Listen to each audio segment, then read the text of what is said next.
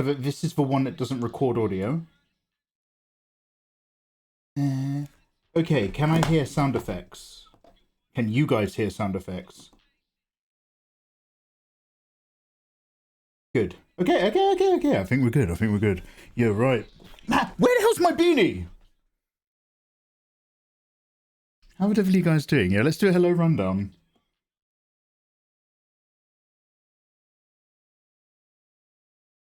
Oh god, it's been a while, hasn't it? Guys, I'm so sorry. So I took a week off streaming. I don't know if you've noticed. But it only takes a week of not doing something to completely forget it. So the game plan today... Tifa. Hello and much love to... the following people. Oh, Jesus, how does this work again?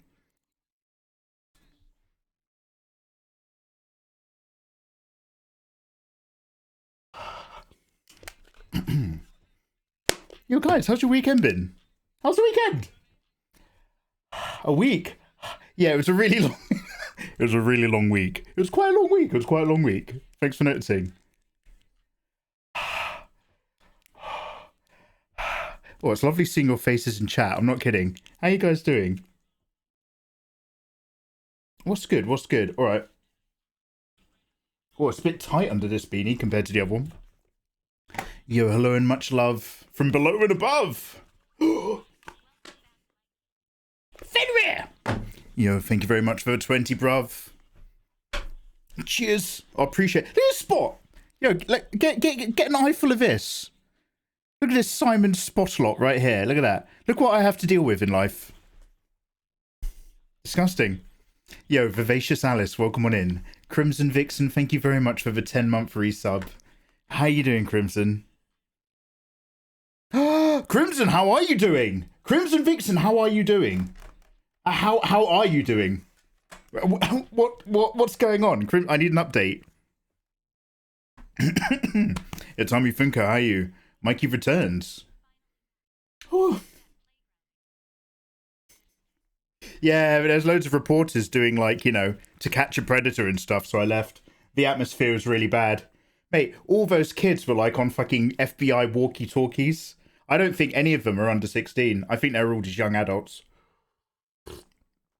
Yo, how you doing, dude? Yo, Hamunchi, nice to see you, bruv. Itami, welcome back in. Toby Draws. Toby!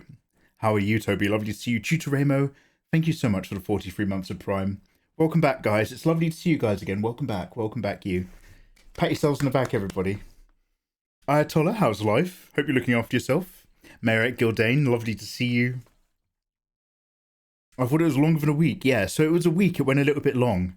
So, as you guys know, I'm live every single day except for Monday. It was my test ground. This feels so weird and tight. It was my test ground into regular-ish streaming. And the result was that we got halfway through playing Resident Evil 4, which is really fun. And I was like, yeah, I'm going to take a day off. We're about halfway through the game. And then I was like, yeah, I'm never coming back. I was like, oh man, taking a day off's amazing. Let's make it a week. And that week might have gone a bit long. But we're back. We're back and we're pumped and we've got lots of Tifa to do. I have to have a cough drop. I've been a bit poorly. I've been coughing again. Solo Grizzly, how are you? Lady Zamos, always lovely to see you, Lady Zamos. How are you? How's Famalam? Are you tolerating the kids? Mikey finally arrived. I'm here. Davidson Mott. Oh, Davidson Mott. Hello, Davidson. How you doing, man? Welcome on in. What's good? A week is a month? Week is a month if you live like a thug. Let me tell you about all my new drugs. It's called a tea and it tastes really thug. Sipping it up off my rug, soaking it into the felt and the weave, hoover it out and live on my dream, suck out the bag and do it again. Call me the Dyson because tea is my friend. If you're watching the VOD on YouTube, I promise you there's appropriate music playing in the background. How you guys doing? Sorry, I went a little bit crip.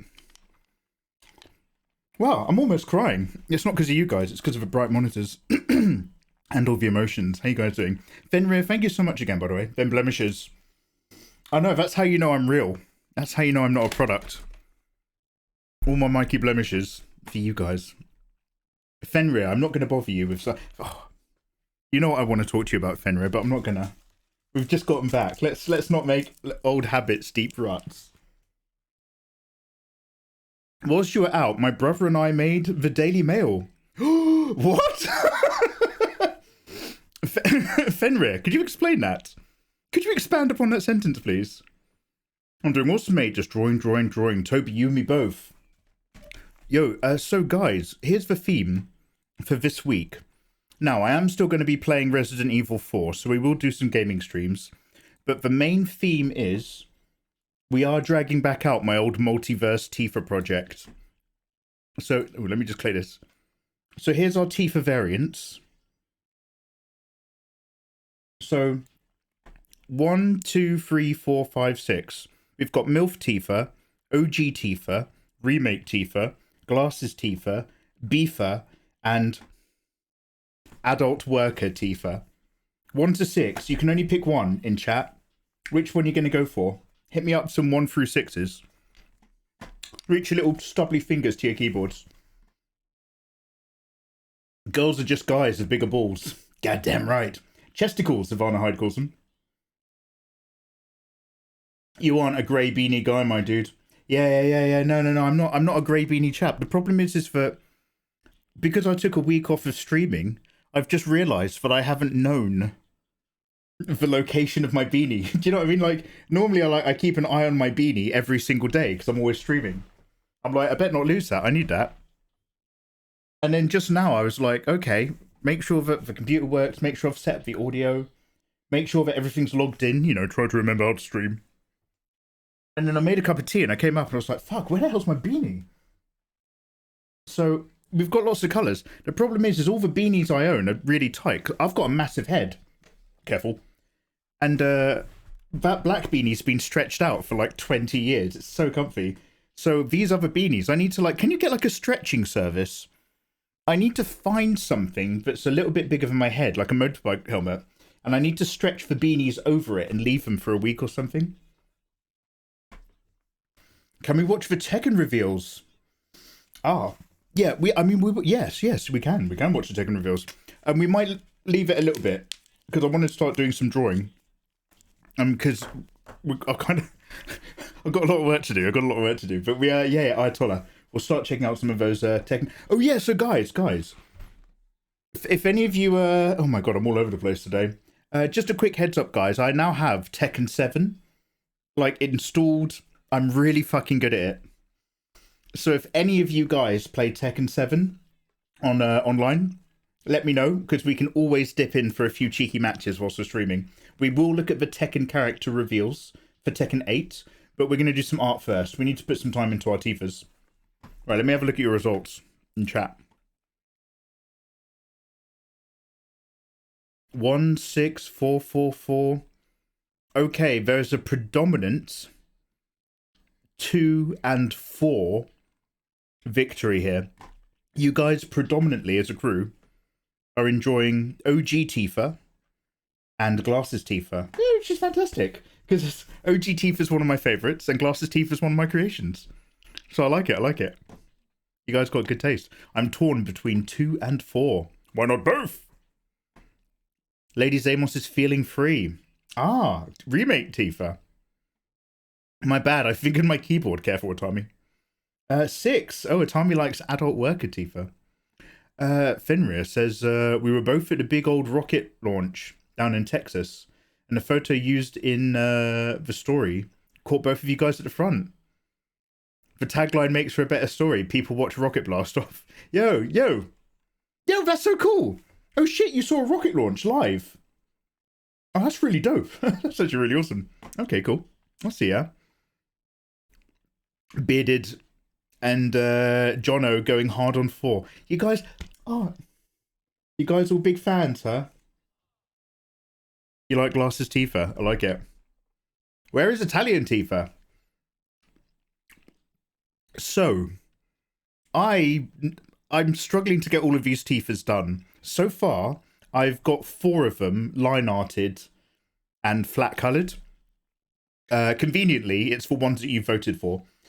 So we're going to work on one of those. And I need to line art and flat colour the other 2, but it takes ages. I have on my list, and I won't get round to doing it, I can't lie, because I need to crack on. But on my list, I have 6 more Tifas. There are 6 more. So like, we'll see. But Italian Tifa's on that list. Italian Tifa, they're like the other Tifas are really cool as well, but we'll see how we go. It was the biggest rocket launch ever attempted. It was pretty unreal. The noise and the bass rumbled in your chest. Oh shit.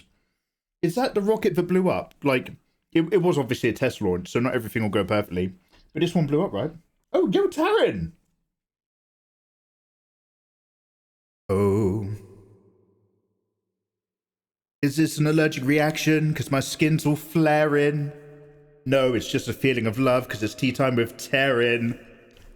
Yo, how you doing, everybody? Welcome on into the stream. My name's Mikey. We're going to be chilling out and drawing some Tifas because we like to live Final Fantasy. It's a kind of different thing. It's a variant, which you're going to see. If I start dingling, it just means I'm happy that you're here with me. Yo, how you doing? Welcome on in. Taryn. Yo, thank you very much for that raid. Guys, go check out Tea Time with Taryn.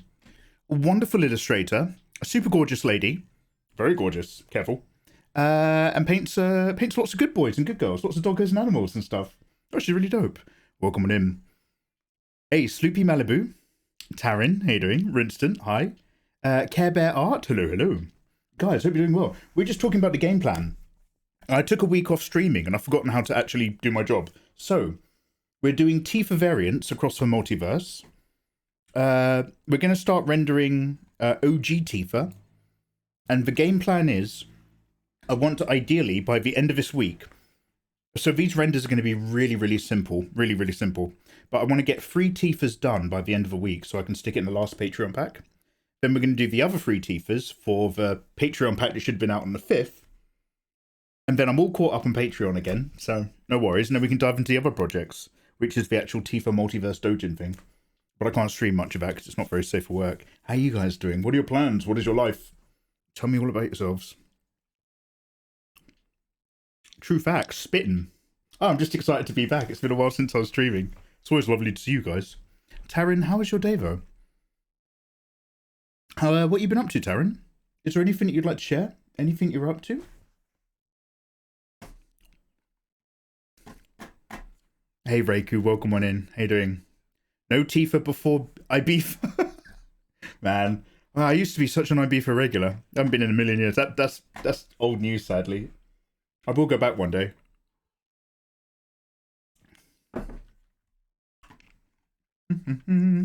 Okay, so because we're gonna do 3 of them, and I'm gonna like in the Patreon packs, I'm gonna have 3 of the Tifas lined up.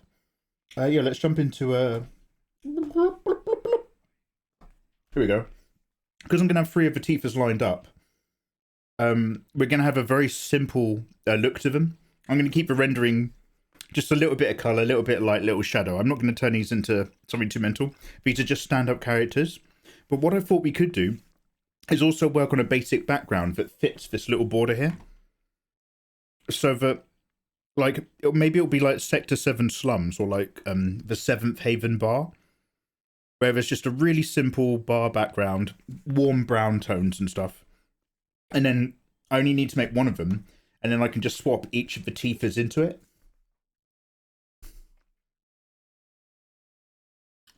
The day is awesome. I'm painting Devi Cat's mascot. Oh, yeah, I think I know who that is.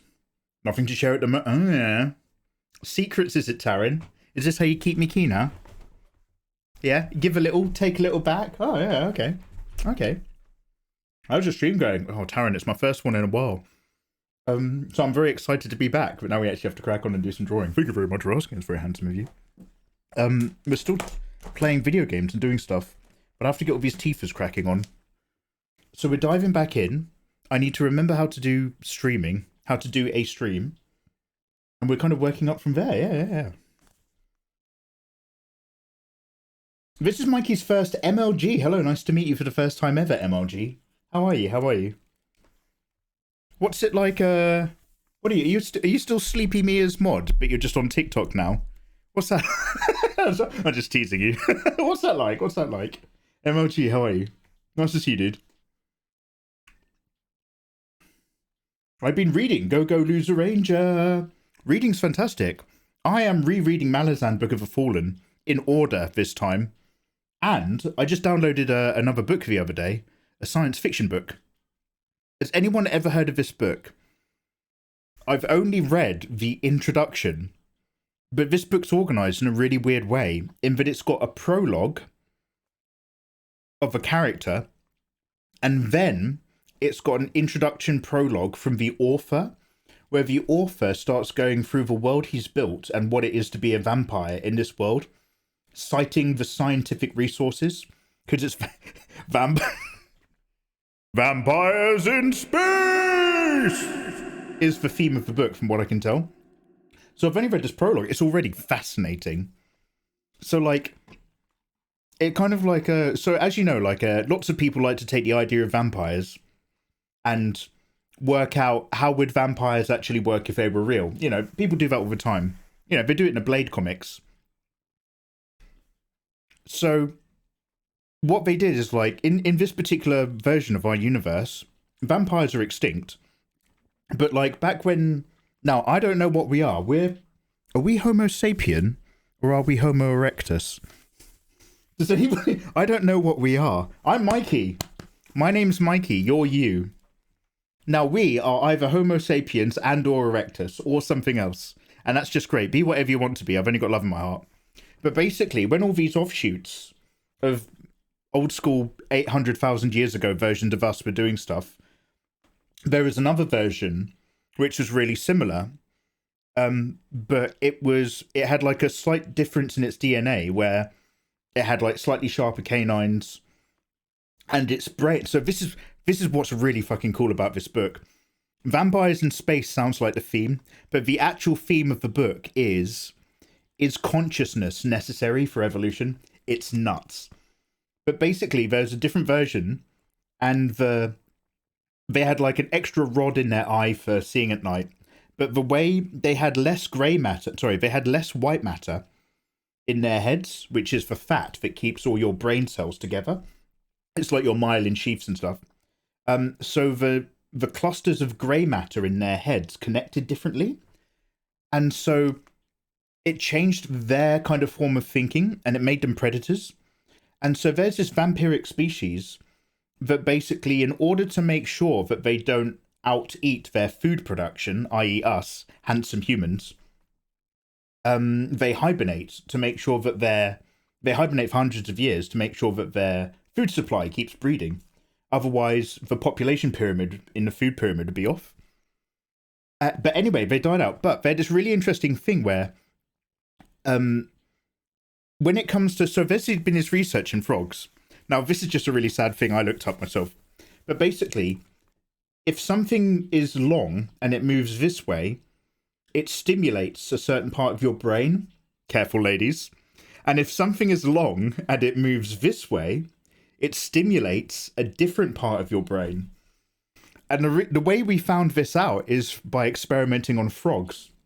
If you take a toad and you give it like a caterpillar or something, or a worm, and it goes lengthways in line with the length of its body, that stimulates a toad or a frog to eat it. But if you get the exact same caterpillar or worm, and instead of going that way, it starts roly-poling, it starts rolling sideways, a frog won't eat it because it's not stimulating the right trigger. And so all these direction stuff. So anyway, these vampires, because of the way their brain evolved in isolated clusters to do different forms of problem solving, number one, it made them sociopaths because they are literally interacting and talking with their prey socially.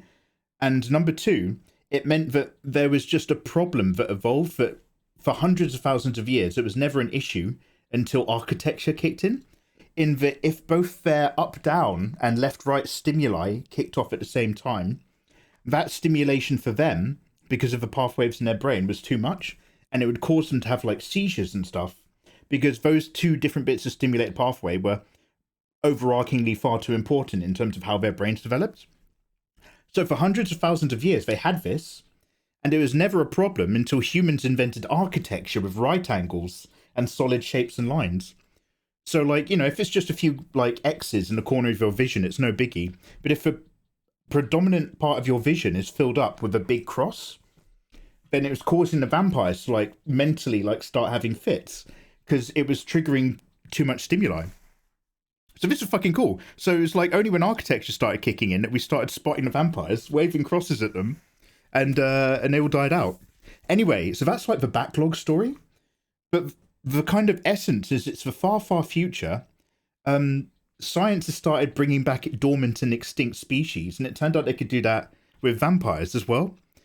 But because vampires' brains are built differently, it makes them really suitable for long-term, long-distance space stuff. So they started putting vampires or people with vampire genes in charge of space programs that, you know, freezes them for hundreds of thousands of years to go to distant stars and shit. So it creates all these problems because the person in charge of your colony ship will also from time to time wake up and start dipping into the population for a little drink.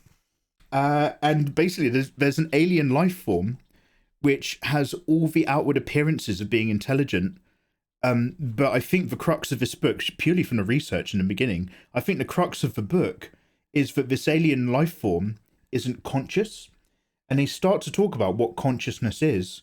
And if the act of being conscious and making active decisions, when it comes to a lot of survival mechanisms, is actually really negative.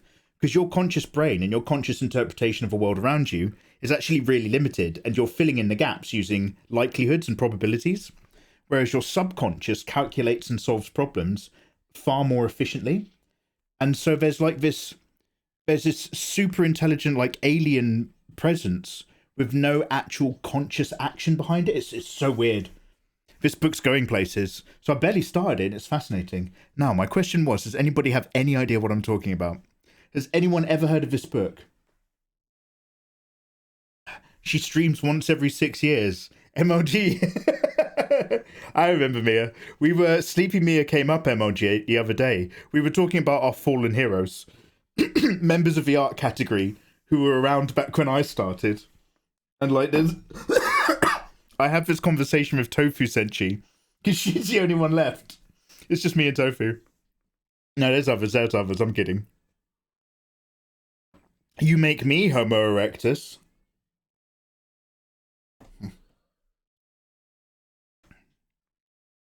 We're sapiens, but you're surely as rectus as well. Ooh, I'm a sapien.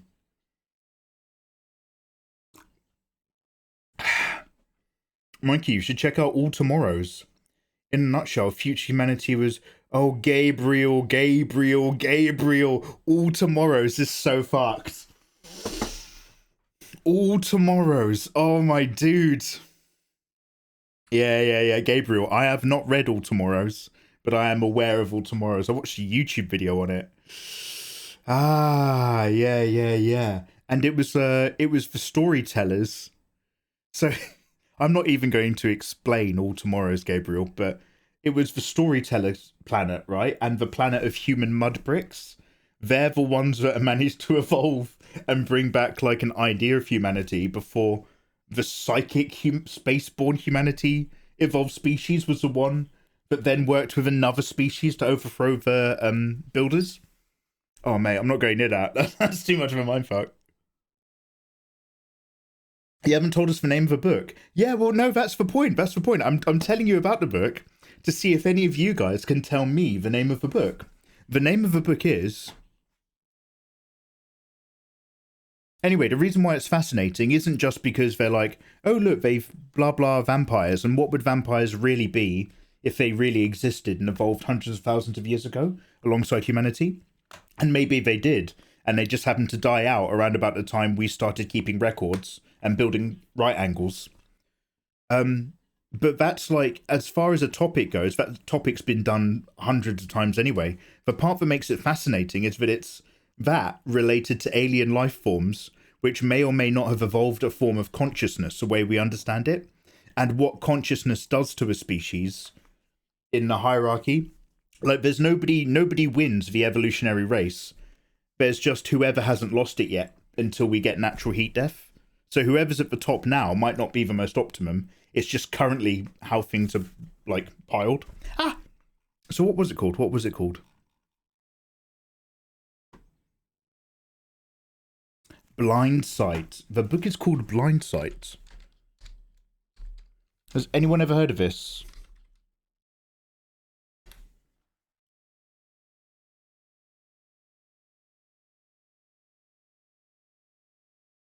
Okay, we've got to start rendering some Tifas now.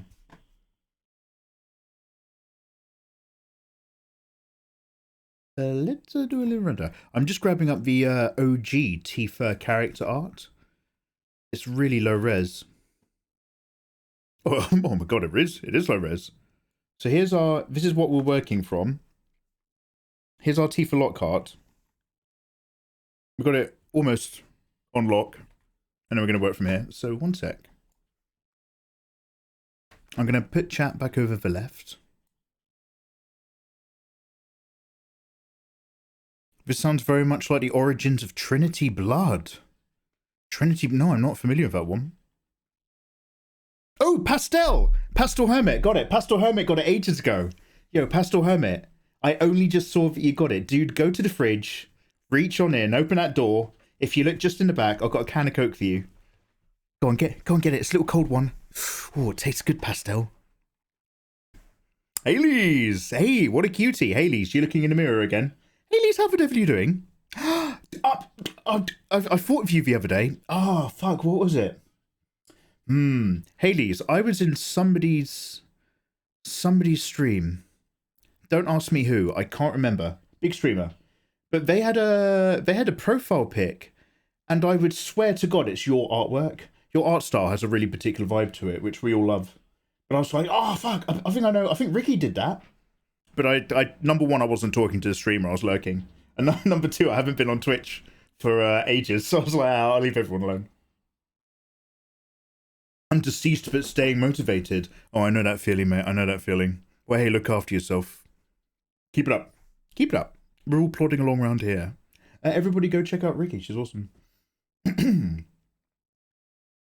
have to tell me you're fun. Yeah, I'm so sorry. I can't remember off the top of my head. But I was like, they just had like one art picture. And I was like, that is 90% confident that I know who drew that. Anyway. So, everyone get comfy.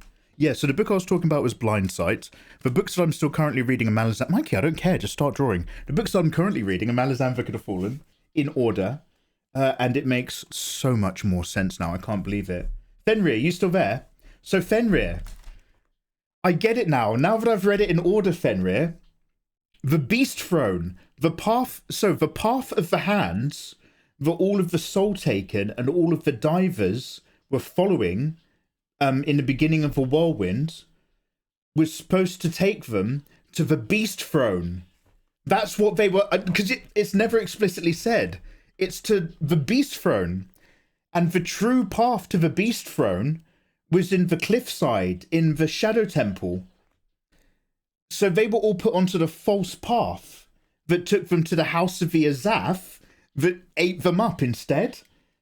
And the Beast Throne separately was on the radar of Tog and Thandere, the separated wolves, because they had, although they never died, they had reincarnated themselves into the world of the living by possessing the bodies of the mortals. Tok the Younger, and the other one was just in the other big dog, the eye, that Lust had. Oh no, Envy. And so Paran guided the throne, and fucking Silver Fox. I don't know what Silver Fox is up to. She's just fucking around somewhere. Silver Fox is really fucking tragic. Also, Whiskey Jack. Now, if I'm reading the books in order, I've realised that Whiskey Jack, spoiler alert, dies really early on. In my reading order, he didn't die until the book before the end. Oh man, it's so fucked up. But I actually understand now how all of this shit interconnects. And it turns out almost every single fucking weird universe that people get sucked into for the entirety of the books, almost all of it is Kurald Emeralain, right? The Shadow Realm, the Shattered Shadow Realm. There's just really, really big chunks of the Shattered Shadow Realm on different continents. But it's all Shadow Realm at the moment. Ah, man, I had no idea. Mate, I wasn't ready. Yeah, Fenrir. So when I was reading it the first time, people were talking about Whiskey Jack like he was a legend, and he is a legendary character. But I was like, wow, why are they so sad talking about Whiskey Jack? Aren't they all like, I don't know, Genenbakis or something? They're down by the Panian Dominion, aren't they? Oh, Whiskey Jack. And then I realised now he's dead the whole time. Anyway.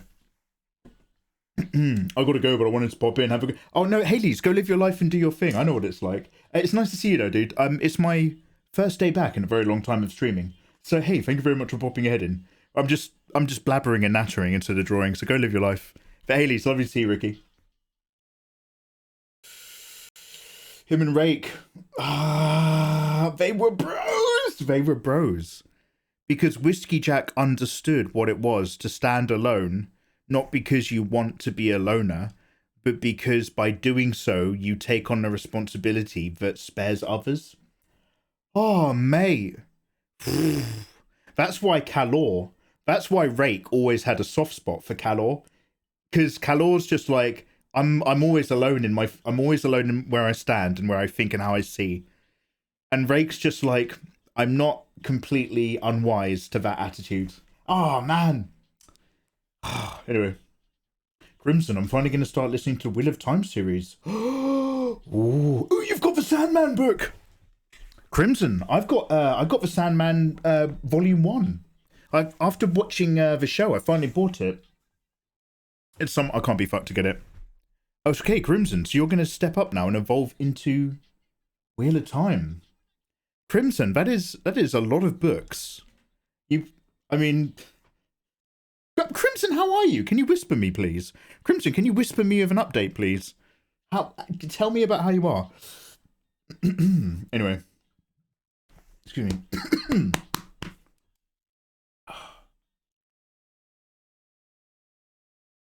Take up the burdens and the chains of the sword that is a warren.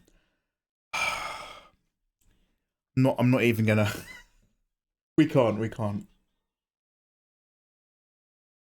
So is that why two of the dog statues in Corod Emelaine are currently possessed? Because Paran put them through the warren and they kind of slipped out of existence and kind of reincarnated back to the statues? Back in the... Mate. Because Honorax just like, the reason why I've stopped is because I'm aware of shit right now that you do not appear to be. This statue right here is possessed. And it is watching us. I'm doing well. I had my 20-week pregnancy scan. The baby's all fine, and the pregnancy is going smoothly. I'm just eating a ton. Oh, I'm so glad to hear that, dude. Oh yeah, that's dope. Excuse me. La la la la la. La la la la la. La la la la la. It's baby time. It's baby time. It's baby time. It's baby time. Oh, very blueberry. Thank you so much for that 9, man. How the devil are you doing? Tell me all about your day. Guys, welcome on back in. It's a pleasure to be doing an art stream again. However, now that we've caught up and I've talked about the stuff that I'm reading, oh man, Malazan. We now have to start rendering. Can I even remember how to draw? So we're going to keep this simple. Maybe I'm going to look for some more pictures real quick. Do I have any other really cool reference? This is alright, but I'm not in love with it. Oh god, it's not even a PNG, it's a WebBP.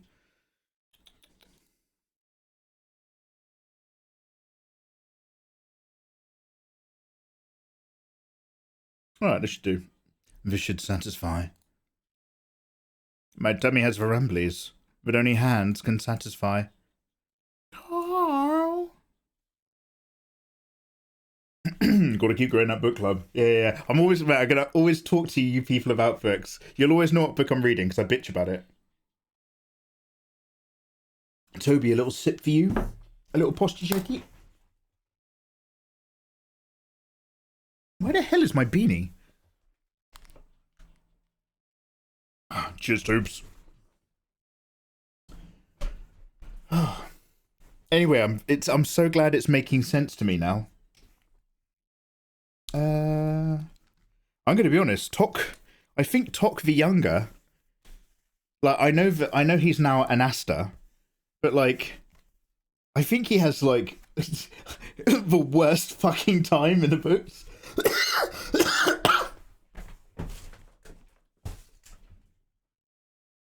Crunched up and reformed. What a poor guy. What a poor guy. And Mael's just kind of like, look, I'm an elder god. If we're going to make this work, you have to suffer. Oh, mate, those elder gods. They might be kind of okay in terms of their long-term objectives. But they've got some real toxic masculinity vibes about their process. In maximum porn for the rest of the books. Oh, Twisted Fae. How the devil are you doing, you gorgeous thing? Twisted Fae. It's been a billion years since you DM'd me on Discord. We need to be Discord friends again. I want to see what you're drawing and what you're up to these days. How the devil are you? Oh, wow. I nearly tripped on that. Now we're going to do some work. Again, we're going to keep anything we do really, really light, because number one, it's been ages since I did any drawing. And we've got a lot of warming up to go. So let's get this recording. I might change the music into my liked playlist. Oh, do you know it's been a while since we've done? Do you know what it's been a while since we've done? Don't play coy. I know you know. It's been a while since I played that Final Fantasy VIII track that I like. One second.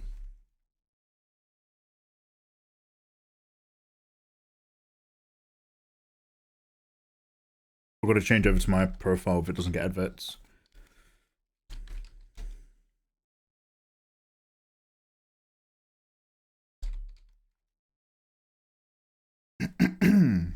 Yo, here we go. Here we go. Let's pop this on. Here we go.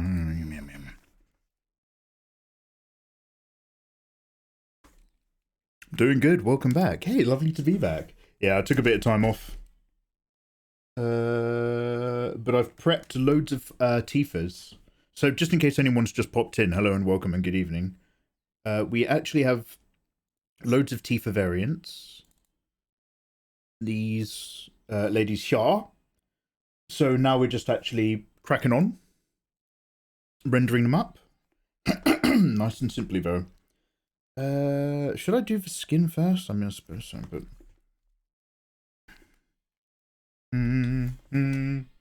So if you guys have any questions about what we're up to, you're more than welcome to ask. But really, hey, thanks for being here. Thanks for popping your sweet heads in.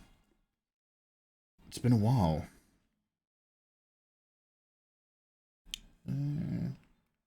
I think instead of... I like to do a lot of soft blends, but I think maybe I'll just go from this skin color tone and just pick a darker one and actually work hard. And then we'll work out what we want to do blending in and out afterwards. So let's go from here.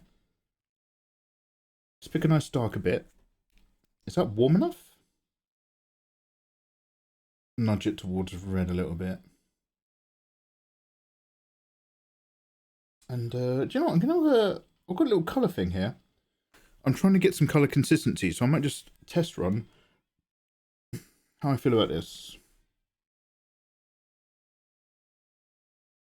We'll see, we'll see. We can always dip some reds in as we go.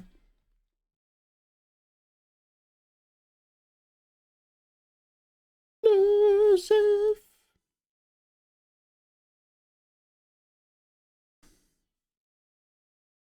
So what I'll do is I'll hard brush in, soft brush out. Maybe I'll just do a lot of hard brush for the moment. Remember, the brush you have for your eraser is just as important as the brush you have for your main vibe. Yeah, we'll do something like this. And then we'll kind of build it up from there. So don't judge me too much right now.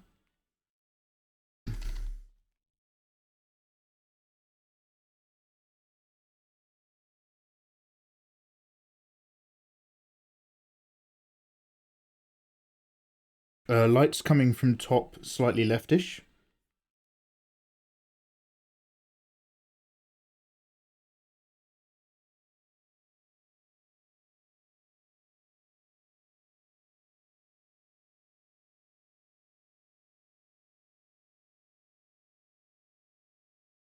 Crouton Commander, how are you, man? Hello, Crouton. How the devil you been, bro? Welcome, welcome. Guys, I'm so sorry I took a week off. It feels like it's been longer, doesn't it? But here we are. Fear not, mine Freunds. Actually, I'm going to make a razor brush hard for now. Careful. Finosef.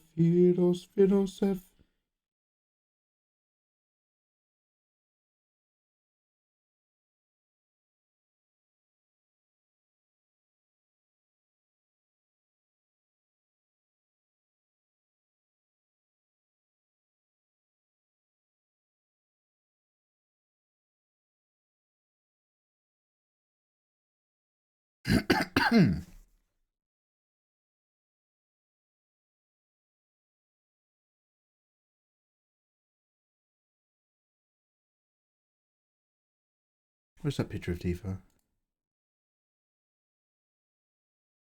What I always liked about Tifa in the original Final Fantasy VII character art, this stuff, is that she kind of looks like she could be Latin. And the remake Tifa is super... Like, I know this is not how you use the word, but I'd say Caucasian, as in, she's the whitest Asian I know, kind of look that they've given her.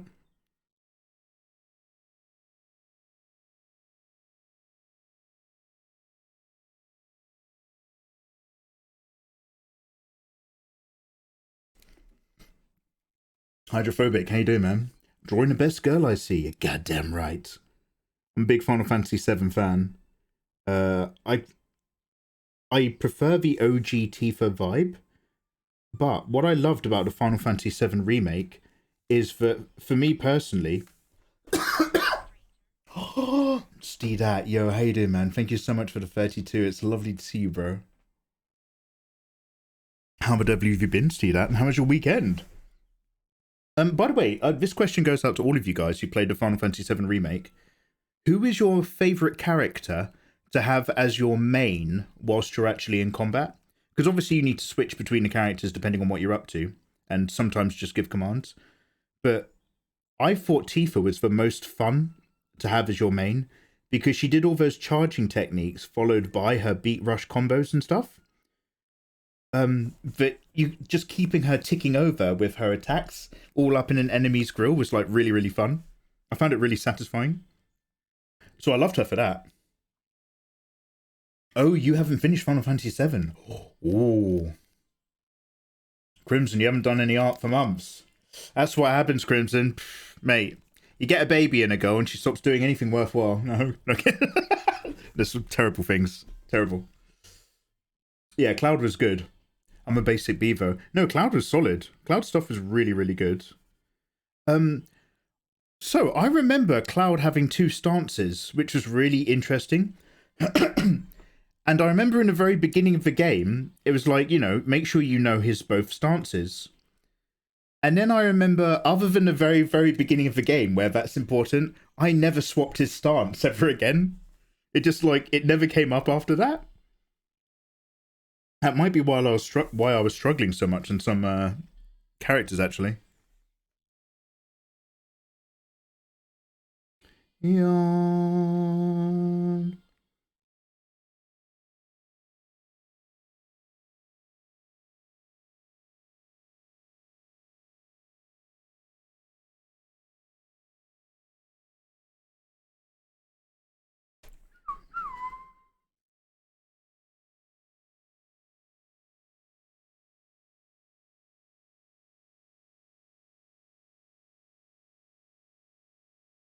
Will this come back and cover its own self?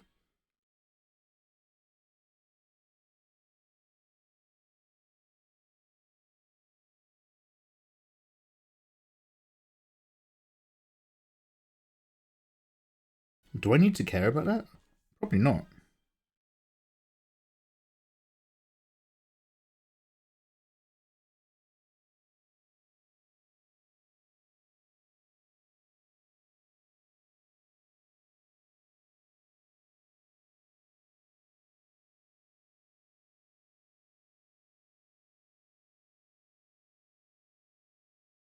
Tifa is a main, love for combos. Yeah. The amount of damage she can output properly specters. Yeah, that was the thing, right? You just started piling it on.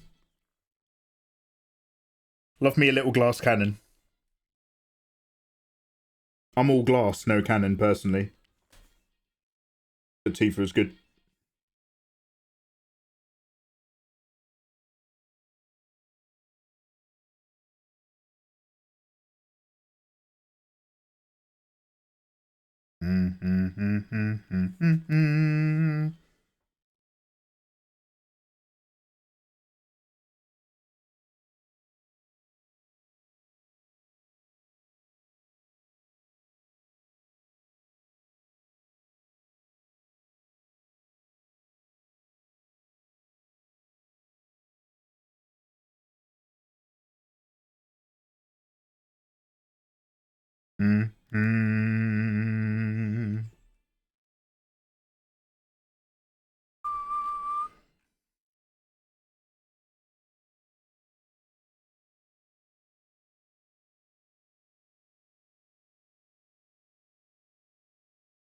There is a excuse me. It was Tifa week last week, and I've been as a number of cosplayers I follow that have all been doing very excellent work. And one of them does a lot of not safe for work, spicy Tifa things and variants. But there's another one who is now. Does anybody know who I'm talking about? She also live streams. I want to say 8-bit Kitty or 8-bit Kitty Games.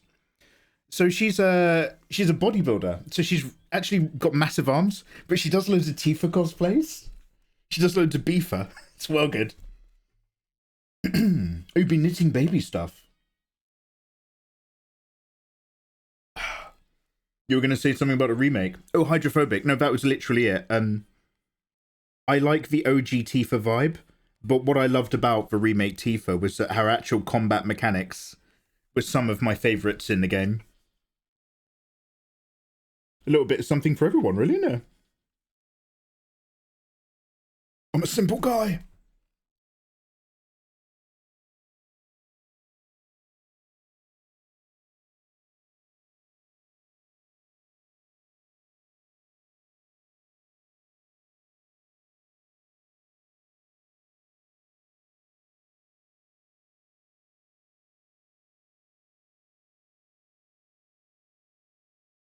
So all of these Tifa variants that we're doing are for the Multiverse Tifa project. And by project, I mean a series of pictures followed by a very short 4-page dojin or something. But now that we've lined up the main 6, we're one step closer to getting this done. And it works out great because this also fills up my Patreon packs. I was like, I was working on I'll show you some sketches later, guys. I was working on a gender-bent Ganondorf. Because that rehydrated Ganon was very popular. And how to put it, but like, kind of just sitting down and trying to work on whatever's currently on Twitter instead of working on for projects that are in my head. I think it was just like a little bit frustrating. So I was like, yo, I'm taking a break. I'm not getting anything good done. I keep doing sketches that are kind of okay ideas, but not quite what it should be. So then I was just like, actually, fuck it. I just want to work on my Tifa designs. And then it just coincided with Tifa Week, which I didn't even realize was a thing. So I was like, there we go.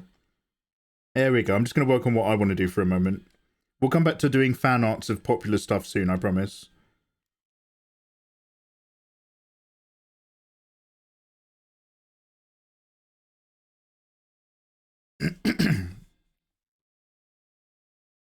Kitty Bit. Yeah, that sounds not a million miles away. Basically, Ayatollah, is she hench? Like, she looks like a very effeminate lady, but she's also stonk. Yo, Flat, thank you very much for the 28. How you doing, man?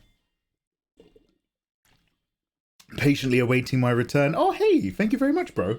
I don't know why, but I think, like, there's some kind of sub, and it might be the primes that just don't trigger anything. Don't think I don't love you. Oh no, it's just delayed. There we go. Just takes a little while. I'm glad to have you, man. It's nice to be back.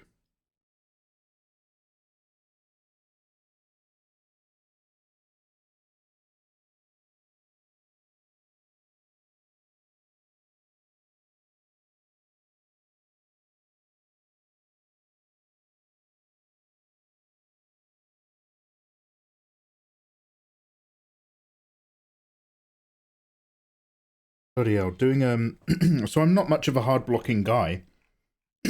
I'm more of a soft blend airbrush start kind of guy. So this route isn't my usual foray, but it will take us steps through what we need to do quite quickly, and then we can come back on top. So we're just going to say, bang, there's our rough guide to what we're doing with the skim, and then we can crack on from there.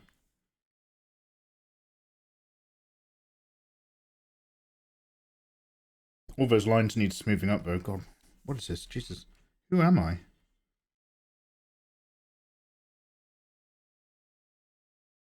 Guys, I have, look, I'm sorry to bother you all with questions, but being off Twitch for a week just completely destroys my game plan of what I'm trying to get done.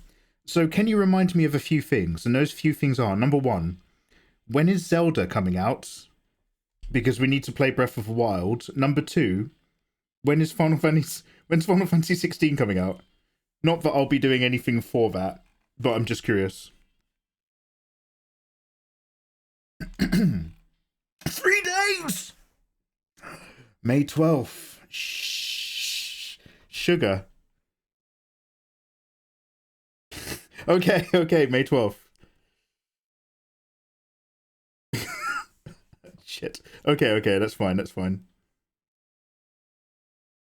Looking forward to it.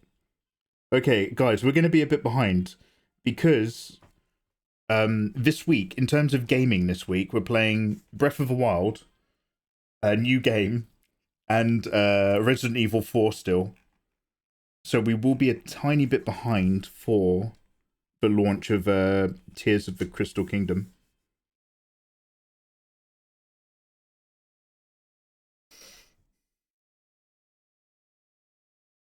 Oh, thirsty, I'm sorry.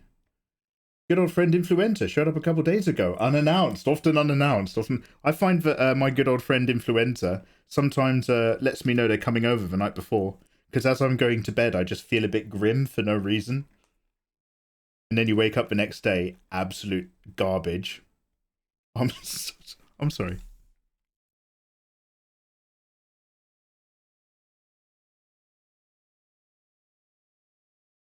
It's very difficult not to a cappella on top of this. Mikey, that's not what a cappella means when you've got backing music, I know. It's very difficult not to sing to you guys when listening to music. You don't know how good I'm being right now.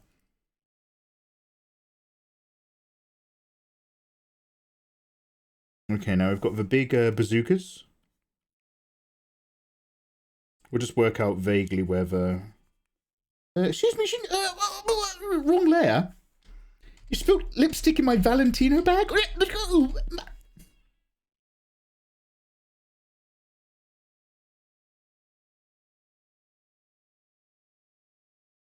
That's better.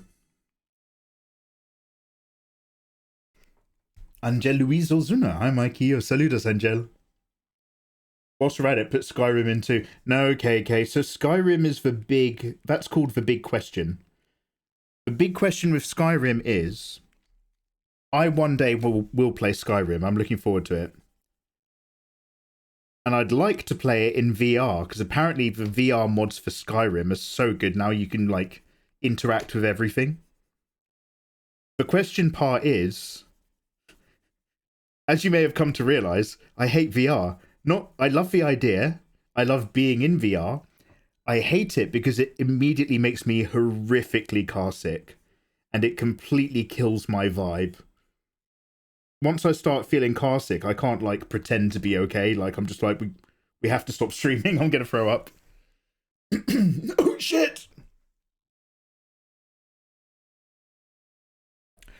Well, welcome in, everybody. Oh, we've got a tofu raid. Welcome on in, everybody. Ahoy, all my lovely Czech friends. How the devil is Petra stream, living on that tofu dream. Tofu Senji.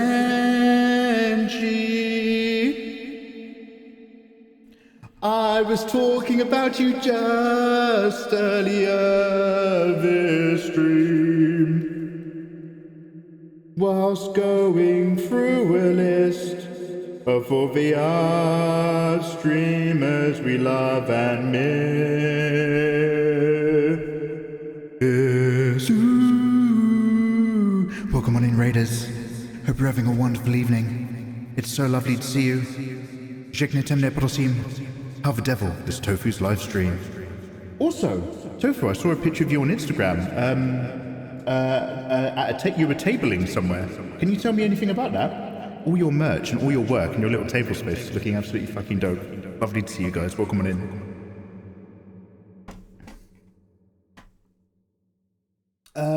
Kadu Dan. Ahoy ahoy, cinnamon tea, Tofu. Freak Senpai Freak, how you doing, bro? Berry Blueberry, Kadu Arts. Flat, middle of, Kazageeks. Yo, I hope you guys are all doing really well. Tofu, I've actually, I've not been on Twitch for ages. I've changed my vibe. I don't hang out on Twitch now as much. I used to be addicted to this platform. I tend not to hang out very much now on Twitch when I'm not live streaming, because I'm trying to actually genuinely make myself get some work done. But how are you? What's going on? Oh, it was a local convention. Oh yeah, that's really cool. Tofu, is there anything of yours that you'd like to share?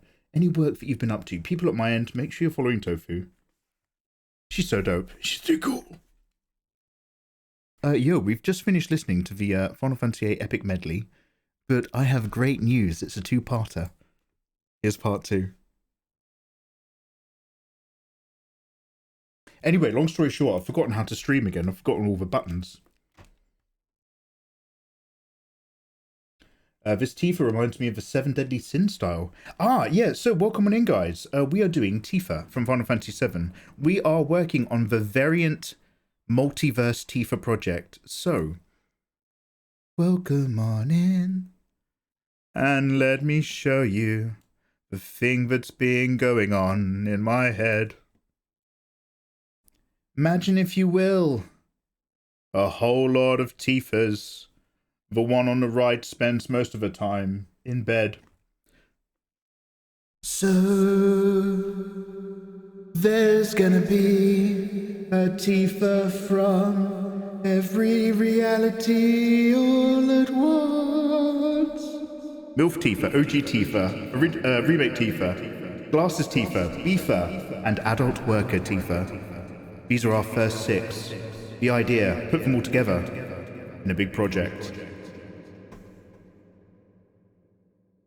Numbers 4 and 5 are my jam. Oh, you like Glasses, Tifa, and Beefer? I'm very pleased. I'm very pleased. Madam, you have a beautiful voice. And Madam, you got a beautiful attitude. Cheers, bro. Lazy, thank you very much for the prime. Cyber Wolfie, welcome on back in. Thank you very much for the 32. Welcome in, guys. So yes, if you have just subbed, thank you, much love. When these are done and we've got all our Tifas underway, you can download them for free in Discord. You can just grab my art. Anyone who's subbed, it's my way of saying thank you. Freak is good. I'm pleased to hear it. Anyway, Tofu, look, go live your life and have your dinner and go to the toilet. Or, if you'd like to share anything that you've been up to, you're more than welcome to. We'll drop you a permit and we'll see what you're up to. You know, I don't need to say this stuff to you. Petra gets it. Hey, we go way back. Anyway, what I usually do, I was just saying to and the people hanging out earlier, I tend to use a lot of soft blending when I'm doing character stuff to start off, get overall tones and then start to put in details. But this time, because we're keeping it simple-ish, I'm actually just doing hard cell style shading, and then I'm hoping to see if that shortcuts me somehow, and then we can kind of soft blend our way back out. But if we drop another line art layer, it'll look nicer. There we go. It look like they're popping now. Just a bit of multiply.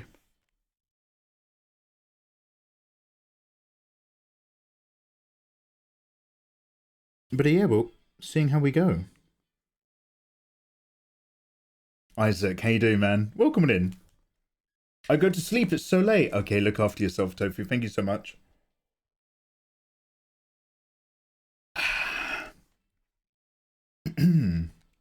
Yo, thank you very much, guys. Thank you, I appreciate it. Okay.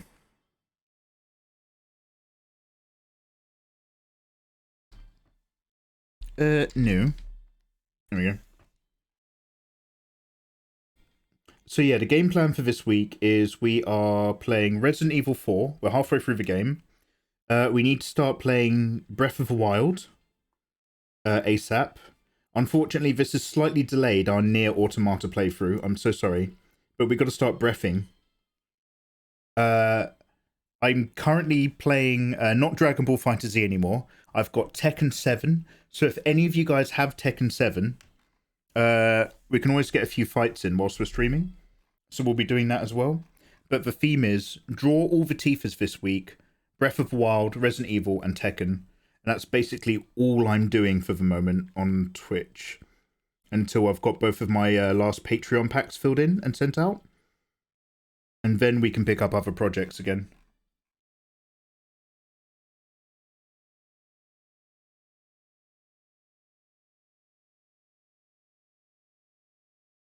Because we no self. Because we no sec.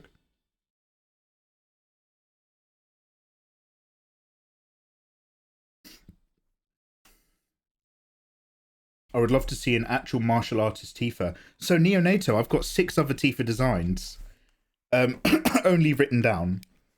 But one of them is a version of Tifa where she stayed with Zhang. Because in Tifa's backstory, she has like a cowgirl look, right, when she grows up. But she studies under the wandering martial artist Zhang, the old guy with a big cape, I think. You only see him in the flashbacks. Oh, you want to see her wearing a karate gi? They should put Tifa into a fucking Tekken or something. That'd be so cool. Nice boobs, nice attitude, Huffman. Doc Trot, how are you? Welcome, welcome. I haven't drawn anything fully this year. Oh, what? Only started projects? Cyber Wolfie, how's your purple-haired Avatar OC character? It's been a while. Have you not drawn any variations on her theme?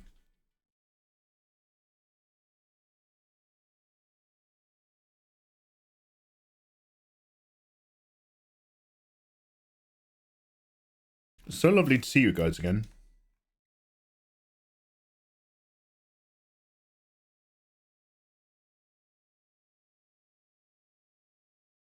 Oh.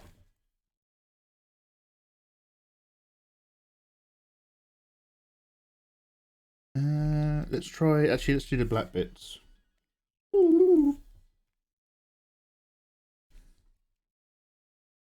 Should I make this darkness tinged with blue? Would that be appropriate? Let's do clipping mask. Oh, that's not the right. Hey, yeah. We need to be right here.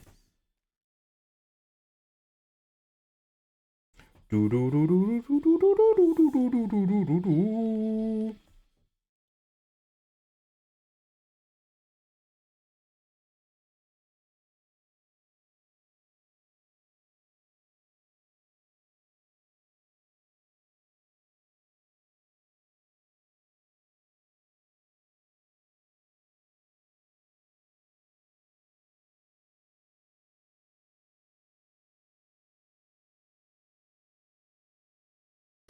I broke my iPad charger in my port, so I can't. Oh no! Can you not get some tweezers or something and pull it out? Hope you're doing great. I'm doing okay. Right now, I'm doing great. Thank you very much for asking. I'm motivated. I've got the flow back into drawing. Like, I stopped drawing for quite a while whilst I was off. And then I just burst out all these Tifa ideas.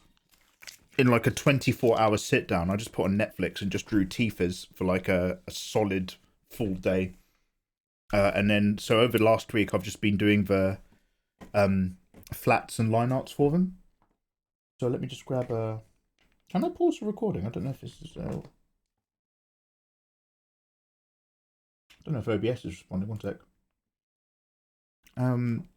So far, so this is what we've got so far, guys.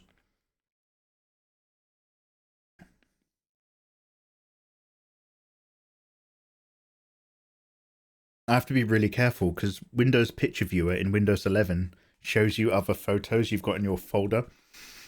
You get all this naughtiness line out. So we've got Glasses Tifa.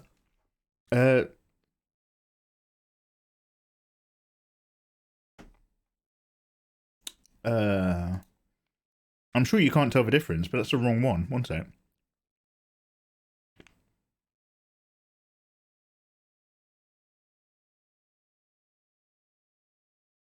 Ooh. Oh, there you go. So we've got Glasses Tifa, line arted and flattened. Let's put this back. OG Tifa. Here we go. MILF Tifa. She's ready to go as well. I've just changed her body curves a little bit.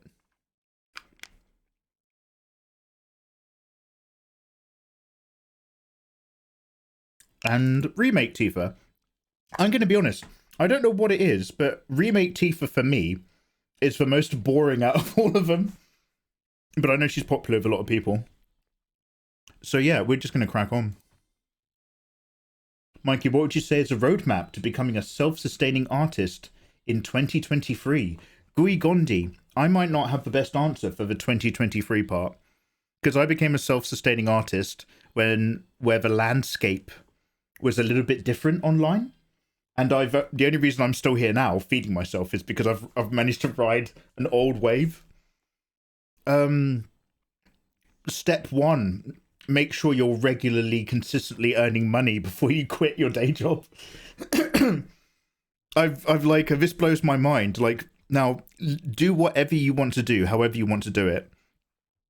I'm not telling you that I have the right answers. However, a very common and common sense answer is, number 1, before you try to go full-time at anything that's your hobby or your passion, make sure you've got in your savings 3 months worth of wages from your day job.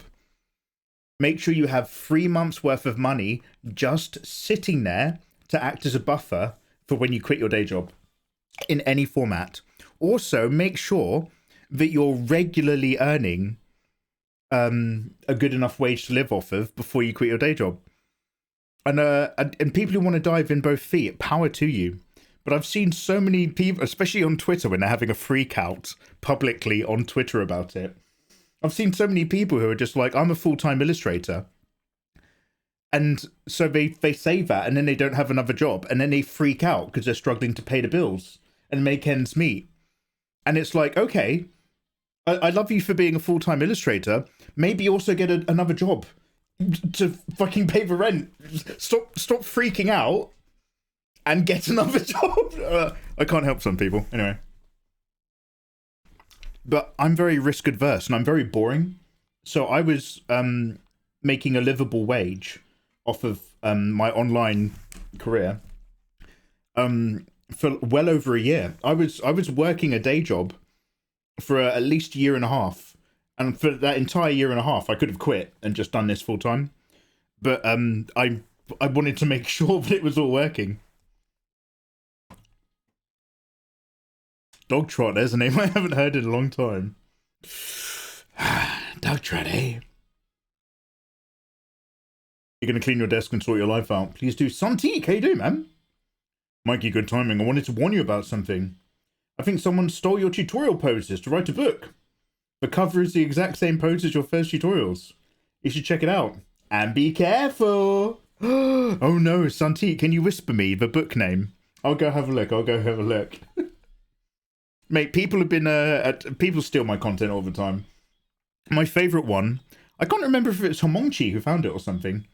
My favorite one is for, I don't know if you guys are aware, but TikTok is obviously owned by China, but there is a separate Chinese TikTok. It's the exact same company, but you don't access Chinese TikTok from your American phones, but there's a whole nother side to it. And on Chinese TikTok, this company was advertising their drawing tutorial packs and their drawing tutorial courses, and they just ripped off all the time-lapse segments of my videos, and those are the adverts. So God knows what their courses were, because it wasn't mine. That shit happens all the time. Glasses Tifa is your favourite. Oh, Crimson. Thank you. Glasses Tifa makes you happy. I waited until Patreon money was going up before quitting, and even then it was scary. Bechuga, are you a self-sustaining artist? Good for you, dude. Yeah. I'm very risk adverse like that. That being said, now that I've told you, now that I've told you kids to be careful out there. That being said, the reality is I spent all that time thinking that my day job was like a safety net.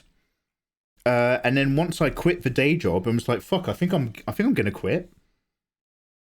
I immediately realized instead of being a safety net, it was actually the last thing holding me back. Once I actually quit my day job and did this full time, like my income actually went up a bit, and I was like, oh fuck, okay. TikTok and shorts are a great way to grow. Man, shorts are throwing a grenade into a pond and seeing what floats to the surface. Shorts are wild. Like, you could do 2 shorts which are exactly the same, and one will never do anything and the other will go viral. Chinese TikTok access you. Alpha Mom. Yo, thank you very much for the 2 months. Alpha, how are you doing, dude? Welcome. Panic fire alarm. Hey, Mikey, your chat box told me to remind you to save. That is very handsome of you. I will save. See, we need more people like Panic in the house. Hey, dude. Welcome in. Day job's like a seatbelt. Sometimes it keeps you safe. Sometimes it traps you in a flipped over burning car. Neo, I like that analogy because that is actually really spot on. Shit. Oh, whispers. Yeah, let's have a look. One sec.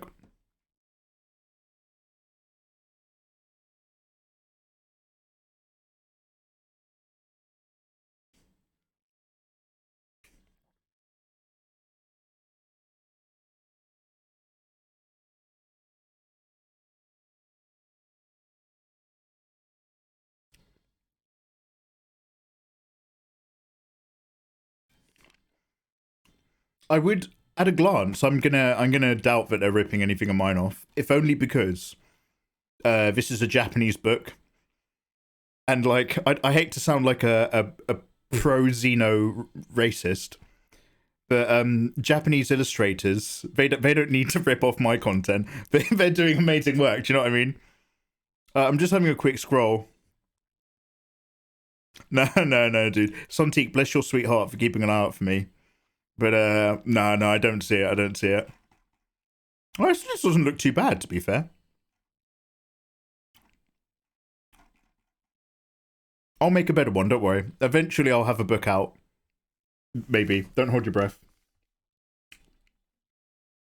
I remember when you quit your day job. Man, I barely remember that. Isaac, we go back, don't we? Not every Japanese person is a 10-year mangaka veteran. Neonato, I don't understand.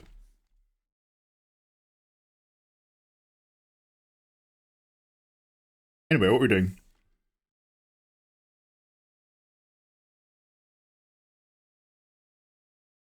My paws were... Oh.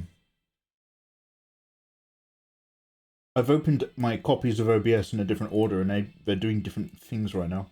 But I've got it. Got my head around it.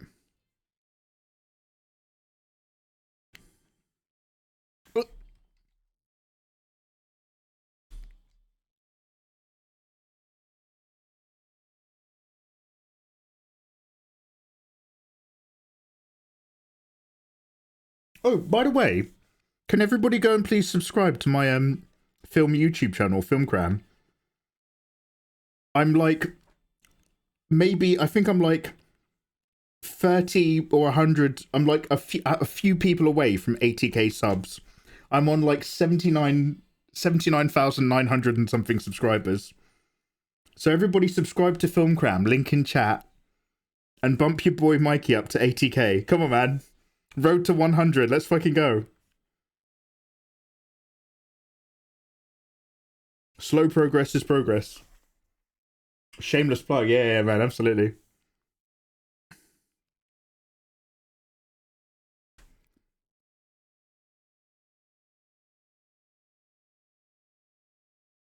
It just reminded me mentioning shorts because we were talking about that the other day. No, I know I've said a lot about Yoshimitsu, but I was playing my boy the other day, and I kind of started to remember how my second favourite character in Tekken 3 was Ling Xiaoyu. I was pulling some shit out of the bag.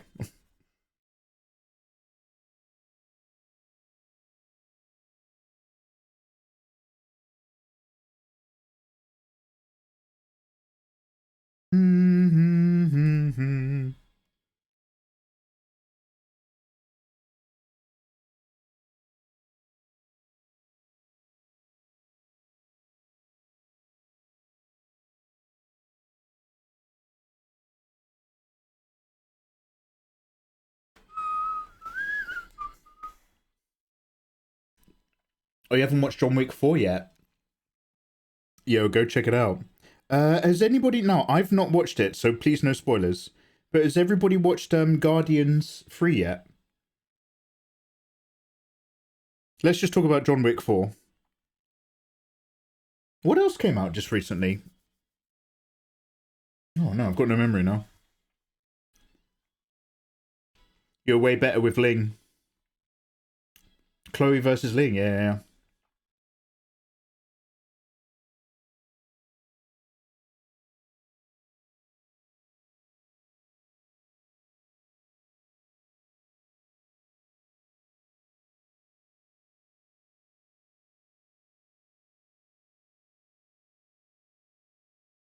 You've really got to work to get that Yoshimitsu happening.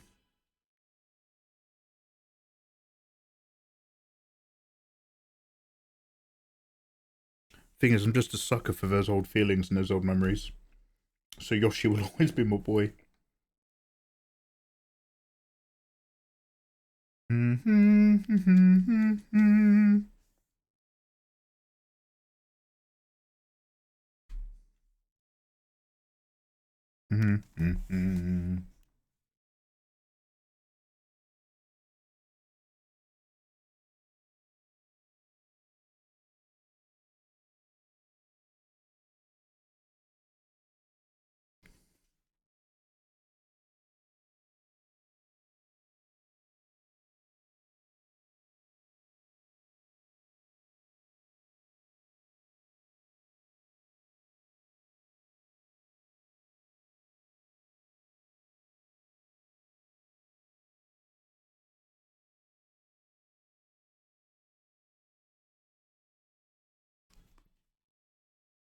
Mummies with the maggots now. Wow, what is that from? I did watch Evil Dead Rising. Ah, Crimson. Yes, yes. That's when they're in the flat in the houses, right? I've mostly been drawing whilst I've been playing media. I put on Evil Dead Rising. I didn't necessarily look at the screen very much, but I remember being, oh yeah, that was a good Evil Dead movie. I remember there's a bit where he's looking through the peephole, and like there's the building manager's got like a shotgun. He's like shotgunning him. Wait, and then they turn into the it's like The Last of Us Part 2. Don't they all turn into like they goop up and turn into the Rat King?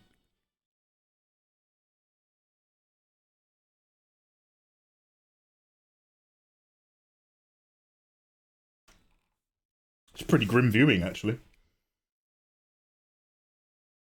Have you not watched John Wick 4? Oh no, I've watched John Wick 4, Goy Gondi. I've not watched Guardians 3, but I've watched John Wick 4. Well, Mr. Wick, we have a little bit of a predicament. a conundrum, if you will. You want to kill him? You want to kill him? I want to kill him. I'm going to kill you.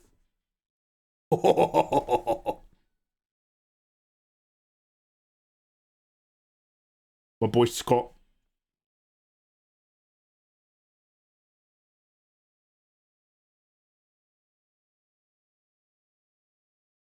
I've got to do in my game plan. I was going to recap loads of films, including the Guardian series, but I did not have any time to do that. So skipping ahead now, the next up is I have to start recapping all the Mission Impossible films. There's quite a few of them. So I am, as ever, a little bit of a busy boy. Yo, okay, good medley, everyone. Should we go back to a little bit of a... Actually, let's mix it up with the old good stuff.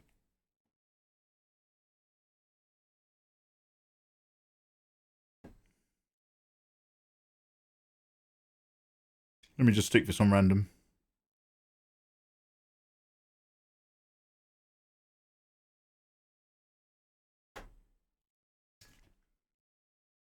Do you recommend the 2013 Evil Dead? I remember the 2013 Evil Dead having some real nasty scenes in it. Because obviously those demons are really into self-harming. Maybe it's not as bad as I remember, but I remember the Evil Dead 2013 having just like just such a horrible vibe. It was so grim. And then I remember when it's raining blood at the end, I was just like, oh man, it's a bit much. But remember, I'm a bit of a softie now, so maybe it's really good. Echidna, yeah. It's the Final Fantasy medley by Mark Peppergrin, I think, on YouTube. They've done medleys of all of them. In fact, I might even put another one on in a little bit because they're so much fun. We'll see how we get on.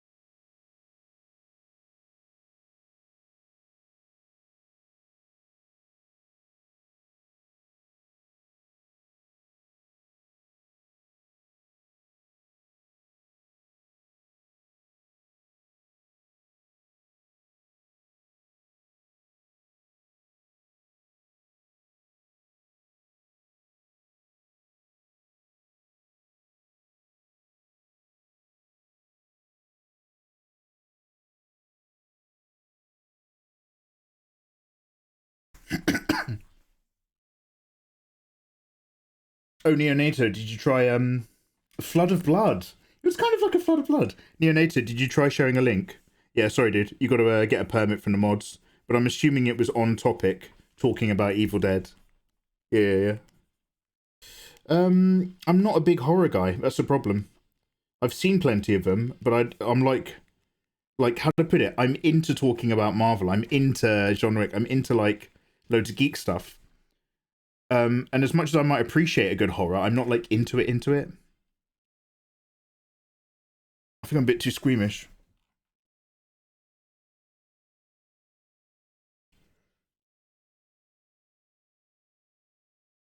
Okay, let's have a look at the hair.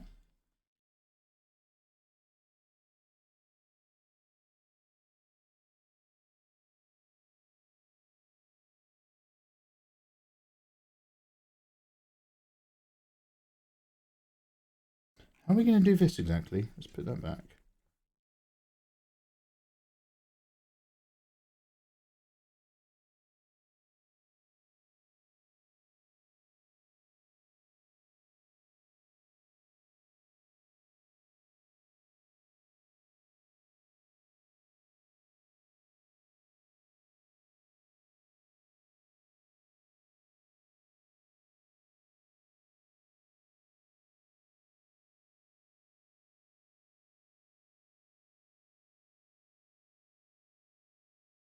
I always go with Evil Dead. It's not for everyone, but I like the new one. I did a tribute to the Shining film. Oh, yes! Yes, the In the Elevator. That's a good show, actually. Crimson, you're a bit of an Evil Dead head, huh? I've not watched the originals. I'm culturally aware of them, but I never actually gave them a go. I've seen so many clips of them.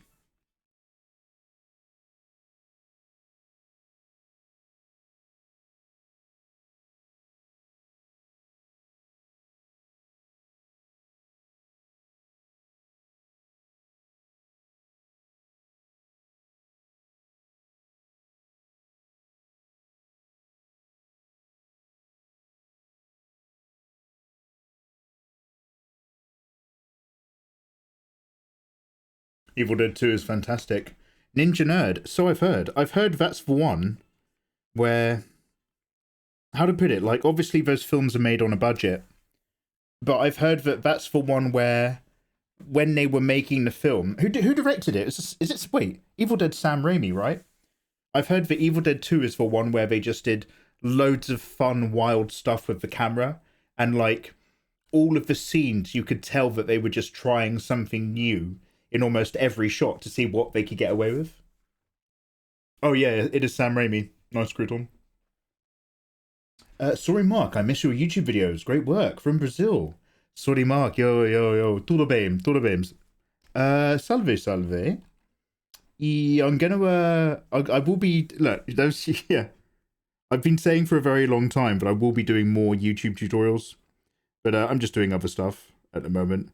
But I will be doing many more. Fear not. Fear not. I just won't give you a timescale because I won't meet it. But yeah, we've got lots of tutorials to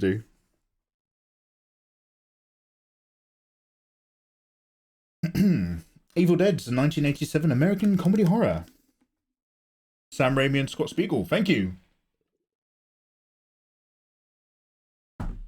Oh, Lady Zamos, I'm sorry I missed it. You asked for a girl kitten, so your husband brought home 2 males.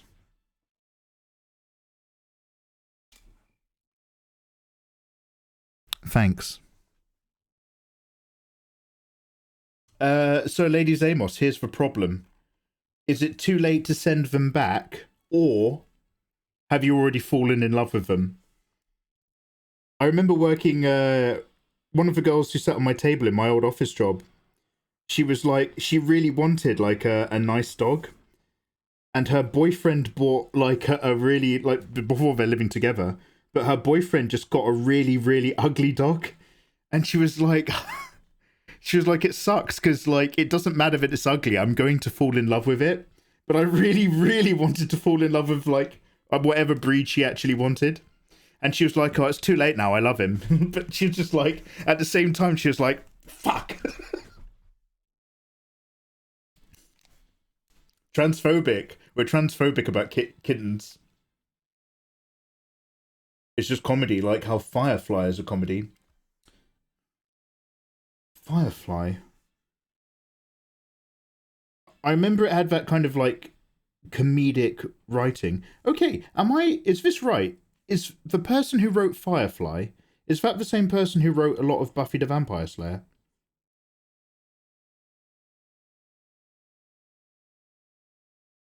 And the person who directed Buffy the Vampire Slayer, is that the guy who turned out to be one of those directors who had like a foot fetish? He worked on loads of kids stuff, and Nickelodeon or something, or, you know, Young Disney. And then, like, I think he was one of those ones that got quietly cancelled, as in nobody fully cancelled him, but when loads of stuff came out, he kind of stepped out of the spotlight and stopped being a director. Josh Whedon. There we go, Josh Whedon. It was mostly for the kid. We had him rehome the dog because oh, Jesus! Oh, Lady Zamos, I'm so sorry. Oh, fuck. Oh, that's a tough one. Aliator, how the devil are you doing? 41 months! I've seen you messaging me on Twitter, Aliator. What miss you too, bro? How you doing, man? Welcome back. What's up? Welcome. It's not set off any alerts, but thank you very much for the resub. Yeah, so Josh Whedon did Buffy. I saw the actor who played Spike, the blonde vampire. I saw like a clip of him in someone's podcast talking about what it was like on set. And oh, there we go. Hey, yo, welcome back in. How are you? But the actor who plays Spike, he's a really chill, thoughtful, measured dude. It's so weird hearing him on a podcast because I've only ever seen the character. When a dog bites a kid's face, you have to rehome them. But when someone is like, those chubby cheeks, I just can't eat them up. We just accept it. Yeah, so that's called, there's a name to that. It's like, it's called cute aggression, isn't it, or something? When you see something that's so cute, you don't just want to pet it, you actually want to bite it. In humans, that's okay. We've got a word for that. It's cute aggression or something like that. But yeah, if a dog does it, you got to rehome them. Because I don't quite know what the rules are, but it's something like if it does it once, then it will do it again. Because that's how it now understands what's okay to happen in like the hierarchy of the pack or something. It's no good. It's no good, sadly.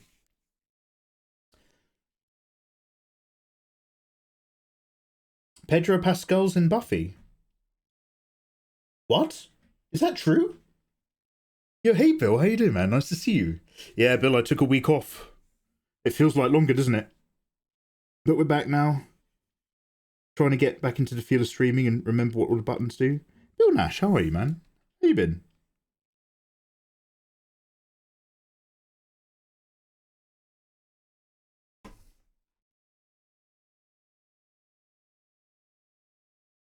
Oh, intoxicated. Don't ask me about the details. I'm not a dog person. But you want to get that dog away from that kid. Oh wow. Okay. Whatever that was, it was strongly cut off. Bill Nash. What a bump. Thank you for the subs for 53 months.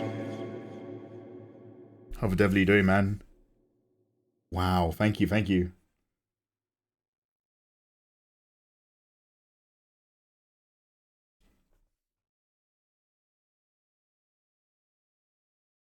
Neonato, I thought you were just chatting shit. Pedro Pascal was in Buffy. He played a character called Eddie. 1 minute.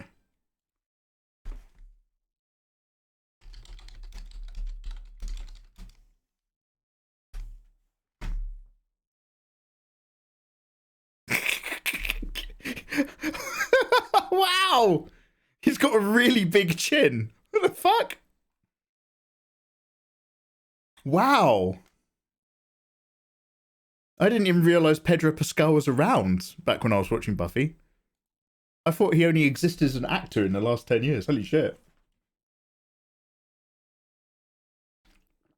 I've got a lot going on. I'm travelling a bunch this month. Is this in the motorhome? Stacking up shoots, nice. Making travel plans, very nice. Going back on the road this fall. Ah, there we go. You've answered my question. Yo, okay, nice. Dude, keep on it. Keep on it. I've had a bit of a slump. I've been off for ages. But it was actually quite good. I didn't do any art for like weeks. And then I finally just started doing all these Tifas and it just came pouring out of me. It felt very good. Felt very good to do stuff again.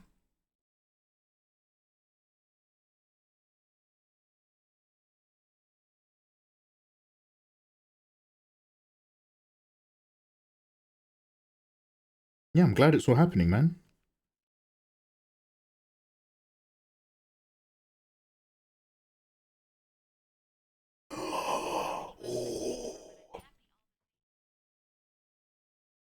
Yo, Vilius, welcome back.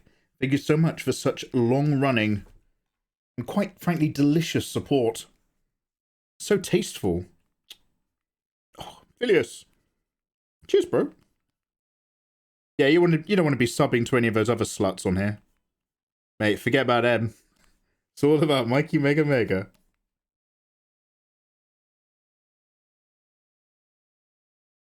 Tofu? More like tofu. That's all I got. No, sub to Tofu, she's great.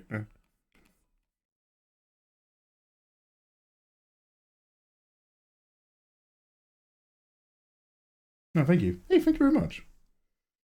Streamer gets to eat today. Man, I've been on a rice. Like, I'm not much of a cook. Some of you may have gathered that already. I love lovely food, and I love eating lovely food, but I don't cook lovely food for myself. I very much just cook because you have to do it in order to, you know, live and eat your day. So I will just cook for convenience. A bit of meat, a bit of carbs, a bit of veg, whatever, I don't care. Stick it in a bowl, 15 minutes in the air fryer, yum, yum, yum, get back to work. But recently I've gotten into just cooking myself a little pot of rice. I really like doing that because it's like a little process. You have to stop and you have to take, you know, time out to just let it do its thing, and then put a little bit of mixed vegetable on top inside the pot and put the lid back on so that the vegetables steam on top of the rice. And there's something about the sound of a little pot of rice simmering where you can just hear it like doing the little bubble bubble noise, and the lid of the pot just kind of goes beep, beep, beep, beep, beep, beep, beep, beep, beep. Like, I don't know if it reminds me of like being younger or something, if it's linked to a memory, but like that really just chills me out. Just the sound of a tiny little pot of rice just slowly simmering over. I like it very, very much.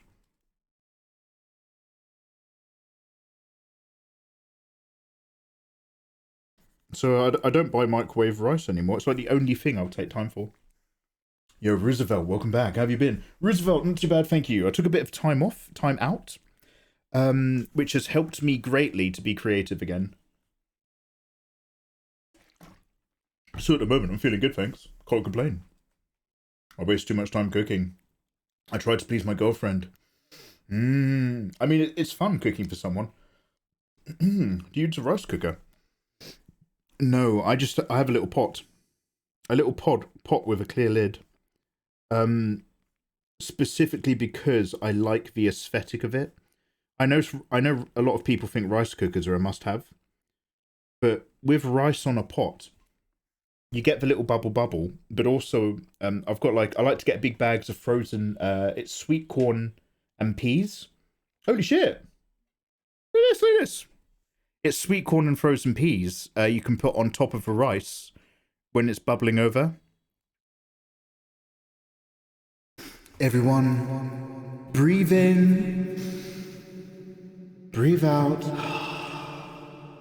and welcome for that fat raid we've just received from the wonderful, the handsome, soon to be 17 years old, the creative, the debative, art streamer, cosplayer, truth talker, hearsayer, you and me. Let's welcome Vonnie.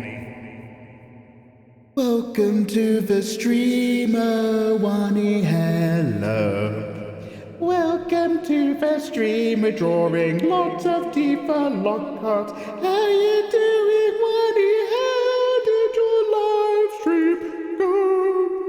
Welcome to the stream. We're drawing lots of Tifa Lockhart.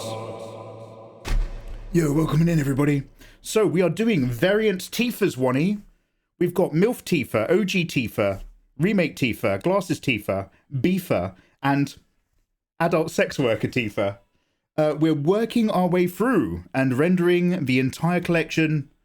Vonnie, how was your stream? Tell me about your stream.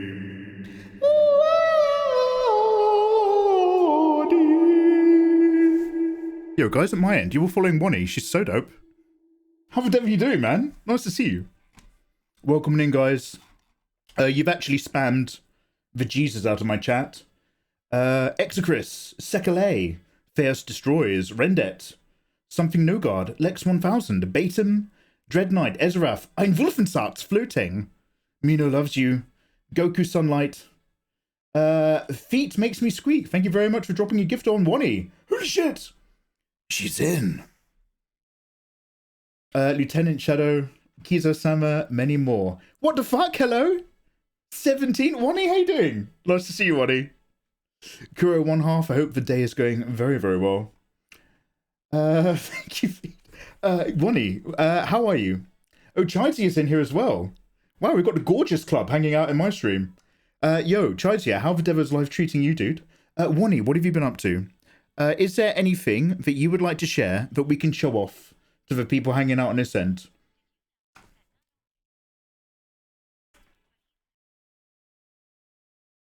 Yeah, voice of an angel, actually. Thank you very much. Thank you for noticing. Yo, sorry, I'm just dropping back down into chat. Oh, Jesus! Oh, wow, hey, thank you very much. Oh, lovely messages, lovely messages. Yeah, let me just get down here. Lady Zamos, she used a pot on a stove. So we were just talking about the differences between cooking rice on a pot on a stove versus, let me turn this music down, a rice cooker. And I prefer a pot on a stove because you can put vegetables on top. And the sound of food simmering and bubbling, I like the ASMR of it. The stream was good, thanks. Tifa looks curvy. Oh, thank you very much. So basically, like, I've got this kind of Dojin game plan in my head, Wani, where all the different Tifa realities clash. And then they all, like, it turns into basically like a Yuri Dojin. But the step one was just working through all the different Tifas. And although we've only got 6 lined up, I do have another 6 written out. So I'm not 100% sure how many we're going to do. But we're going to be burning our way through many a Tifa. What were you drawing, Wani? How you been getting on? Guys, at my end, everything I said was true. Wani's an excellent illustrator, a very entertaining streamer, and also does a lot of cosplay and character artwork stuff. It's really, really cool. It's a real mix. So go give her a click. Follow the link. Exelart, hiya. Lakey likes to be... Oh, yeah, so quick... Okay, all right, one sec. Let's just go back. Before you go, guys, thank you very much for raiding in. Please type in chat 1, 2, 3, 4, 5, and or 6. If you could only pick one Tifa... Okay, let me lower it so that you can see their faces. You can only pick one Tifa from one universe. Is it number 1, MILF Tifa?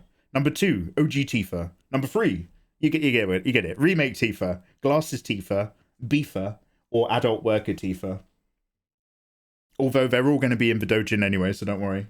But which way do you guys fall on the Tifa spectrum? Oh, we got a lot of fans for Glasses Tifa. So I always like when you pick that one, because that one I've written out the plot for. Glasses Tifa is from an alternative universe where she still works for Avalanche, but she's gone undercover to work as a secretary in the Shinra Tower. So she wears glasses. She still does martial arts, but she's a little bit thicker and curvier than OG Tifa, because although she can still fight, she's put on a bit more weight because she spends a lot of time reading instead of working out. But she's filled out very, very nicely. Unfortunately, it means she gets banged a lot by President Shinra and President Rufus. It's really orcs. But hey, you got to do what you do to stay undercover, right? It's like the Cold War. Okay, a lot of force. Thank you very much. Good to know. Thank you very much, guys, for taking part in that scientific experiment. You've given me good knowledge. All right, let's close that.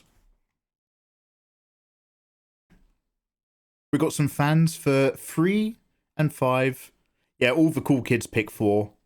A lot of you guys like remake Tifa. Wow. Okay, look, I don't want to sound like a moody boy, but remake Tifa's so boring. She's so boring design-wise. No, it's cool. It's cool. I want Beefer to step on me, pretty please. I'll write it in, Chizer, don't you worry. I'll write it all in. There's lore. Oh, yeah. So right now we're lining up the characters and just doing some simple cell shading for them all. But there's, you know, the game plan is a very small, very short dojin. But the problem is that it's not safe for work. So I have to be careful how much we end up doing this week on Twitch. Anyway, thank you very much for the follows, guys, all coming over from Wani's side. I hope you're having a wonderful evening. Again, Wani, if there is anything that you want to share art-wise, you're more than welcome to. One of my mods will drop you a permit. But I appreciate it's the end of your stream. You know, we all know the vibe. Go live your life. Go to the loo. Go relax. But also, hey, thank you very much. Hope you're having an awesome day. Right, let me get down here.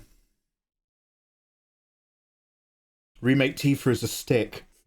We were talking about it earlier. Look, I'm not knocking body types. Skinny can be delicious, but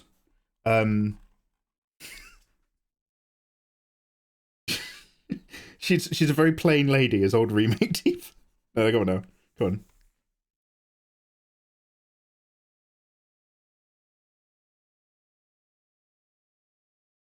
OG Tifa is halfway between being Asian and being Latin. She's got a combat look, she's busty, she's interesting. Remake Tifa is like a plate full of plain white rice. Do you know what I mean? Nothing wrong with a plate of white rice. Nothing that interesting with a big plate of white rice. I'm just saying. We're not judging. Look, she doesn't exist. It's a video game character. Don't worry about it.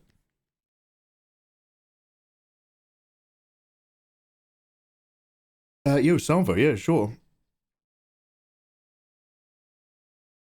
Vitalik, Poison Lips. One sec.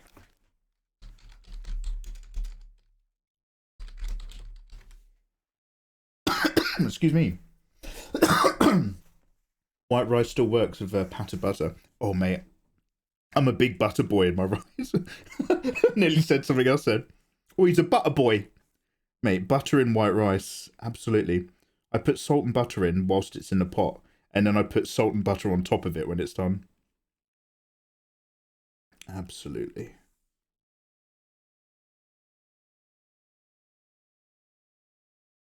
Are we all still putting butter in our coffee? Or does nobody do that anymore?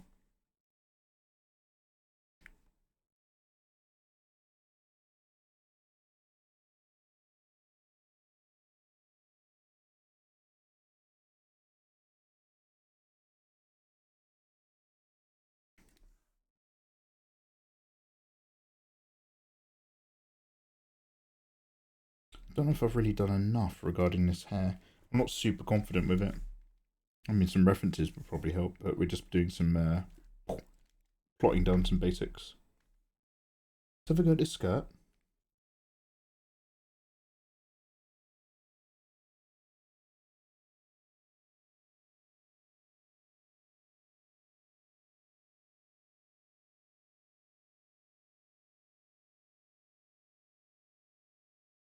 It's got too much value in it. No, I think it'll be fine. Too much colour. Oh, cheers for the emotes, guys, as well. I appreciate that. So Roosevelt. So I was thinking about that quite hard. But Advent Children Tifa isn't in a different multiverse. It's in a different time on the timeline to the OG. Now, I think this is right.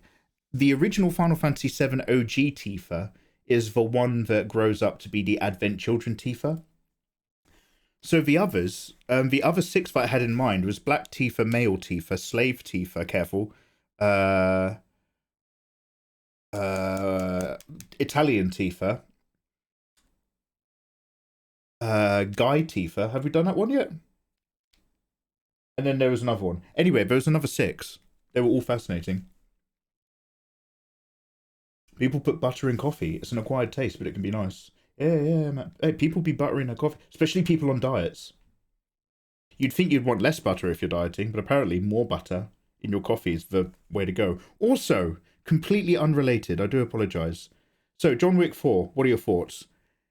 Anybody who is not watching Barry should start watching Barry. I completely dismissed that show at a glance. I was like, I don't know what it is, but it's Bill Hader, and Bill Hader's great. He's a good comedian. But I don't really want to watch a middle-of-the-road, dismissive comedy about hitmen. I was like, whatever this is, it's probably not for me. Do you know what I mean? It looks like a comedy that's not really that funny. Couldn't have been more wrong. It is not a. It is a dark comedy for sure, but it is in fact a fascinating show and a fascinating, like, insight into a character through the lens of what that character is doing for a hobby. It's so good. I should have known it was HBO. HBO. Have they ever just made a dud? Has HBO ever just made like a really shit show, or are they just responsible for all the bangers? Black Tifa sounds interesting. Dommy Mummy Tifa, Mr. Aldo. I like that. We could do a Dommy Mummy Tifa. Yeah. Now you're getting the coffee advert, so no panic. Left Facebook on your phone. I've never seen it. I need to watch chapter 2 and 3. Oh, Roosevelt, you need a really good John Wick catch-up video on Filmcram.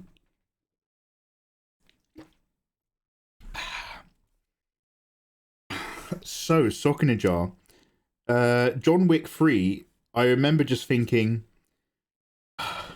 are we still going? John Wick 3 is really cool, but for me, it's a little bit relentless. And like, I remember even when I was rewatching it to like make that film cram video, in the end fight, before that, there's two other end fights, like mini bosses. He has to fight the two Japanese ninja martial artists, and then he has to fight the two, I want to say, and I'm being very vague here because I don't know what I'm talking about, but then he has to fight the two kind of vaguely Tagalog Philippine martial artists, the ones who were from the raid. And I remember once that was over, I was like, wow, those were hell of a fights. And then he fights Zero after that, and I'm just like, oh, okay, we're nearly done. The problem for me, now this is a really, really weird thing to complain about, but I don't know if anyone's going to get what I'm saying. A film, if the overall palette is dark, gives me an overall moody feeling that I don't love. John... Oh, hey, how the devil are you doing? Thank you very much for the resub. Toast Easy, how are you? Also, Neonato, did I say thank you for subscribing? Neo, you can now download my art for free on Discord. It's just like as if you were Patreon. Thank you. John Wick 2, the colour palette, was really bright. And John Wick 3, the colour palette's really wild, but the overall tone is still really dark. It's mostly blacks, and a lot of those blacks are crushed. And it gives off a weird vibe. I don't know how to put it.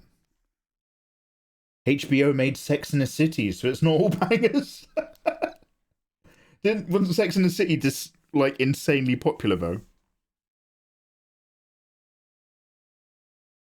Maybe not with you, obviously.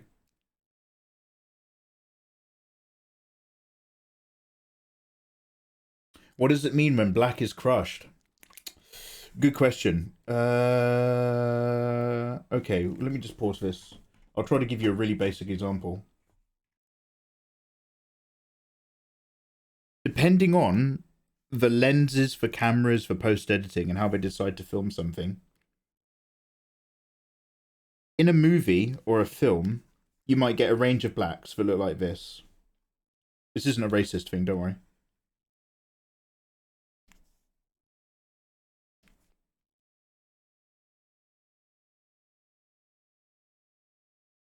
This also happens a lot in YouTube compression. You'll see this in YouTube videos. The blacks get crushed. And what I'm saying is that you'll get a load of like tones that are quite dark. And in some films, all those different dark tones, you can see them apart. And then sometimes you'll get a film where this particular range will just all come out as black. So in the third John Wick movie, even though it's a very colourful movie, blah, blah, blah, when it comes to areas of the character that are in shadow, it doesn't like tone into shadow. It just drops straight into these hard blacks. So if someone says like the blacks are very crushed, it just means all that range of dark tone disappears and is just replaced with that. And it changes the atmosphere of what you're looking at a lot psychologically. Don't worry, I'm not offended. Good, never mind. Mike, you actually have the skirt shadow right. So many get it wrong.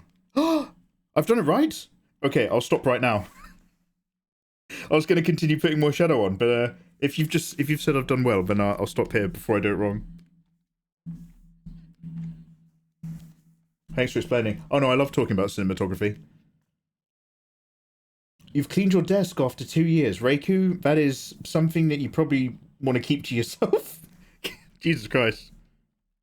You disgusting bastard. Okay, good for you. I'm glad it's clean now, Reiku. I'm glad you're coming out of the funk.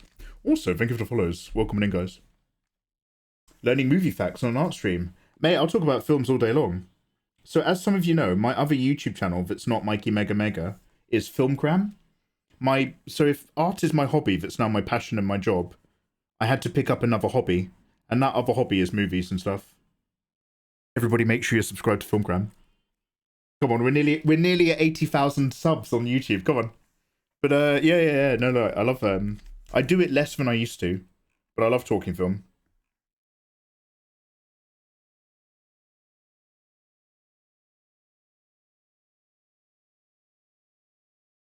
Are these part of that? They are part of that. Fantastic.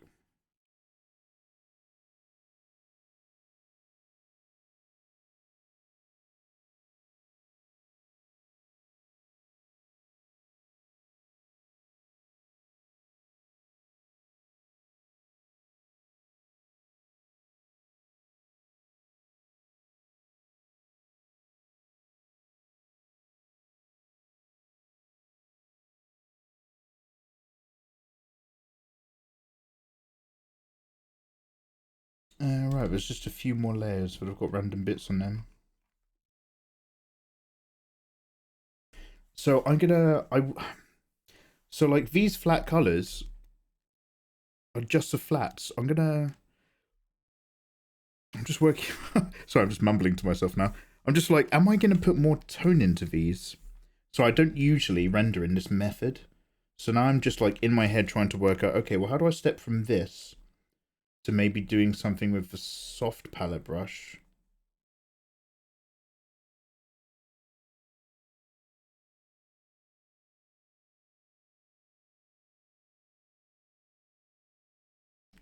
But I'm going to put that on top. We'll do another clipping mask layer, and we'll see if it gives us a nice effect or if it's just not worth our time.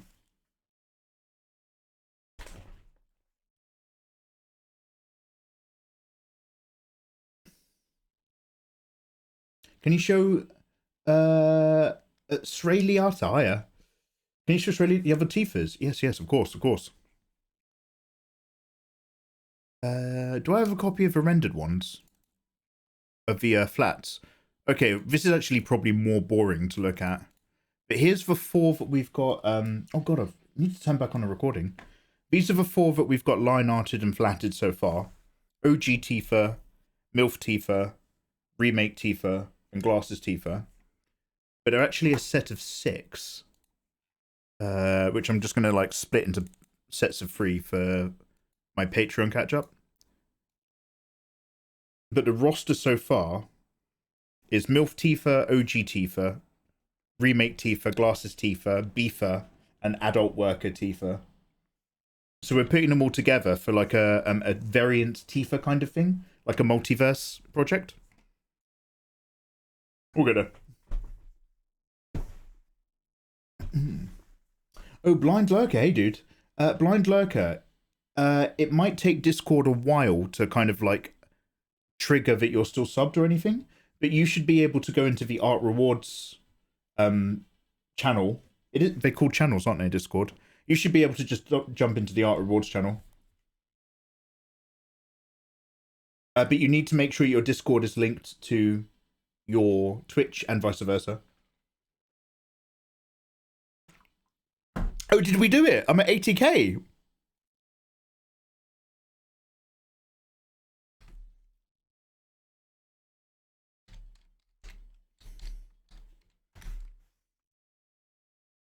Filmcram, 80k subscribers. Oh.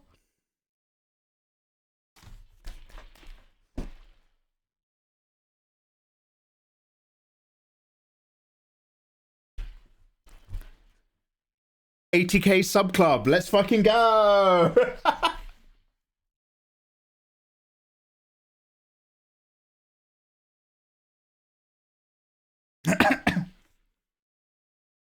Oh wow. Okay, thank you everybody. Thank you everybody for subscribing to Filmcram. Okay, good work. Just 20 more to go. Oh, the missing Tifas. So the other Tifas that I'd written down: Black Tifa, Male Tifa, Italian Tifa, Slave Tifa. There's La Tifa. I kind of drew a Tifa a while ago that ended up being really dark-skinned and Latin looking. But you guys have just recently mentioned BDSM Dom Tifa. So some kind of dommy mummy. Slave Tifa's the one that's really dodge. I actually can't tell you about that one because it's taboo and it's on Twitch. Quick, unfollow! No, don't unfollow! Come on. Film Cram needs your support. 80k every day, let's go. Yeah, that's it, TND. I want that plaque. I still haven't... So I got sent a YouTube Silver Play button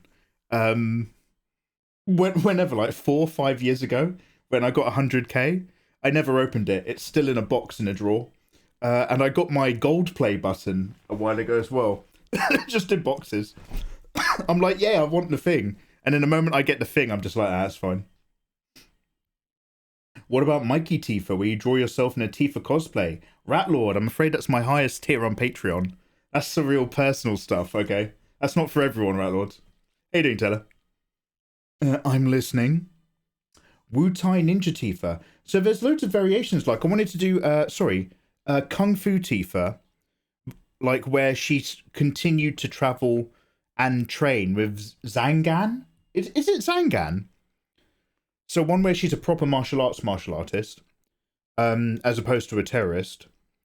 But yeah, there's so many variations. There's oh yeah, Cowboy Tifa continued, where she never gave up the cowboy look and she fires guns like Yuna.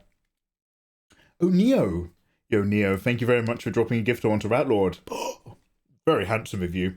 Wow.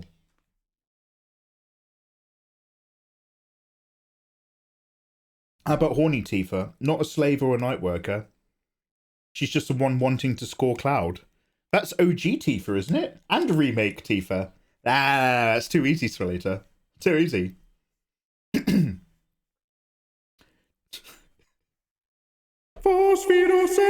Tifa Roth. Ba ba ba ba. So confusing. A version of Tifa who'd been injected with the Geneva cells and had become so powerful they had to seal her in the crater. And so she's a form of Tifa that only appears via Cloud's projected Geneva subconscious to just follow them. Tifa, I can't even get my head around that. We'll do some sketches. We'll work it out. We'll do some sketches. For real, big schlong dono moment. Yeah, he's swinging big. Some people around here, Rat Lord, have just got really big packages. They put the rest of us to shame. Tifa with white hair and tentacles.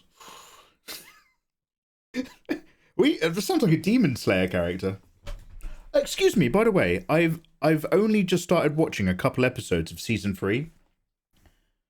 But can we just reconfirm that Demon Slayer is one of the best modern animes out there?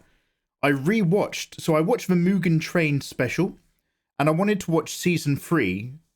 So whilst I was away.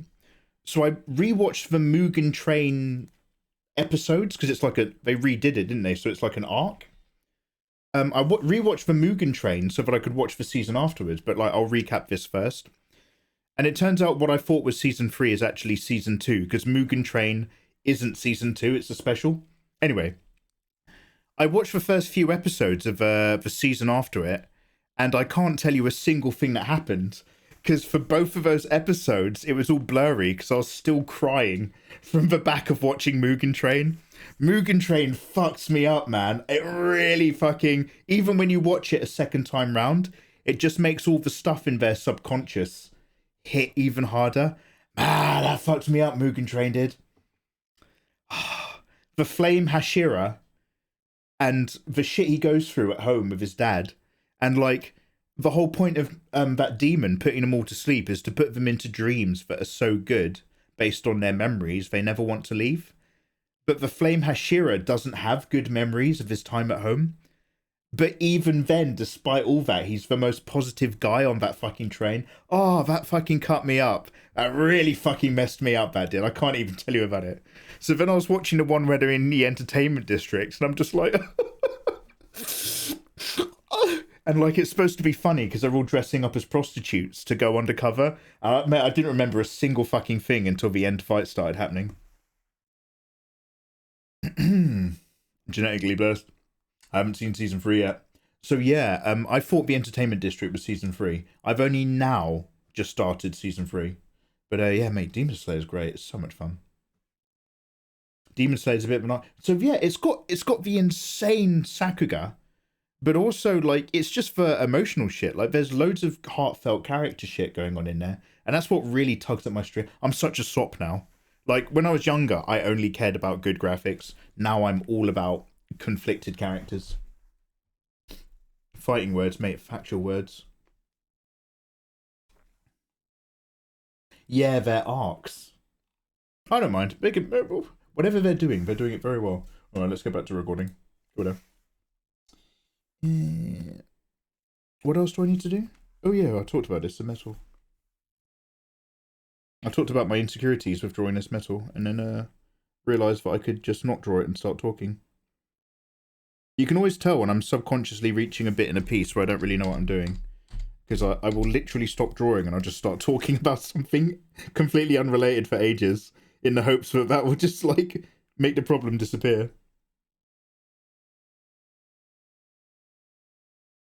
I wish Demon Slayer ended differently. No spoilers, please. I've not read the manga.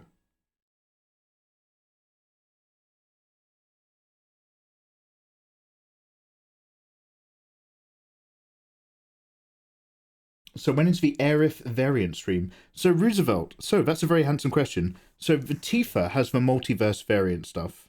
Because the Tifa variant Dojin arc involves Tifa getting the multiverse materia. The Aerith one, I don't know if I still have my right things plugged in. Have you guys seen the Aerith that we did ages ago? I did the cover art, and then I didn't have the skills at the time to actually make a Dojin. One sec, let me see if I can find it for you.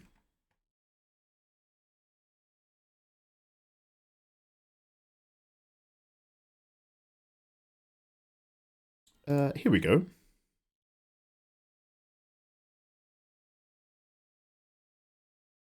I'm going to pause this again. So the Aerith stuff is a different story. Aerith, the flower girl, is basically OG Aerith, but she wears like this kind of pink negligee, like a pink teddy. I don't know if this is called a bodysuit or a teddy. But the Aerith the Flower Girl stuff is basically like she's got this little kind of, I have to be careful there. She's got one of these bad boys around her thigh, and if you buy a flower from the basket, it's like 1 gil, like in the game. But if you buy one of the flowers that are on her thigh, they're like 100 gil, because she's basically a streetwalker. So she'll take you behind, somewhere up on a plate, she'll take you behind a building. So the Aerith the Flower Girl stuff is when she gets banged by loads of Shinra guards. But the point is that her and her mum, when they're below the plate in, where do they live? Sector 6? Sector 5? Her mum lives in the nicest possible house below the plate. So the question is, how do they afford it? And the answer is, either Aerith is turning tricks for money, or, and this is a conversation I'll argue with anyone, Aerith's mum, or her adopted mum, is a Shinra sympathizer and always has been. The reason why she lives in such a lovely house is because she's a Shinra apologist and refuses to wake up to what's happening in the world around her.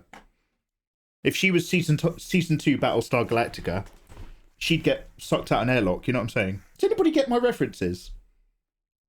So yeah, the Tifa one is the multiverse Dojin. The Aerith one is the adult worker Dojin. Look, don't worry about it, don't worry about it. These are all like these are all little pots of rice boiling over. Oh, thank you very much, Bill. I totally hit the zone with that Aerith piece. That's a really old piece, and still one of my favourites, which is never a good sign for your own personal development. Aerith gets support from Shinra, it's canonical. The things that get me is that they want to breed her with Red 13. No, that's not official. I mean, it definitely happens, don't get me wrong, but that's not official Shinra dogma. That's Hojo. That's just Hojo being a nasty freak. Shinra doesn't want to breed her with Nanakai. Hojo wants to breed her with Nanakai, and he wants to film it. As much as I hate Shinra, that's more of a Hojo problem.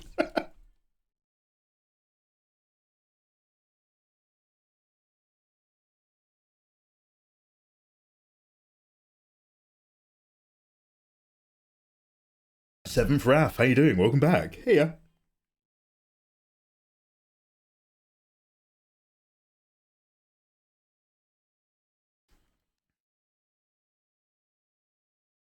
doing some beach shoots in a few weeks. Oh, oh, Bill, those are very kind words. I think you probably know what you're doing a bit better, mate. But I'll take a call. I'll take a compliment when one is offered for sure.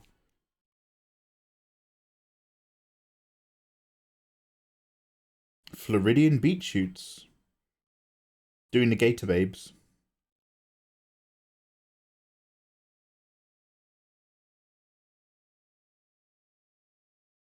LA and New York have Suicide Girls. Florida's got Gator Babes. I think that's how it works.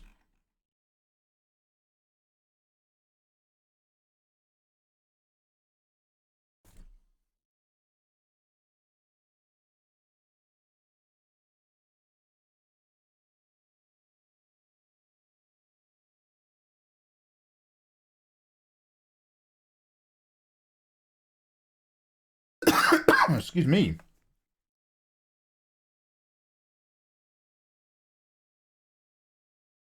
God, I can't believe Zelda's coming out so soon. God, that time off really just killed my game plan. We're halfway through Resident Evil 4. I think we will finish it in the next 2 weeks. But I think we might have to do a couple of those long Sundays. Like, I might just wake up early on a Sunday, start playing Breath of the Wild, and just burn through the game.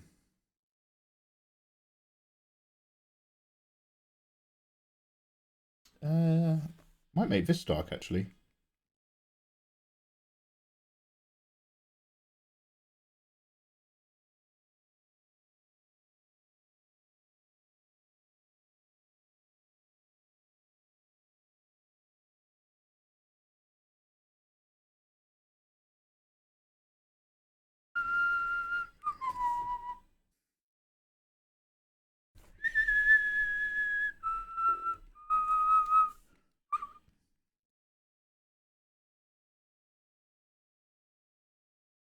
There's a reason why this random Batman track's in my liked playlist. And it's how the composition and score transforms right at the very end. I'll point it out in a minute. You mentioned that you're feeling self-conscious about painting this metal. But my question is, how? After having painted the Atomic Heart Twins. Oh, Rat Lord! I'm going to take that as both encouragement and a compliment. Rat Lord, right back at you. Your fucking models are fucking so dope. I popped in a couple times for a cheeky lurk whilst I've been, like, not particularly engaged with Twitch. You're killing it, dude. Do you know what? I don't know what I'm doing with metal, but I do actually enjoy doing metal. I always have to kind of feel my way out for it. But I really like armor designs and stuff. Tiberius Skywalker. Tifa's looking really good. Thank you very much. Wow. Wait, is that are you referencing Star Trek and Star Wars in your username? Is that both Tiberius Kirk and Skywalker Ella? I like it anyway. I'm not killing it. It's killing me. Yes, that's how we do it, Ratlord. That's called the artistic process.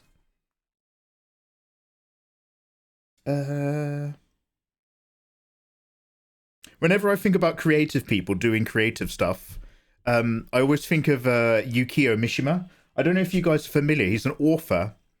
He wrote a miserable quadrilogy of books based on the seasons about this guy getting reincarnated, I think it's like Decay of the Angel or something. And when he'd finished writing his 4-book miserable magnum opus, they're good books, by the way, he then tried to perform a military coup and then killed himself. It's just like, he tried to take over a government building with a military and then committed suicide. This happened in like the 80s or early 90s. And whenever I think of that guy, I'm just like, oh man, good old artists, good old creative people doing their creative thing, driving themselves fucking mental. That's how it be. Oh, Tiandaki. Yeah, have you seen that? There's an artist doing metal pipe drawings. Metal pipe illustrations on Twitter got really big for a week.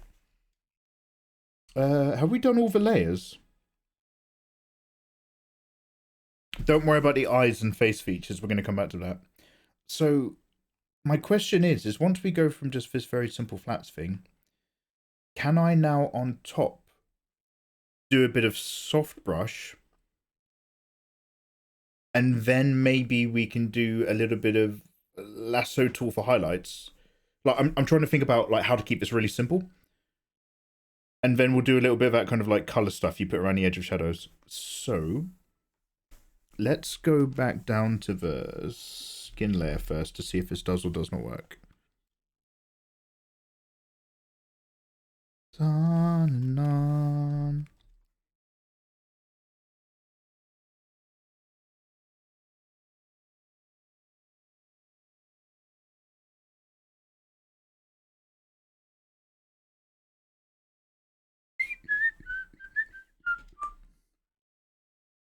Now, the other question is, do I do it as a multiply layer with some warm tones?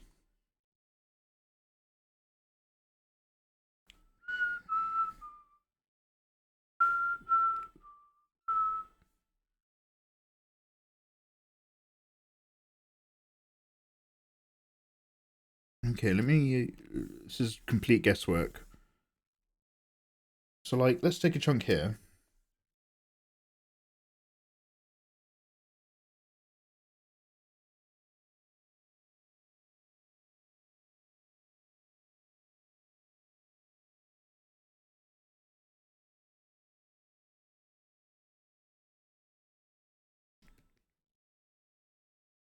Let's turn that off. Sorry, I've got this state dynamic still on.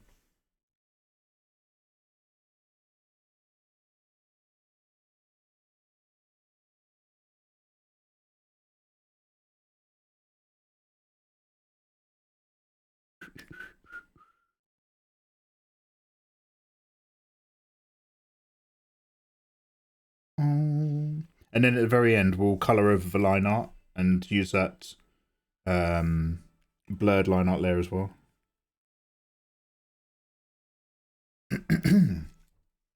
Apparently, my parents called me Tiberius as a kid, and I absolutely love Star Wars. Oh shit! Oh, that's your actual name, dude. That's fucking dope.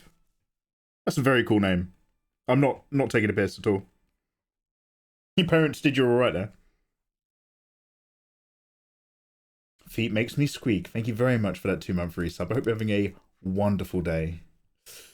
I need to change my name, yes, but thanks to the great content, Mikey, you're a top lad, amazing artist. Feetsy!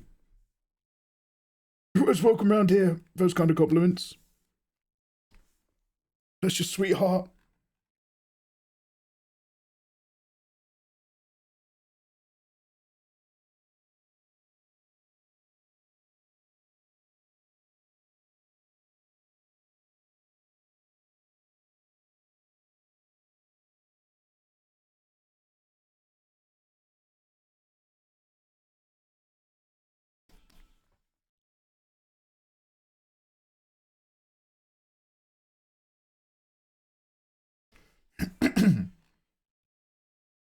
It's very minimal, but the effect is technically there. Hopefully that'll give me the confidence I need to do it more around here.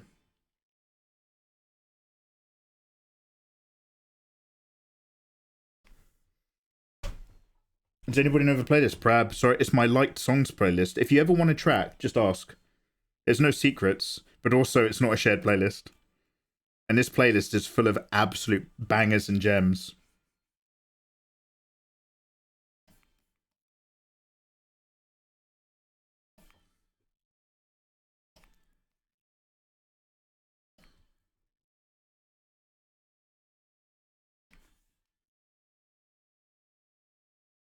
And I will be like soft blender rating some of these hard lines as well.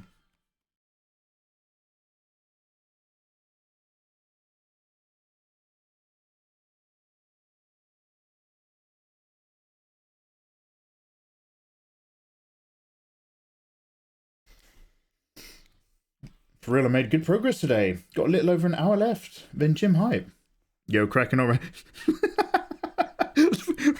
Sorry, Taylor, the moment you've mentioned gym, you've just reactivated a memory. you was it you doing one-handed press-ups on stream? I can't quite remember if that's right. I just remember being greatly entertained. Anyway, power to you. Power to you. I'm not knocking it. I need to get back on the exercise. All strength she is. All body strength. May I ask to see how you grip your stylus? Panic fire alarm. Wow. Yeah, I'm a twofer. So I do the. What would you call this? I do the traditional freeway humble. And then if I'm doing a lot of big swiping, I might go into the crane style, crane technique, praying mantis style, I guess. But I hold it very loosely. I don't hold my stylus tightly.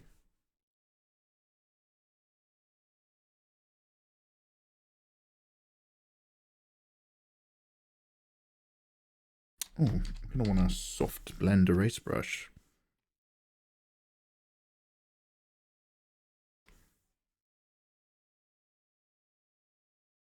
Speaking about grips like a martial artist, T and Daki, I used to be such a martial arts enthusiast when I was a kid. I wasn't a fighter. I wasn't good, but I loved martial arts. I mean, well, I was a fighter. I was literally an interclub Thai boxing fighter. But like in a very general, wider sense, I just liked martial arts a lot. That was like one of my favorite things just in general. Used to watch loads of kung fu movies like Legend of Fong Sayuk, Once Upon a Time in China, all the old stuff. All the old Jackie Chan's and Shaw Brothers films. Ah, man, I love that. Man, I was talking about Shaw Brothers just the other day to someone. To my boy, in fact.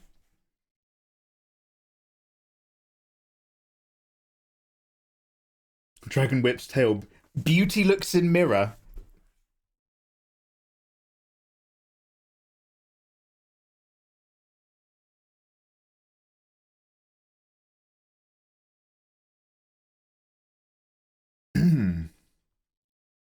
Yeah.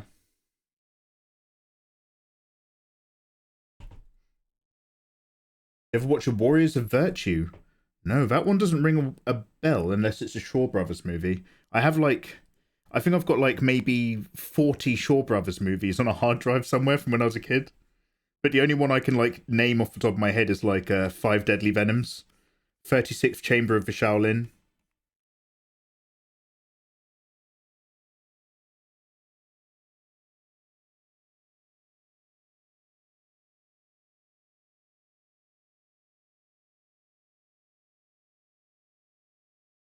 Also, cheers for the follows, guys. That had kangaroos in it. The kangaroos from Tank Girl are fighters. What? Did you watch Jet Li's Hero? That's for one. Isn't that the one that makes me cry? Is Hero? Wait, yeah, Hero was the one that was. That's where Jet Li tells the story, and then the king tells what he thinks the story is, and then we see what the real story is. It's got Donnie Yen. They've all got those really old school kung fu names, like from Cantonese kung fu mangas. They always had names like Sky and Eagle and Birch. Yeah, that's really good, mate. Hero, I think Hero was the highest, one of the most expensive budget Chinese movies ever made at the time it came out, or something. I think it broke a record. It cost a lot. Yeah, no, Hero's really good. Um, in terms of like quality martial arts in there, I want to say, oh my god, what do I want to call it? Is it like, is it, is it Legend of a Drunken Monkey or something? What is the one where it's Donnie Yen, and Donnie Yen's a doctor, and him and his kid are secret martial artists fighting against her? I mean, all these old school Chinese kung fu movies are. There used to be a Chinese royal family, but they were corrupt. Unfortunately, everybody formed a kind of communism, and that made the world a better place. Shanghai. No, so it's actually the actual fighting is it's so good. It's all wire work and stuff, but it's so fun. Donnie Yen. I want to say it's like Drunken Monkey or something. Donnie Yen film.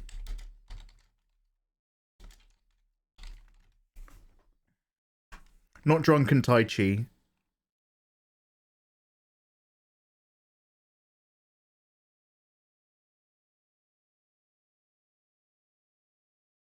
Iron Monkey? What's that?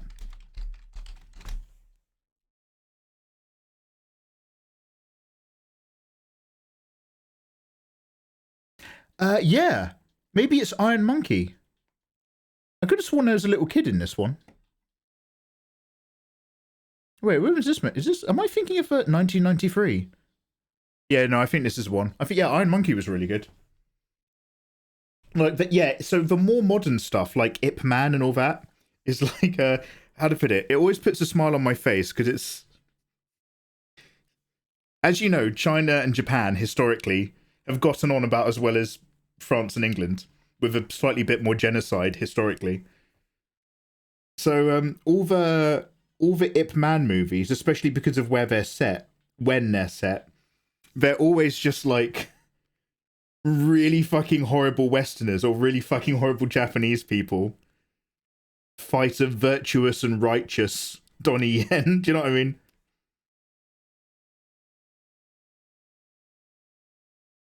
By the way, BD3, get yourself a can of Coke. It was Iron Monkey, you're spot on.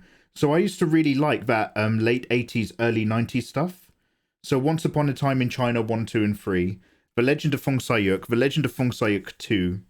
Because Feng Sayuk's mum in that is hilarious as well. That for me was like the golden age of early 90s martial arts that got me addicted to martial arts. Obviously, Rumble in the Bronx is like a pillar of all that stuff with Jackie. Jimmy, wow. Ladies and gentlemen, I hope you're enjoying your day. Don't be sad, don't be sage. We've just had a Jimmy raid. Welcome on in. Welcome on in. How was the stream? Hello, hello. How we doing? Jimmy the Brush. Living in sin. How you doing, Jimmy? Jimmy, thank you so much for that raid. Holy heck. Jimmy, we're just talking about, I don't know why, we're talking about early martial arts movies. How the devil are you? Welcome in, Raiders. Hope you had a wonderful time. Princess, I see you. How are you doing, Princess? The plot of Ip Man 2 is exactly the same as Rocky 4. Wait, it's Rocky the 4 where he fights Russia. So how to put it, like, it's not like Western films are any different. I'm not saying anyone's a culprit. But it does make me smile a little bit when a lot of the Chinese movies are like, they're like thinly veiled propaganda as well as being a martial arts movie. It just puts a little smile on my face. It's always so like, you know, there's an evil emperor, and then all the good guys form some kind of commune or some kind of socialist or, dare I say it, communist group. And it's always pro-red. So it's like the Red Flower Society of the good guys. Because they've all communed together to fight. Anyway. Yeah, replace Russia with Britain. It's exactly the same people beat. Oh shit. Also, any old school Chinese martial arts movie where you've got a European character. Fuck. They do the Europeans dirty. We are not nice guys. Now, there may well be some historical precedent, but like, it's funny. It is funny. It's like, apparently, so have you guys seen Black Panther 2? Wakanda Forever? You know, that really miserable, boring movie. But there's a bit in the beginning where it turns out, obviously the Wakandans have the, is it vibranium or is it adamantium or vibranium? Adamantium's Wolverine, right? But they're like, so they've got the resources, and so the French government tries to sneakily go in and steal Wakandan resources in the film. And apparently, like, the French minister or whatever said that they were very disappointed to see that was part of the plot. And then, like, everybody else is like, well, historically, I don't know what to tell you guys. I'm very disappointed that you made the French made out the French to be the bad guys, trying to steal African resources from the Africans. Anyway, so that sort of shit just makes me laugh so much. I love it. Anyway, Jimmy Princess, how has your stream been? What have you guys been up to? Excuse me, how is life? How is life, guys? It's lovely to see you guys. Is there anything that you'd like to share? Anything you've been painting or working on that you're particularly proud of at the moment? What's going on?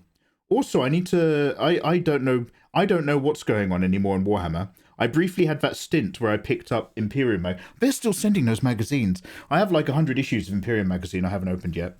But I started learning about Warhammer because I liked it in the 90s. But then I ran out of spare time. And now there's Warhammer 30k. There's Warhammer from the time of the actual Horus Heresy. And they're bringing back all the pointy rat-faced Marines. Is that what's happening? That sounds fascinating. I love the sound of that. But I'm so behind. Mate, I'm so behind. Well, funny story that Cumulo yeah. Oh yeah, panic. There's no good guys. In the grand scheme of things, in the great world stage, there's no good guys. Or is it who's the comedian who passed away? That's Mikey, try harder. There's a comedian who passed away recently. He used to have a really funny joke, and it was something like, he was like, oh, hey, according to this history book, the good guys won every time. Wow, what are the chances? What are the chances? Does anybody know who that is? It's all happening in Warhammer. Jimmy, look, I know you don't. You are not a self-promoter. However, would you like to remind us, Jimmy, who you front for? And Mod, can someone drop Jimmy a I know you don't want to do it, but can somebody drop Jimmy a permit? Jimmy, tell us who you're fronting for again, because Jimmy represents a gaming group, and be sure to drop a link in chat, mate. Jimmy's the big business. Signum, innit? Yeah, my boy Jimmy's Mr. Signum. If you're ever interested in tabletop gaming, excellent models, or you want to talk to somebody about advice to anything to do with not just Warhammer, because he'll paint it all, but tabletop miniatures, Warhammer gaming. If you want to ask anything, with the one exception of how to airbrush, mate, Jimmy's a super communicative, friendly streamer, great community, good vibes. Good lad. I'd recommend him.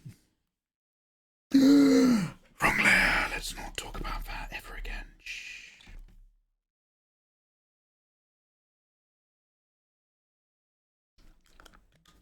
It is indeed. Vibranium. Adamantium is an alloy that's made from vibranium. Oh shit, Neo. What is it mixed with? An alloy is when you mix two metals together, right? God, I do not. I need an education. I need to educate myself in a manner that's something other than watching YouTube videos. I'm starting to suspect.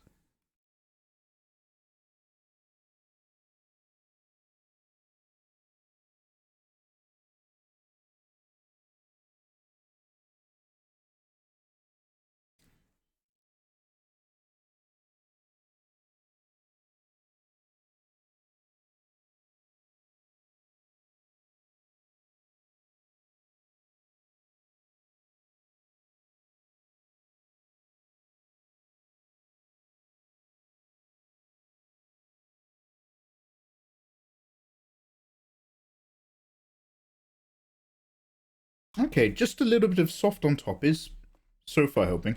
The actual face area we'll do in more detail when we come back to it. But in terms of just a little bit of soft work, it's getting us somewhere.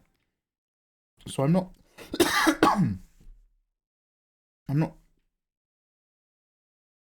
don't know what I'm saying. Ignore me. So let's do a similar thing on the other layers to get the hair going.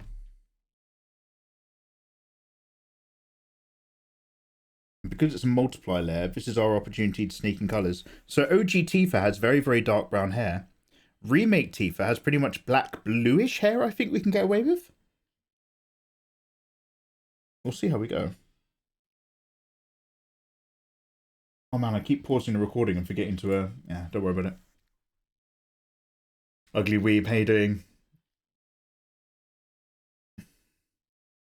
Oh, panic! Getting charmed over here. Holy shit.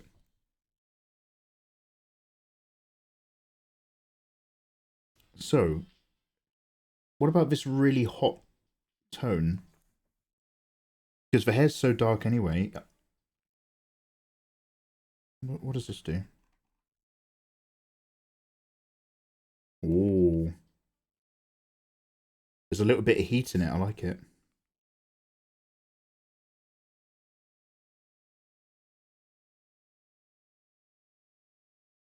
Actually, that's a bit too much. Let's calm that down.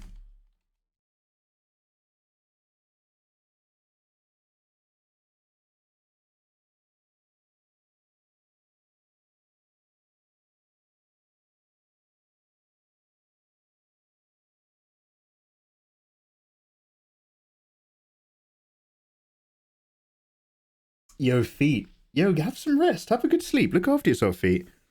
I'm going to probably stay up until we've done this Tifa, which won't be long, because again, today's game plan is a very simple system of rendering for the moment, because there's 6 of them. Oh, for anyone who's come in, oh my god, I'm so sorry. Mikey, what are you actually doing? Hi, welcome. Well, for anyone who's just got here, we're doing multiverse Tifas. I'm working on a Tifa variant project, where she gets her sweet little fingers on a multiverse materia. So let me go back into my Tifa folder real quick.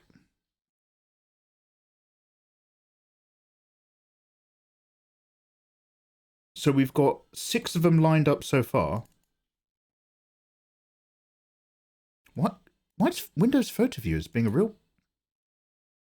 Come on now. There we go. So what... Oh, Jesus Christ. So what we've got lined up is a whole load of different Tifas that all come together in a possibly slightly adult quick comic. But we've got MILF Tifa, OG Tifa, Remake Tifa, Glasses Tifa, Beefer, and Adult Worker Tifa. So I want to do them as a set. So I'm trying to see, okay, can we get all these ideas out? The line works fairly sharp, and I've done my flats for 4 out of 6 of them so far. But for the rendering method on top, I want to be able to wrap up one of them every day after doing the flats. So I want a really simple process. Hardline cell-shaded style rendering for the shadows. Now we're doing a soft pass with a multiply layer to add some more color tone. Then we're going to do some highlights and then some blending and other touches. But I'm just like trying to work out what's a really simple rhythm to get each of these done. And then we'll make a little background to set them in. And then we'll like drop a load of extra line art jazz so that the lineup pops a bit more like that. And it gets a little bit more glassy and poppy. But until then.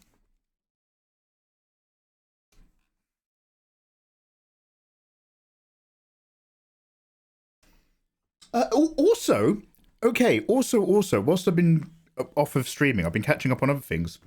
I finished watching, although the caveat is I didn't pay much attention because I was drawing, but I finished JoJo's Bizarre Adventure, the Golden Wind one. I need to rewatch the ending fight because I did not understand what happened whatsoever.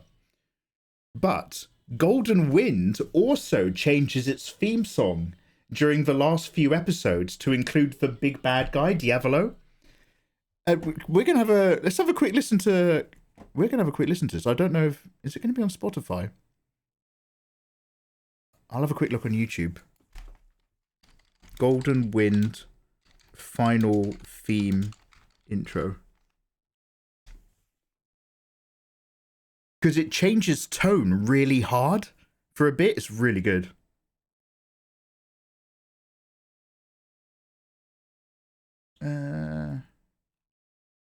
I'm looking on YouTube, but there's loads of covers and stuff. But it's not the actual theme. Giorno's theme. Okay, one sec. I'm just gonna make you listen to it from a streaming website. Bookmark. Oh, Mikey, you enjoying this silence when you've turned off your music? Yeah, I am.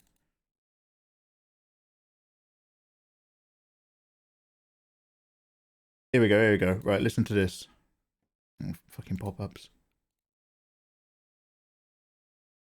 Sorry, I'm not sure how loud this is going to be. One sec. Everyone wait.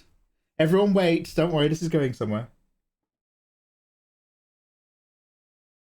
Oh, that's the ending. Ah, pop-ups. Okay, here we go. Is this it?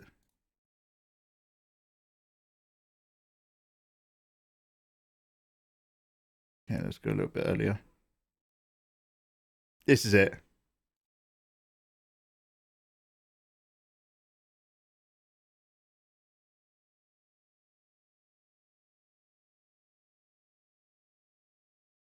Na na na. Da da. Bow. But it goes somewhere.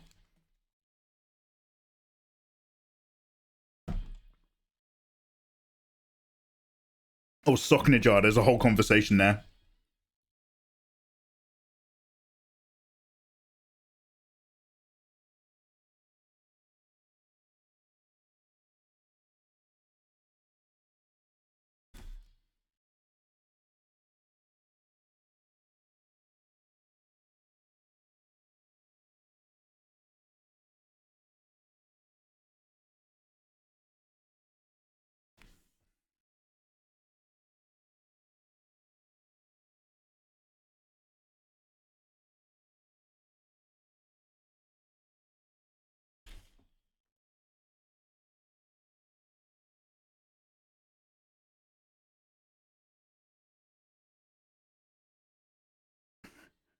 So I'm assuming that's like Italian or something.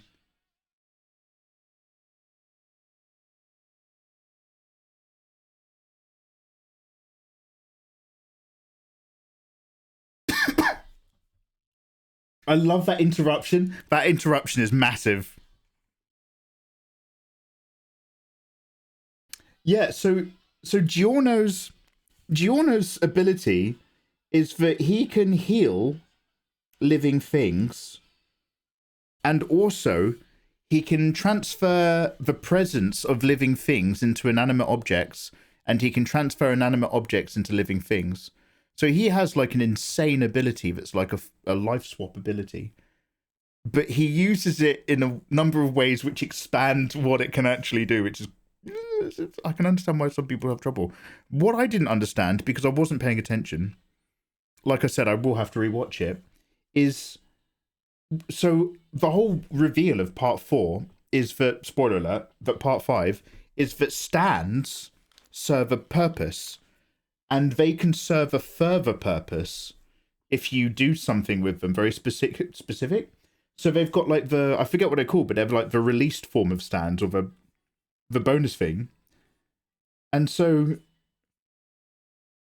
in the bit at the end where they're all trying to grab the arrow and the other stands walking away with it, and the guy's inhabiting the subconscious of one of the people, I'm just like, what's happening? And then I don't understand how Giorno's ability solved the problem in the end. I'm vaguely aware it's because he was worthy, so he was able to stab his own stand. But I don't understand what happened, like, after that. Because then, like, Diavolo dies infinitely or something. Like, anyway, so I need to rewatch the ending, but I'm glad to say I finally got to the end of it. Because as much as I love JoJo's Bizarre Adventure, I get sick of it halfway through every season. I can't sit through a whole season and just watch it over a couple of weeks. After about 15 to 20 episodes of the exact same stuff, I'm just like, I'm walking away for a bit. And then you come back to it fresh and it's really good. Miss KTV, how the devil are you doing? Lovely to see you. Gachi Ross, how's it going? Welcome, man.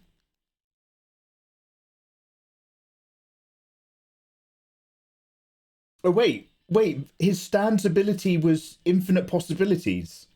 Is that why he has infinite deaths?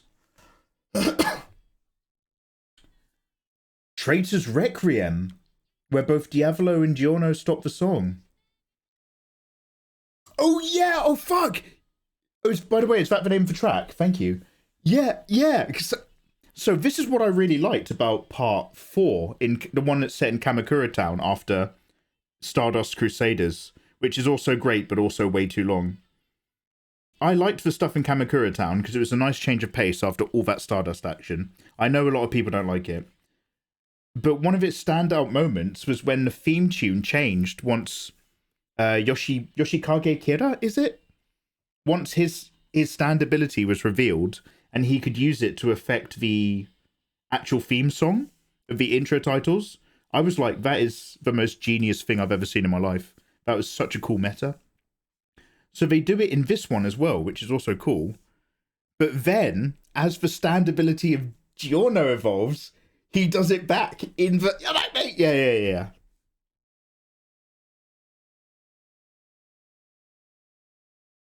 Yeah, some good shit. So yeah, I've wrapped up that. I'm ready to watch another season now. But at the moment, I'm watching Demon Slayer.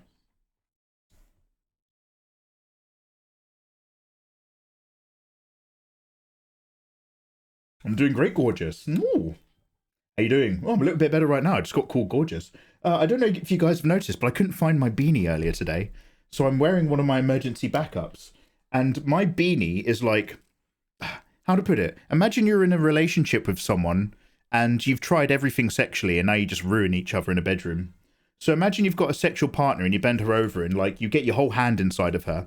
And like at the end of that night, she's like a, used up vintage golf bag, right? That shit is loose. That is how I would describe my beanie. I wore my beanie for 20 years and it was so comfortable and loose. So I bought a load of new beanies as backups and they're so horrible and tight. And it's all grippy. Yeah, Demon Slayer is so good. I haven't caught up on many of the new generation of animes. I'm behind on Attack on Titan. I haven't watched the one where people have special powers with Albright and the green-haired kid and Frog Girl. But I have been watching Demon Slayer, and Demon Slayer is genuinely a fantastic anime. Because it's got incredibly well animated fighting Sakuga scenes, but at its heart, it's all about how people treat each other and like their relationships, and that shit cuts me up. It's so good. Mikey, have you never heard of moderation? I don't know that bitch.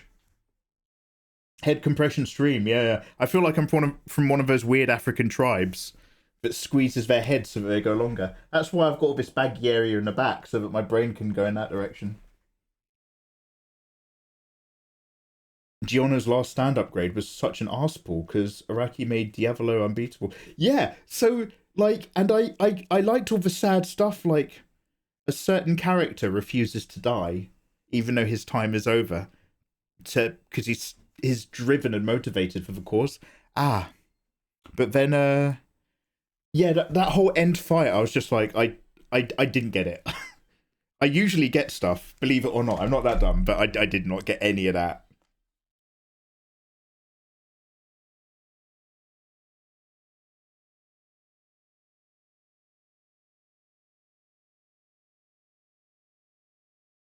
So another clipping mask, multiply. I almost want to bring some cooler tones into the top, but I don't. I think that might clash with the overall theme of what we're doing. So I'm just going to keep this as grey.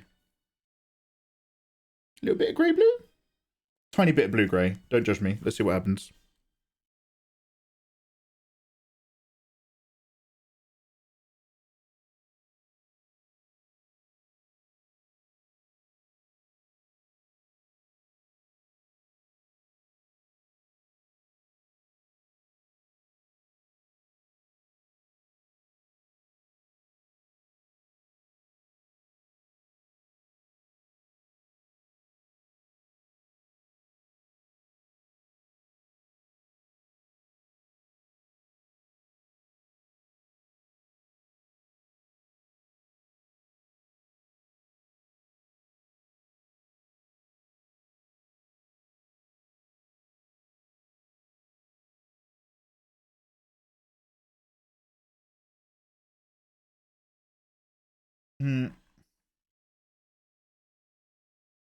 This is where we need to start mixing and blending those harder lines, but we'll do that on our kind of third pass.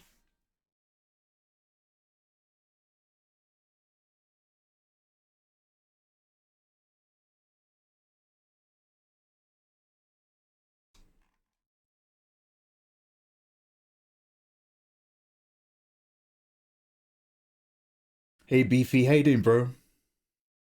Just buy a mannequin head and put your beanies on it. KK, I was talking about this earlier. I've got a big head. So I need to find something. I'm not even joking. I need to get all my I've got a range of beanies now. I've got a collection. Some people buy luxury watches. Some people buy fast cars when they've got that streamer money. I have many beanies. But I need to find something to stretch them over. I might buy a football. Just wrap all the beanies around so that they can all kind of relax. Oh, Moose God, you feel the same. Yeah, my normal beanie I have when I stream is like the most comfortable thing in the world, but I can't find it. I'm so glad I have you guys to share all of my life concerns with. You guys are such good listeners.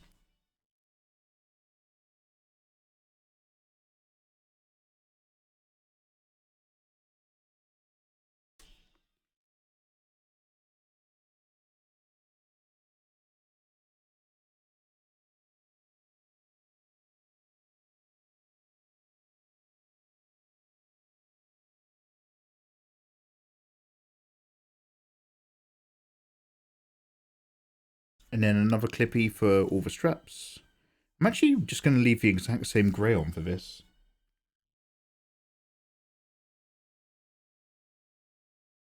In fact, I might just drop.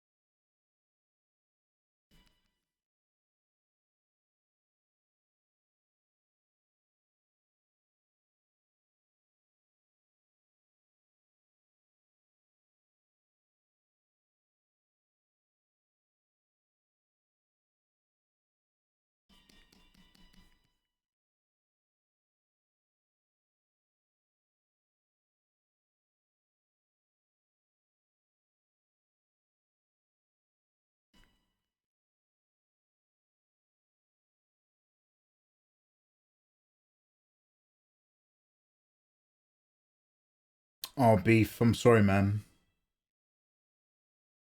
Much love to you, dude. Do you have like a big family at all? Like, how's everyone getting on?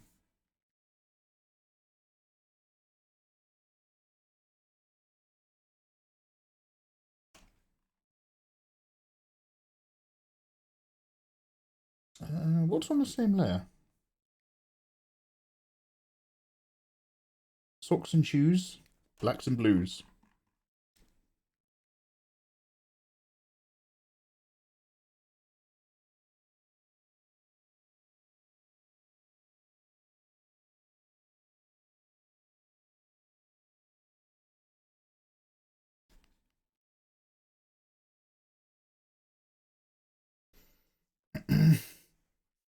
Yes! Yeah, the rule. How you doing, bro? Yeah, we're doing multiverse Tifas. There's a different type of Tifa from lots of different universes. This is OG Tifa. But we have many, many more in the back pocket.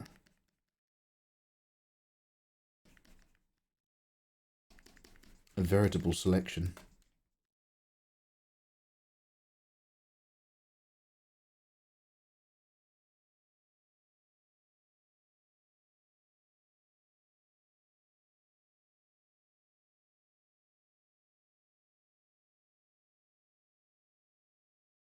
I better not use any blue grey for the skirt version though. We'll pop back into a slightly red grey. It's almost exactly the same, but it's just a tiny hint of color. And when you do it in a multiply, it just really pushes it over to the bottom right of your color box.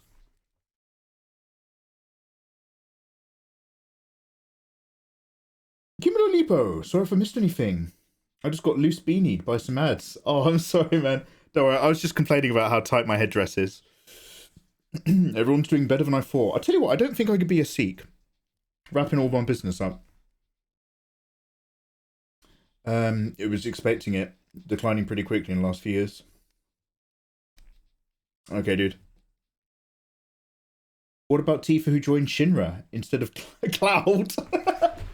Okay, so I did also briefly think up a Shinra Trooper Tifa. But honestly, it's just her looking a little bit like Jessie and an actual Shinra Trooper with a gun. But yeah, we could do Indoctrinated Tifa.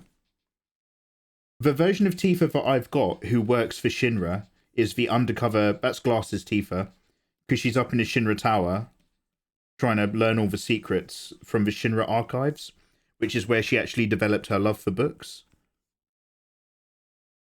Mate, it's all in the lore.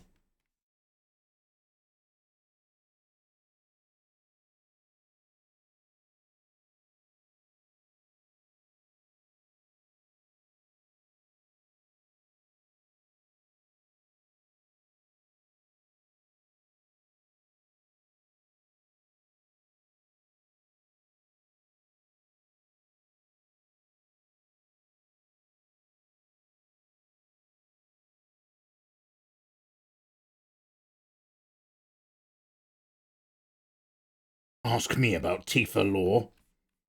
Love talking lore.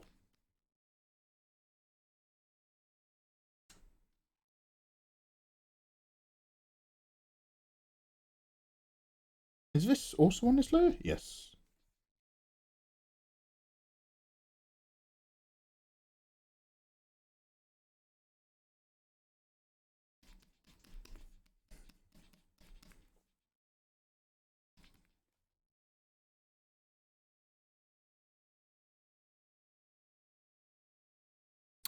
I really need to dial up these reds and make them pop, which we'll probably get away with in the multiply layer, because I'll make it really saturated. One day, Mike, you'll finish the Elvenheim lore. We'll get some dojins. One day. Mate, so much lore. I'm all about that lore. I love lore starting. Mikey, who's your favourite Tekken character? Martial Law. Is that true? No. Yoshimitsu. Link Xiaoyu. Excuse me, do you guys all have Tekken 7? I keep asking. I'm Tekken 7 ready now. I'm Tekken 7 compatible. I will fight any of you guys on Tekken 7 whenever you want.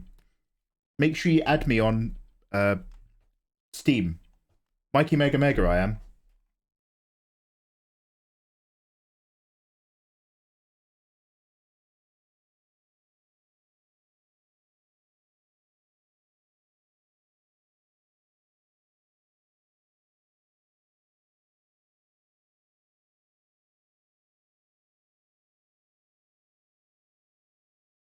Because it's already red, I'm going to go up here with orange. Well, peach. But I'm really color heavy. So let's see what happens. This is an experiment.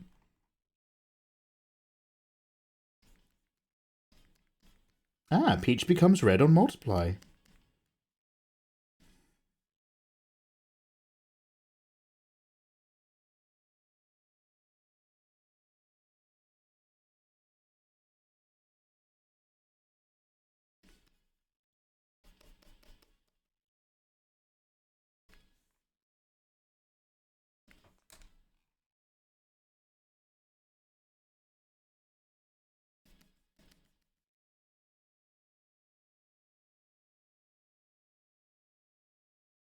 Ooh, panic. Panic, you're worth your weight in gold, you are. That also reminds me to check if I'm even recording.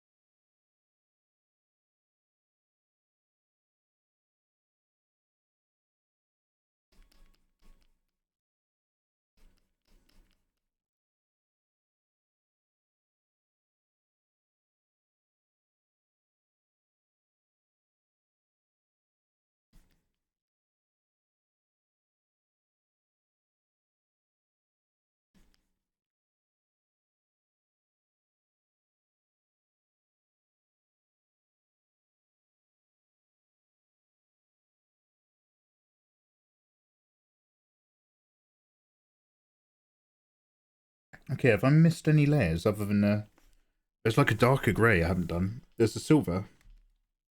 There's also a darker. Where's my Tifa F?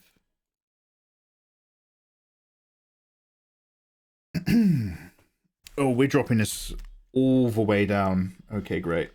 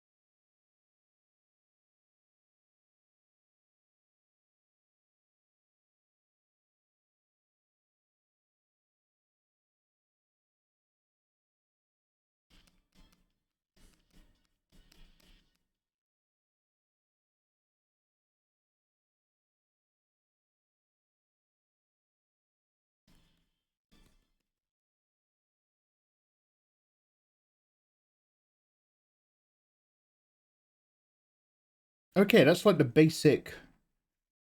In terms of like our simple experiment, that's our basic second pass.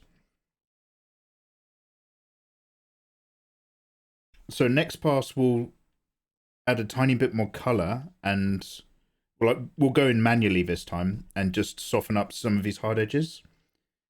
But then it's just the face, the line art, and highlights. I'm not doing like a second rim light or a second bounce tone at the moment. But I would like to, but not yet. Not for this. Yeah, let's turn on the other line art layer, and I'm going to go for a wee and I'll be right back. Remind me to hit record again when we come back, you wonderful people. And I'll see you very shortly. Guys, thank you very much for joining me this evening. Legends and eggs, all of you. Good lot. Good lot. Pause that recording. Where's my cam? God, I haven't used OBS in a million years. Oh, this is all a weird shape. Right, let's realign all of that. Right, see you in a sec, guys.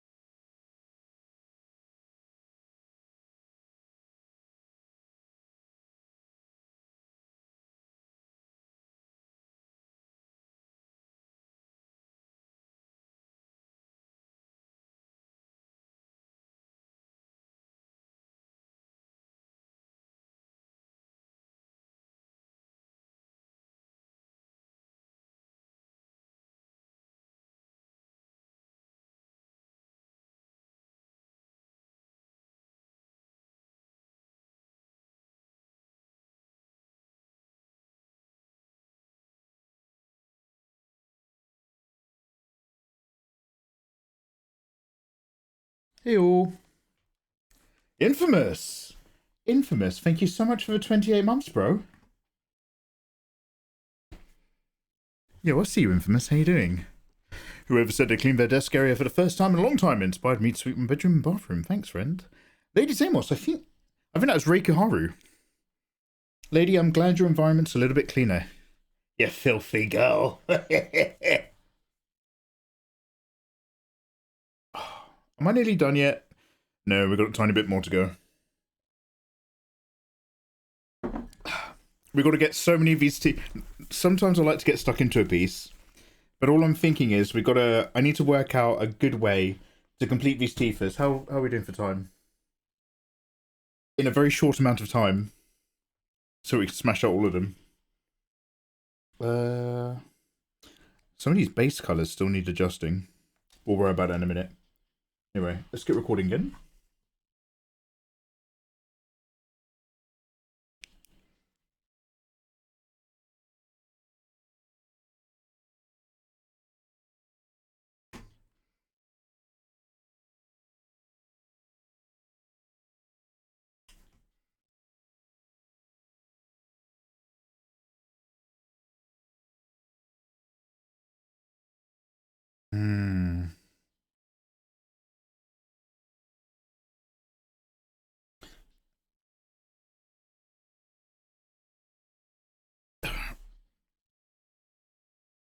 I'm just trying to work out if I want to do a quick pass where I just clean up some hard lines, or if I want to do another one where we just kind of start painting over and get like some highlights.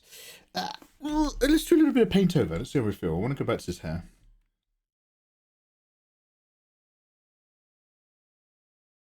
Go back into normal.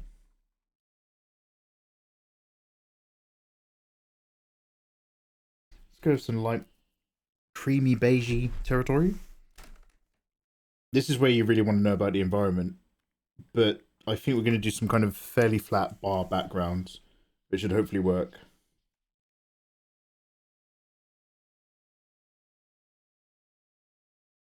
Now, I'm just having a little experiment here, so don't freak out. But is this an opportunity for texture, or is it not worth it?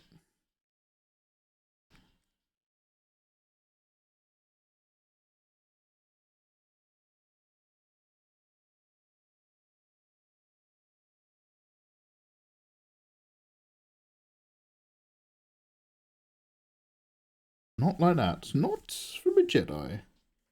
Okay, we'll keep it crisp.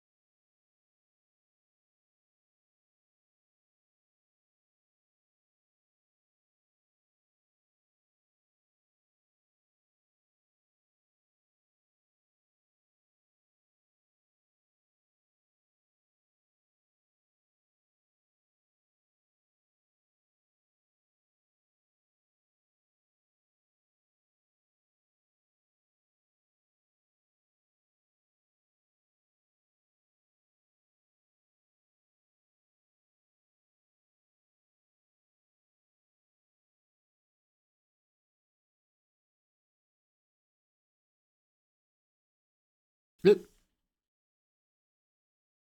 There we go.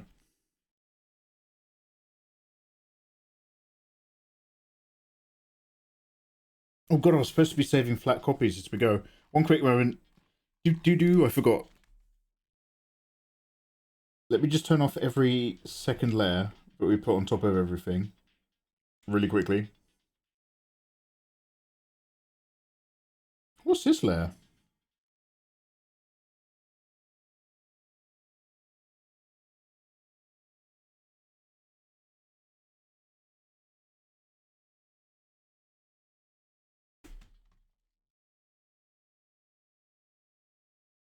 Thanks for holding on. I just need to save this real quick. Tifa original. Oh, Tifa OG number 7. Yes. Can I just undo my way back to turn these all back on? Yes, I can. We'll turn this one off. And then we'll save it again.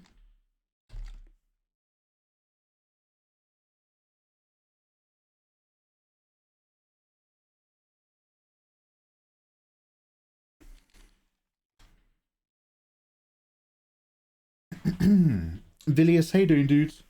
Is Rainbow... Wait, are my lights even working? I think my lights are working. I don't think Rainbow's a command. How are you? How about Tifa dressed up as a female Mortal Kombat character? Neo, I'm going to be honest, I don't know enough about the world of the Mortal Kombat characters. That's the concern. I was going to get Mortal Kombat 11, but I've still not gotten around to it.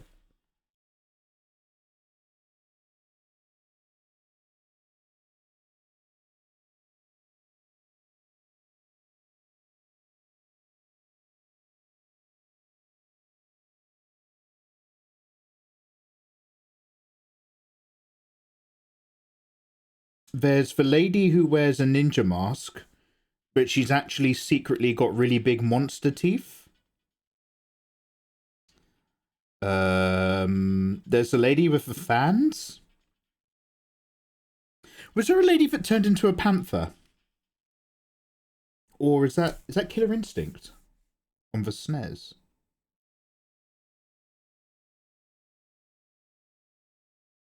Oh wait, isn't there Sonya? There's like a there's just a blonde female who's a bit like Nina from Tekken, right?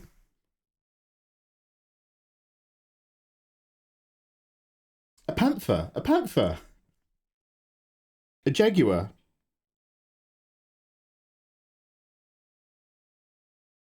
I want to be a panther, to quote Bill Bailey.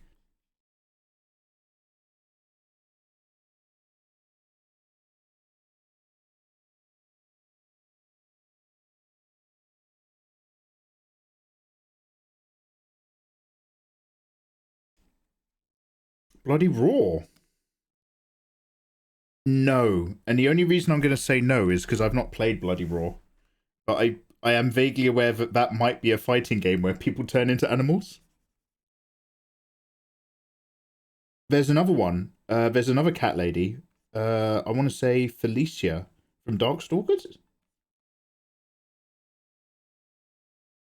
But no, I don't know enough Mortal Kombaties. Right, now, do I know what I'm doing? Let's find out. Soft eraser brush.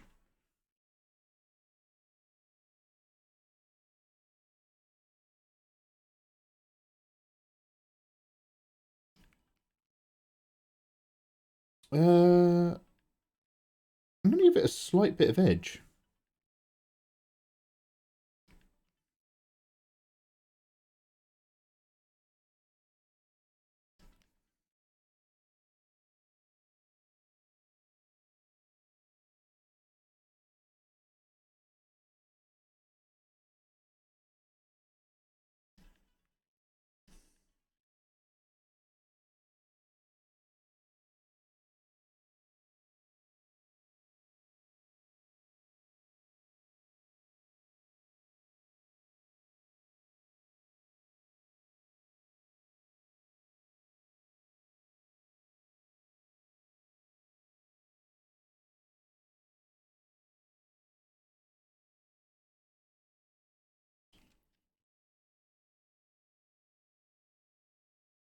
A universe where Vincent is the player and turns the party members into vampires.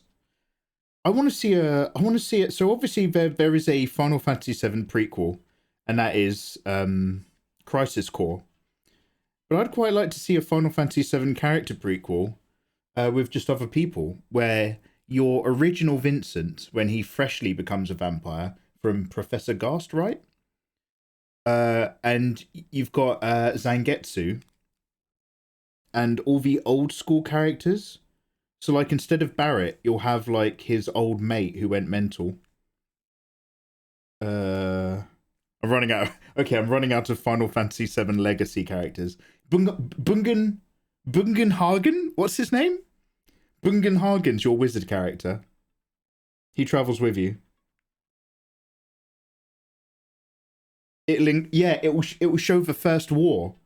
When the evil clan attacked and Nanakai's dad turned into a statue. There's a Turks game. Yeah, Neonato are on the same page. Man, the Turks, they're just thugs, aren't they? They're just Japanese gangsters.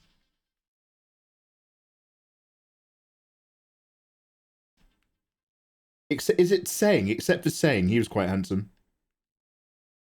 They were quite pretty gangsters. Man, the Turks really miss their calling. They should have been like male models.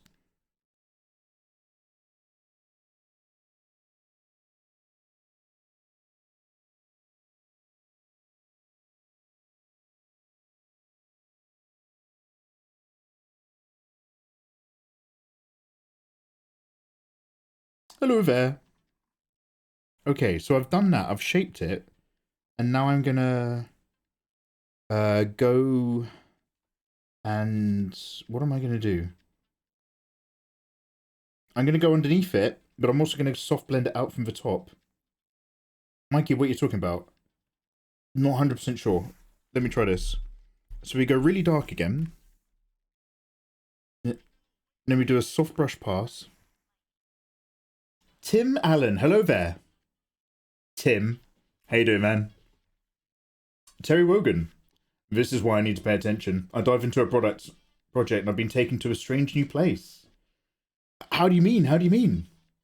Wait, Terry, tell me all about your project and where it's taken you. But like, yeah, my ideas go everywhere, dude. A universe where Sephiroth wasn't born and Wu Tai won the war.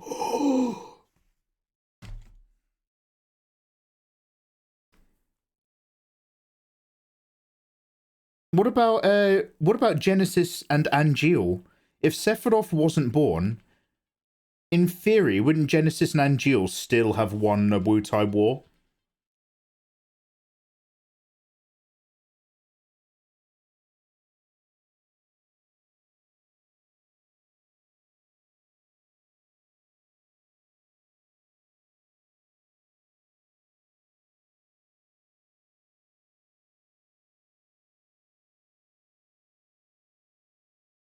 I was lurking in a friend's channel. I started working on some mini painting. I tune back in. I'm looking at Tifa art. Yo, Terry, are you a Jimmy the Brush follower by any chance? If you're a miniature painter. Mate, Jimmy's my boy. I mean, he's a grown man and he doesn't belong to anyone. But outside of that, he's my boy. His old Jimmy.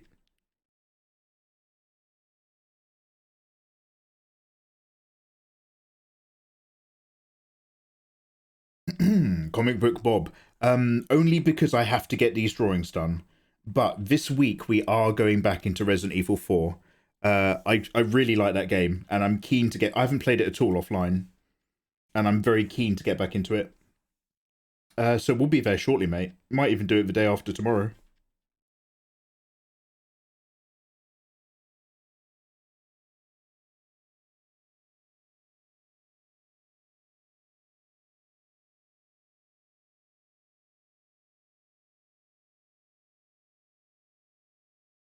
I just had a little bit of time out.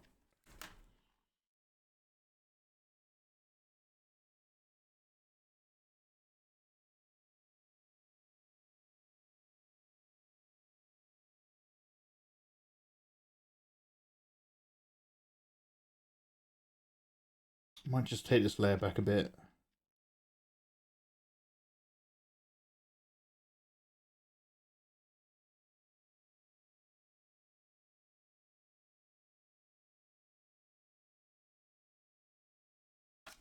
I think this is okay. I just think maybe it just reads a little bit funny.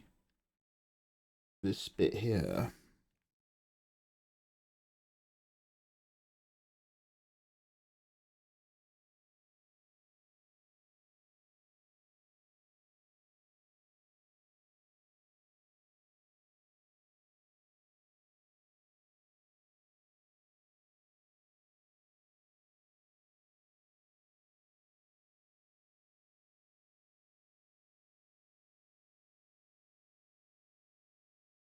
I might just push this whole thing back. Let's just take the edge off that.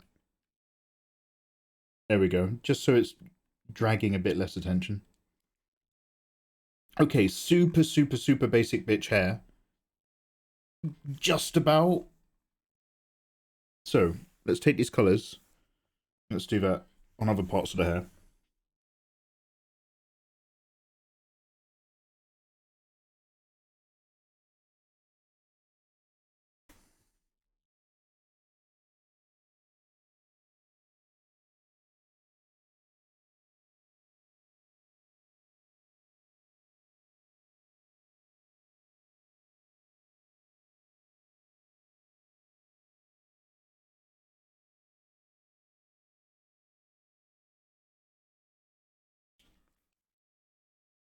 Need the infinite ammo. Chicken out of wolf ears. Oh, comment, are you showing a character design? Dude, get yourself a permit.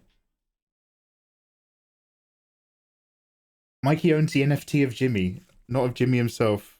What was the best summary of describing an NFT? Imagine there's a load of people having sex with your wife, but you're the only one who's actually married to her and has the marriage certificate. Well, that certificate, that's the NFT. If you can paint a lead model, you can paint a flower. Oh, Bill, wow, that's lovely. I don't know if Angeal would have won the Ritar war, but Genesis deserted with a lot of the first and said, oh wait, did Genesis desert? Was it during the Wutai War?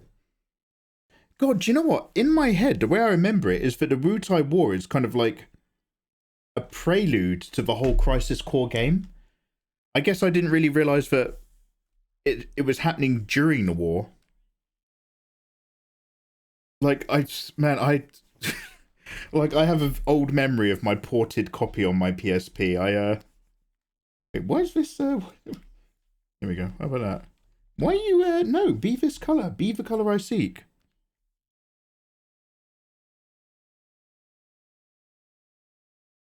That's really weird.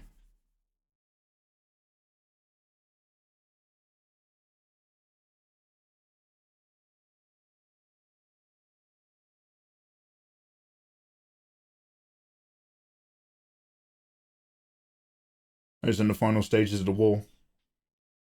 I told her, have a good night, bro. Catch you soon, dude. Yeah, I told her, do you want to do a little bit of a... Can I tell you, when are you next streaming, dude? Are you going to do any Tekken streams? I want to come fight you on your live stream.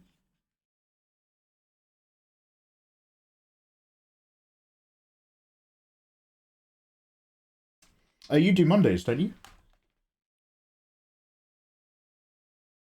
Mikey, are your layers organized chronologically, topologically, or vertically? How do you keep track of them? I know there's an order. How do you keep track? Do you know what? For the most part now, I've done it a little bit different today. I've not followed my own rules so strictly. But I do generally, Bill, try to be topological. So let me just duplicate this and show you. It's going to fuck a couple things, but don't worry. I'll just create these clipping masks. So I try to start down where the business is with the skin layer. And the skin layer is my base layer for the whole character. And then I build every layer of clothing on top of that in order of the layer that it's worn. Mostly, but not always. But that's generally my process. C. Neils, hello. Wow, all my alerts are getting cut off today. C. Neils TTV, how you doing, man? Thank you so much for the 47. What's up, bruv? C. Neils and oh, hello. And anyone who's come in. Oh, Lord Begonius! And Susano! And Brandy! Fuck! Holy shit, Brandy, how you doing, man? Fucking hell. For anyone who's just come in, wow, that's just a load of back-to-back subs. Wow, thank you so much, guys. Holy shit. So for anyone who's just coming in, quick recap, quick refresher. We're working on our Tifa variants. We have a range of Tifas from the multiverse.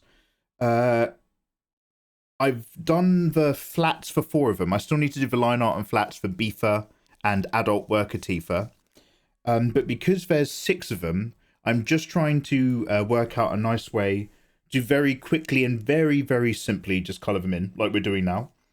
So we're just kind of like working through a little process and experiment of OG, and I'll take this and I'll apply it a bit quicker, hopefully tomorrow, to the next Tifa along. So we're just vibing with that, and then I will like clean it up and paint over it a little bit. But then we're going to drop them into a background, maybe do a secondary rim light. But other than that, we're just going to crack on through it. Welcome on in, guys. Lovely to have you. Susanoo just came in. Wow, hey, what a lad. How are you? So as you scroll down the list of layers, you're coming up from the back to the front. No, I dragged the skin layer up top just for showsies.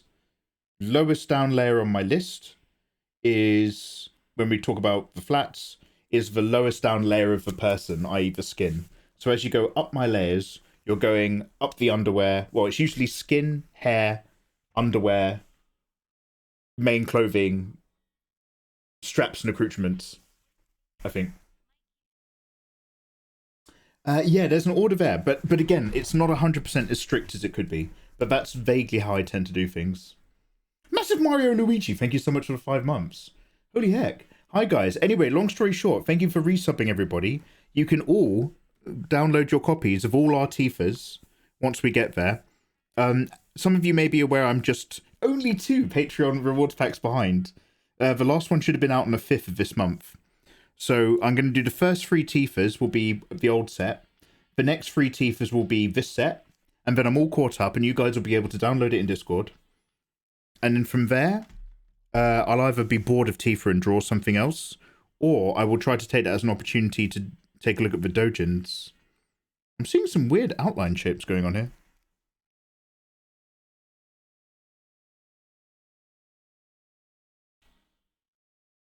She just plays piano and streams. Gabby. So, has everybody just come back from work or something? What the fuck's all this about? Gabby, how the devil are you doing? Well, I hope you have some wonderful time off. What do you want to do with your break? Lovely to see you, Gabby. How are you? I've had a little bit of time off, and now I'm back. And I'm very pleased to be here.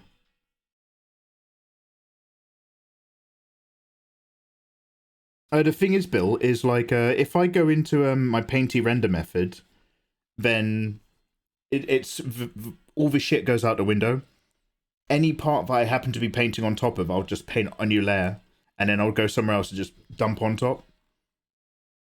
So we're really falling back into the clean anime method, even though this is a lot simpler. We've fallen back into clean anime method territory. The only difference is, what I like to do with the painty render method, and I guess I do it more with anything now, is I can usually do a really basic, each one of these characters I can do in 2 hours, maybe 2.5 or 3 if I'm not warmed up, whilst watching Netflix. So I'll put on a whole shitload of Star Trek DS9, and then I'll get a character done, and I'll get another one. And these are obviously just rough sketches, which are flattened and filled. But when you get this far into a character design, you've got enough visual information to know whether or not you want to take it into a piece, right? So I do like these little mocks first, because normally my clean anime style method would be to get that up to a sketch, and instead of then refining it a tiny bit and then dropping a load of color paddles, I'd go straight from the sketch to the line art. But by dropping a bit of color on, they physically feel like they're there more, and those little mocks just help my confidence to commit to it. Wait, Neonato, who plays piano? Are you talking to me, or are you talking to someone else? Tifa 5. Oh, big beefer. There's a live streamer and Twitter person who's she's very effeminate lady, but she's a massive bodybuilding unit, and she does loads of Tifa cosplays, loads of motivational stuff. Kitty Bit or Kitty Bit, I keep forgetting. We'll find her. Your Discord just posted to everyone that you're streaming. Oh, Susanoo! Oh, is that why everybody popped in? Oh, that'll be one of my mods. Oh, bless their hearts. One of my mods must have posted a thing. Oh, shit. Oh, bless them. They don't know any better, those mods. No. Okay, so what did I do? Semi-hard eraser. Yeah, it might have been Ayatollah on the way out. Modless. Yeah, okay, everyone has to behave now.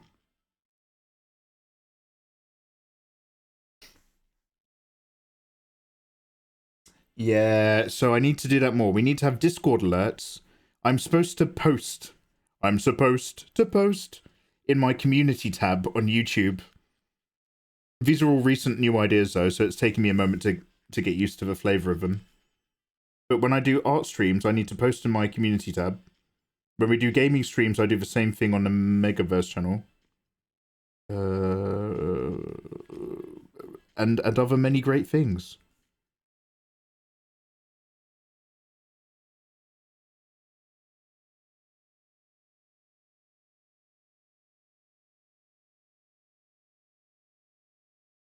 I'm on the wrong layer.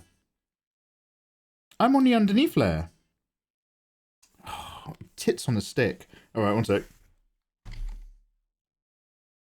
I have to go in here. This belongs here.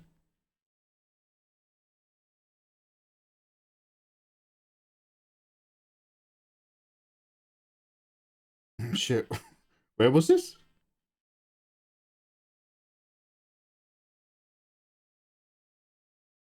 Seems about right.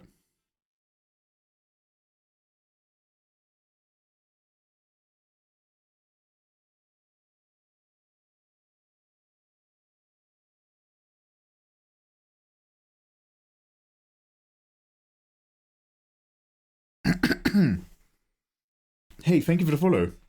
I love the podcast, or what? Kasem, how you doing, you handsome egg? What can't Mikey do? I can't mark it. I can't draw quickly. I can't finish projects. What do you want from me, Kasem? How dare you? We're supposed to support each other. We're mutuals. But you come in here, don't you, Kasem? Flapping your gob. Nobody follow Kasem. I hate them. They're my least favourite streamer. Nobody follow Kasem. Nobody click their name in chat and give them a follow. That would be disgusting.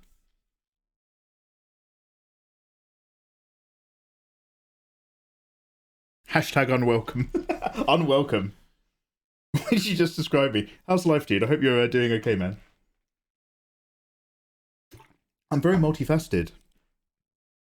Go on, I make one of the best film YouTube channels available. People forget. People think I'm an art streamer. This is just my side gig.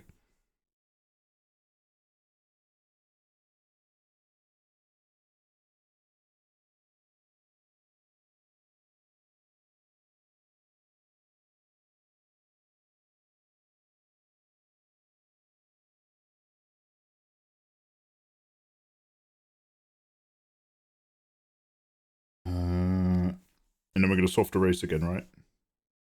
Let's change this.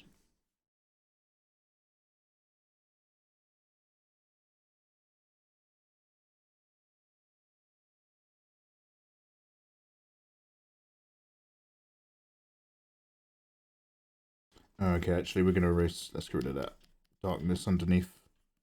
No.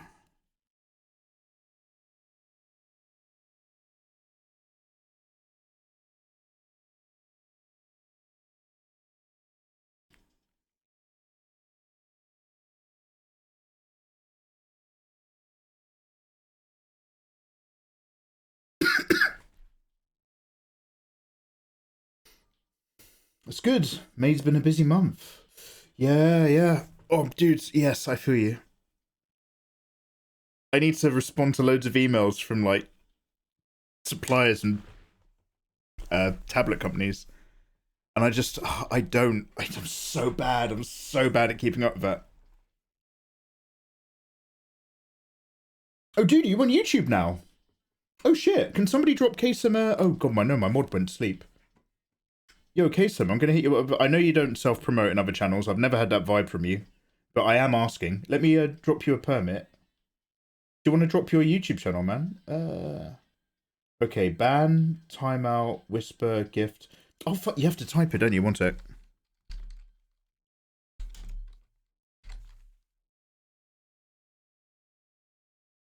Yo, hit us up.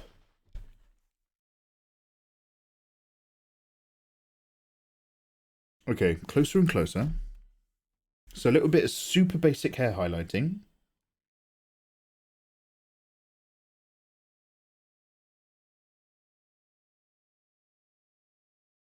I'm loath to put any more into, like, because we've got 6 of these and they all have to be simple. So I'm trying to think, is there anything else I can do that's like a process? Or shall I actually just dive in now and start moving stuff around and rendering it?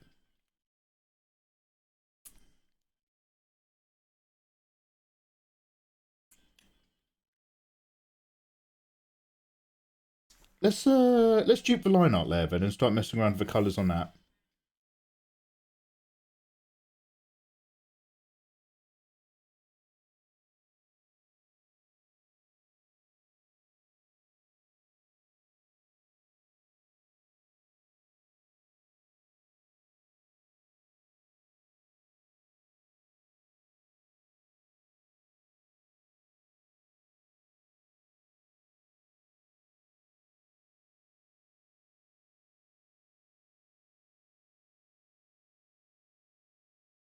Let's go darker.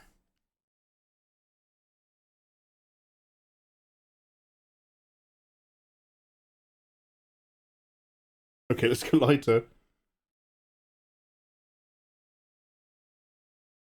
The Kasem crew.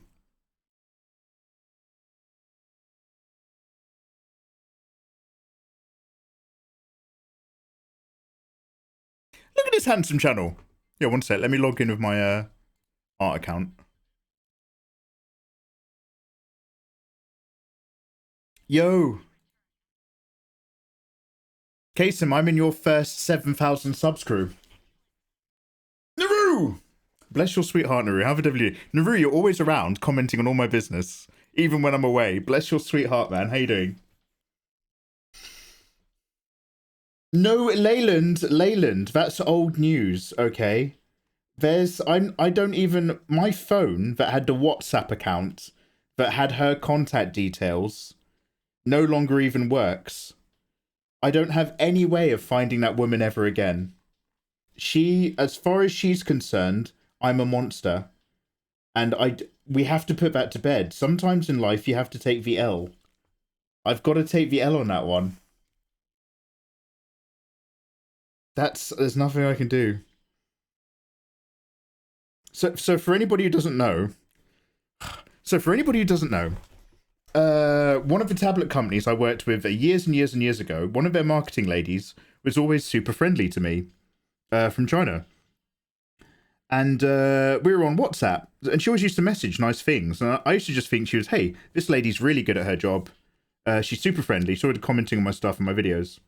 And every now and then she sends me tablets and I review them. And so she sent me some tablets for review and it was all great. And then she was like, oh, I've sent you another package. And eventually this other package came in the post and the box was another tablet, just the actual box. So I was like, okay, because it's happened before. Like sometimes people will just send you drawing stuff for free. They won't ask for a review, but you know, they'll hope that you might review it or you might mention them. So she sent me another package, which was just another drawing tablet. So I was like, oh, okay, she just wants me to maybe review this other tablet that they got. This lovely lady who keeps messaging me on WhatsApp. And so she DM'd me and she was like, oh, did you get the other package I sent? And I hadn't opened it because I thought it was a tablet. So I just messaged back, yep. And that was it. I just mentioned, yep. Turns out, years later on stream, I was like, hey guys, let's do a giveaway. I've always had this spare tablet knocking around. On stream, I open up this tablet to double check what's in there. And it wasn't a tablet. She'd sent me a heartfelt, personalized gift package with a handwritten letter. She'd sent me art books, drawing equipment, a handwritten letter to me. She just happened to have packaged it in a tablet box when she'd sent it to me. So when she DM'd me, it was like, oh, did you get that package? And I was just like, yeah.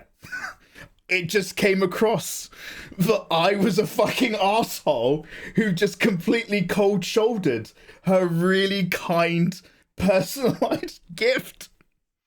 And I didn't open the box until years later.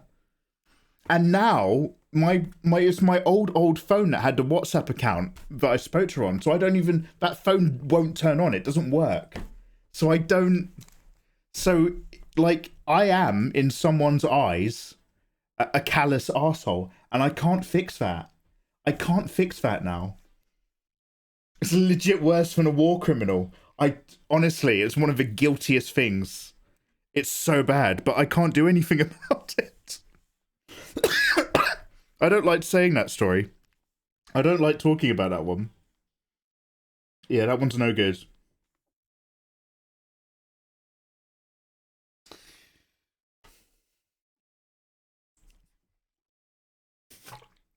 Get that phone fixed. Oh, mate, it's trash. It's garbage. That moment on stream was criminally amazing. It was such a horrific realization. Oh, man. Wherever she is, I hope she's happy. I hope she's got a great life. But, yeah, I kind of fucked up on that one.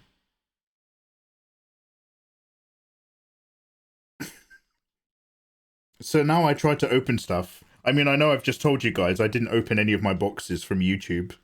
YouTube sent me boxes. I think I know what's in there, but I don't know. But I haven't checked.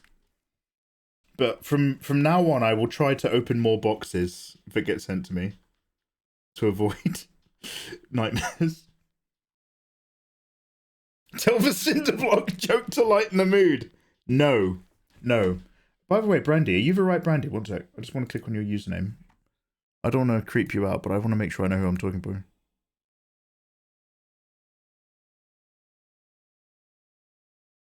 Yeah, it is you, Brandy. I assumed it was you, dude, but before I continue talking my next sentence, I had to just double check.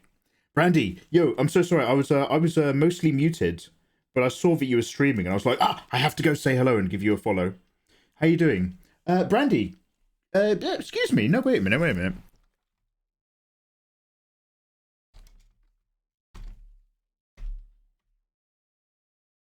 Guys, go check out one of my mates. Brandy is now a live streamer. Click down there. He's playing pretty cool games. Brandy's one of those people who's a bit of a scumbag, as in I've only ever known Brandy on voice over the years. And then one day Brandy comes onto cam and he's like, yeah, I'm thinking I've got a new computer now. I'm thinking of live streaming. And he's a handsome fucker. It's like you can't spend your whole life on voice only to turn out to be handsome. That's a real dick move, okay? You can't keep that kind of card in your back pocket. Despite what Jem might say about you. You know what she's like? She's full of hate. Don't leave her alone. Anyway, dude, yeah, no, so basically I just want to say it was great to catch your stream, but I was mostly muted doing something else, so I couldn't just sit down and actually vibe, which sucked. But I certainly wanted to pop in and see what you're doing.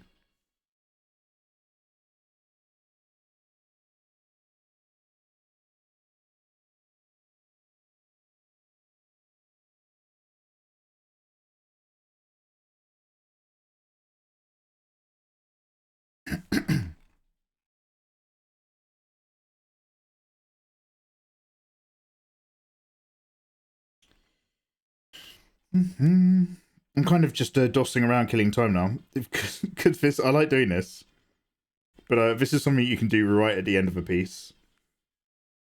Let's just get a little bit in here.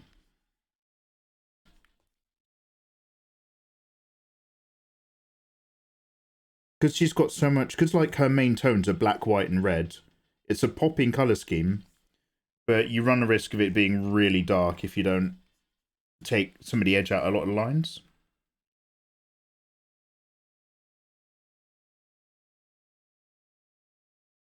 Most of the rest can stay black.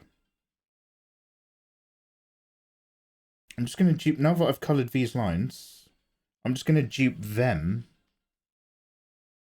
for a multiply or a burn. So you can see the lines are popping because there's 2 layers, but we're going to filter them. Godsy blurdsy, 2.7 looks good.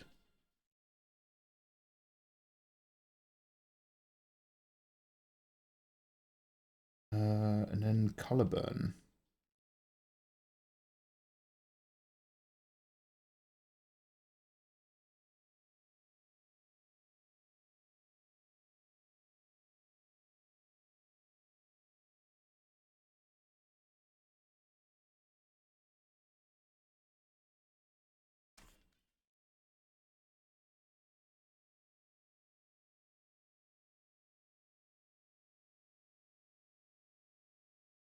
That's a little bit better. We color the line art, duplicate a color burn that's blurred, and then reduce the line art layer opacity.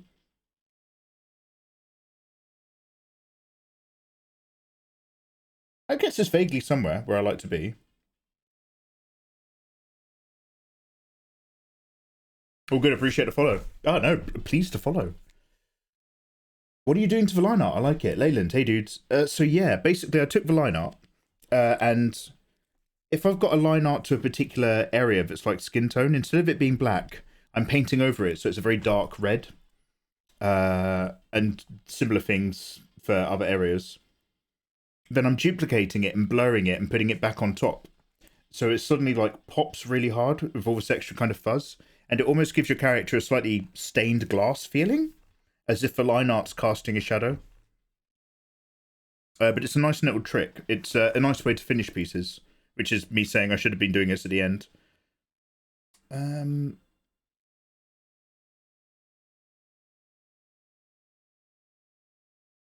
only scratching my head because I'm still trying to work out the bare minimum here. Right, let's just go back to... These collarbones have been annoying me. Seeing as I've got this nice soft eraser up.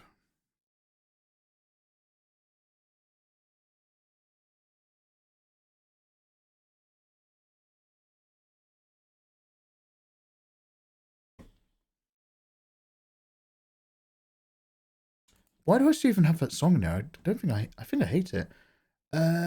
We are going to go back to YouTube. I'm going to find a Final Fantasy 7 medley. And then I think we'll be far ahead enough with this.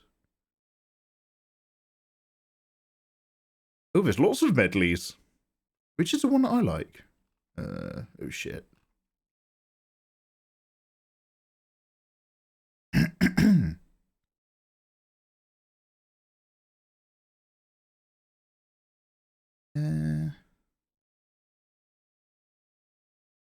I don't know if these are medleys or if this is just a compilation.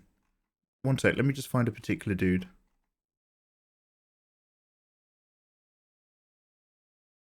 I bet you guys love that I turn off my music before I've found the next song that I want. Dead air? Hell yeah. 5, 5, 6. Oh, it's not a medley, it's covers? Oh, that'll do. Let's listen to this.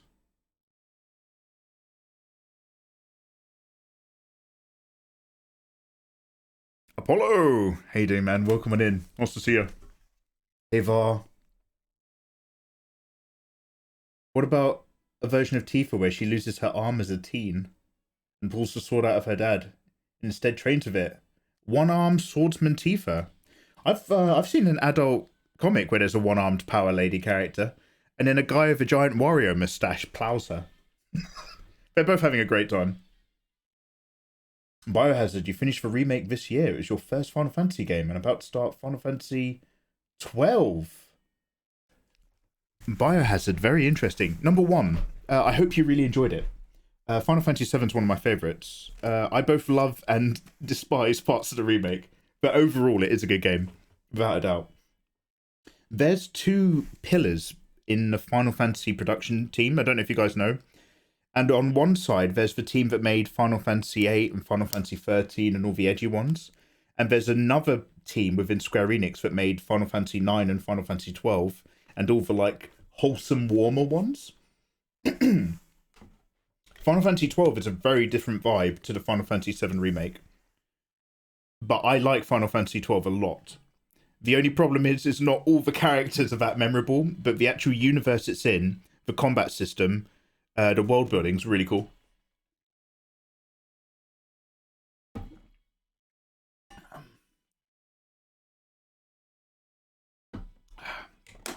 I would have liked 12 if Ash was the main character.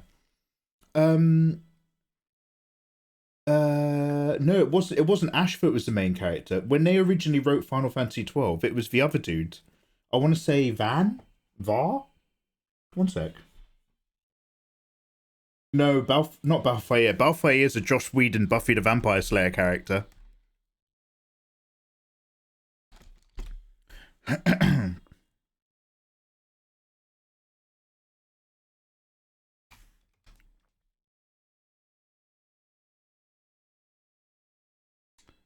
Van? What are these Final Fantasy 12 characters? One sec.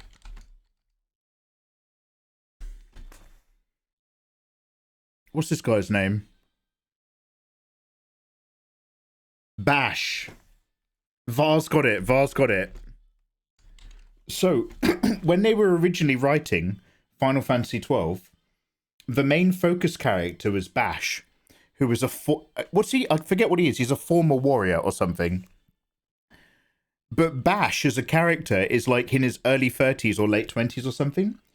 So quite late into the narrative production of the game, the studio, the heads came in, Toriyama or someone, and was like, Bash is too old. You need to have some younger characters to be your main characters so that, it sells to a younger audience or a wider audience. So then they added in those two kids. Is it Penelope and who's the other one? He basically looks like Milk Toast Titus. What's his name?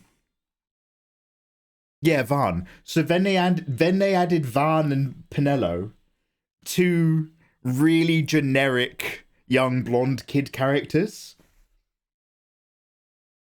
But they basically worked the entire narrative to be a Bush story. So they had to kind of like move a few plot points over and kind of spread it out to incorporate those two.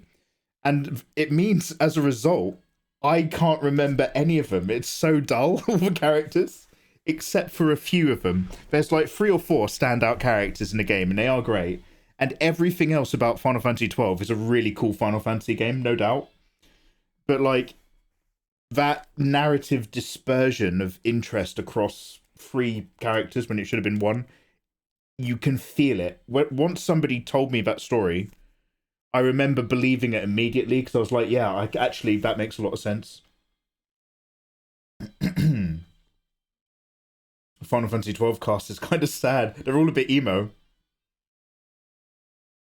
Oh yeah, and by the way, I'm complaining about them. So just really quick context, just in case I'm coming off too negative Nancy. I'm complaining about them in the context of a really good Final Fantasy game.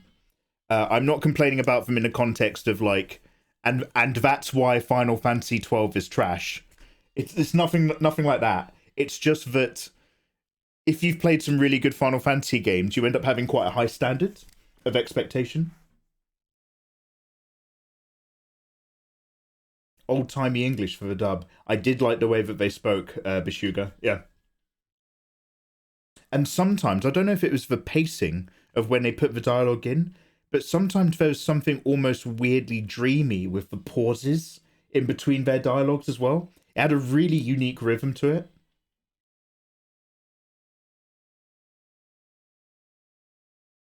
I also want to try 13 because I like the character design. But whenever I bring up the game, everyone looks at me like I killed about it. Yeah. Apparently, if you go to jail for liking Final Fantasy 13, they have to put you in a special wing so you don't get beaten up by the other inmates. Final Fantasy 13 has some insane character design. No doubt. Final Fantasy... It's weird because Final Fantasy 12, you unlock more automatic commands as you build up someone's character ability, which is really cool.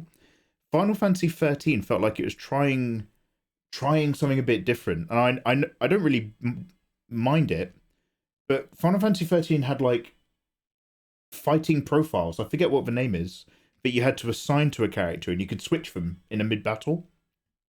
And it kind of changed their role in the fight. And that is kind of a really, really weird prototype to what you can do in Final Fantasy 7 Remake with sending commands. Kind of. Super polarizing. Most people hate it. It's like a 6 out of 10 game.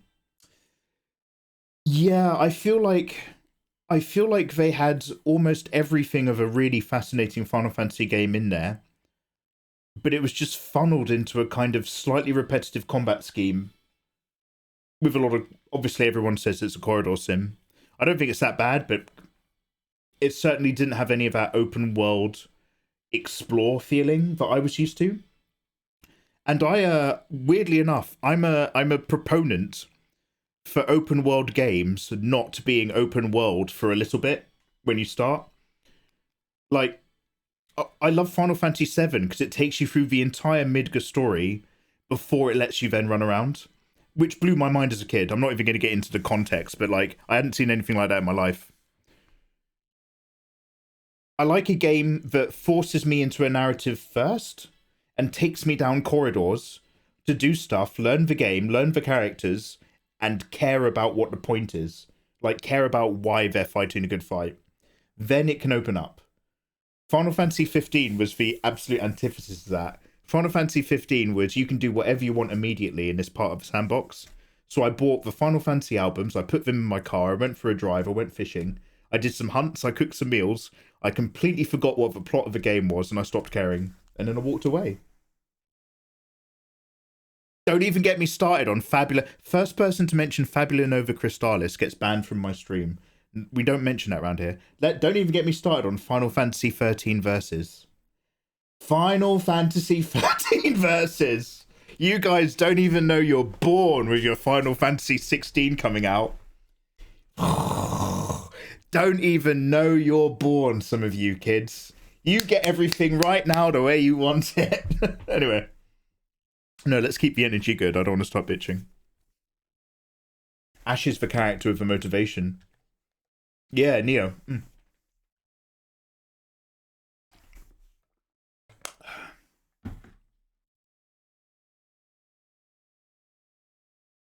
Okay, Neo, do you mean Final Fantasy 13 Part 2?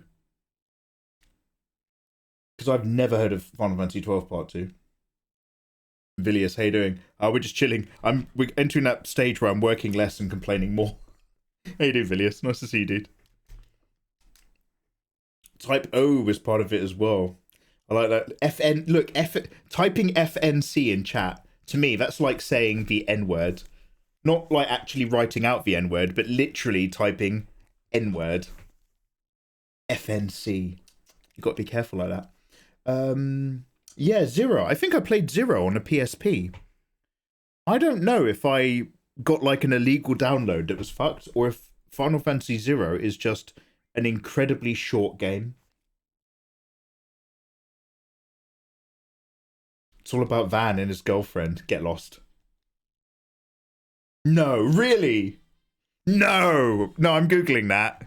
You're talking shit again. Neonato, I like you, buddy, but like, you come in here and you say some wild shit. Now, unfortunately, every time you have, it's turned out to be true. But that still doesn't mean I trust you. Final Fantasy 12 Part 2.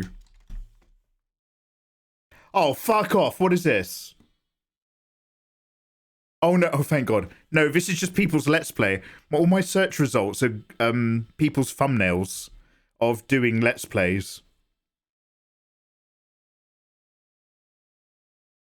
Final Fantasy 12 sequel.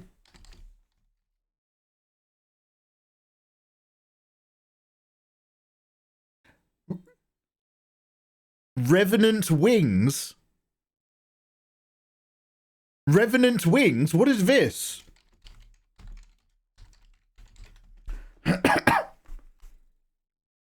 I'm having a lot of trouble loading up Final Fantasy 11, actually.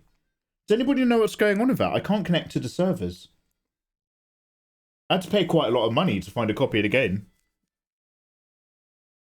Revenant Wings. There was a sequel to Final Fantasy 12 on the Nintendo DS called Revenant Wings. Okay, so it's much more of a isometric bitmap kind of style game. The actual fuck? Okay. I've never heard of that in my life. I've never, excuse me. Revenant Wings, don't know her. Oh shit, okay, I've learned something. You've still got it. Continue the story. Mate, put that story to bed. We're done.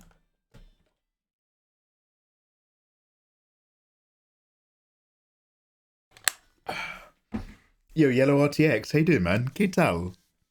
Right. I've only got a tiny bit more to do to keep this simple. But I've really just wrapped up my productivity. Let's go in and let's put a little magic in the eyes. Tidy up the face. Do a little soft blending here and there.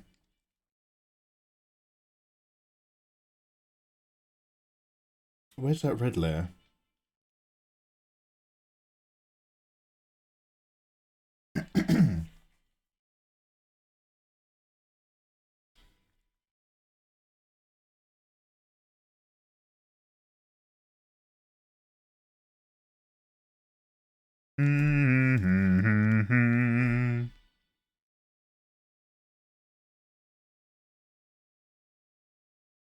Let's keep this simple as fuck.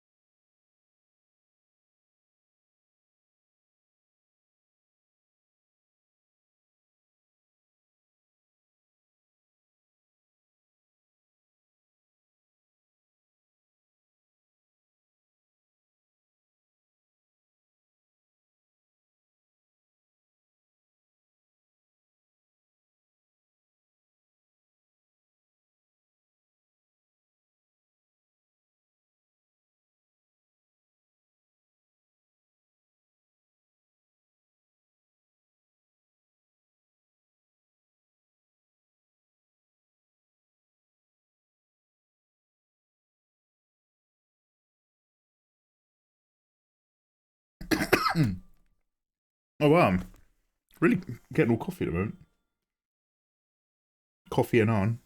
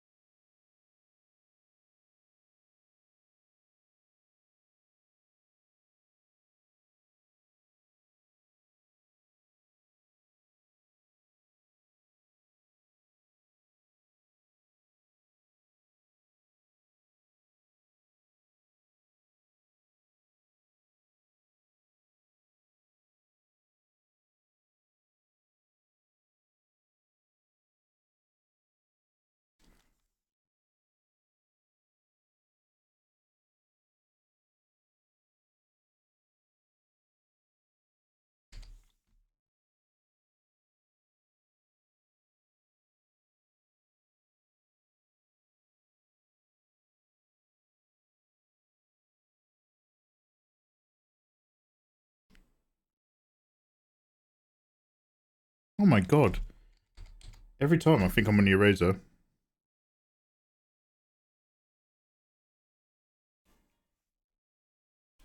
VAR spoke the truth.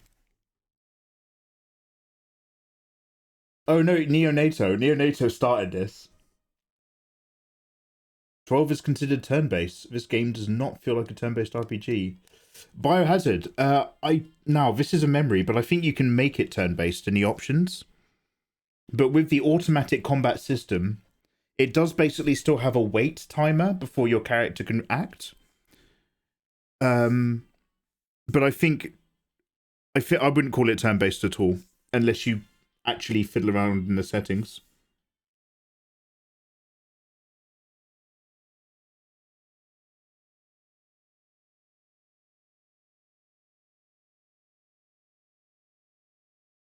I'm going to be doing a Final Fantasy marathon eventually. I've been talking about this for years, but I'm going to be starting at Final Fantasy 6, and I'm just going to play them all the way to 16. But first, I've just got some stuff to get done.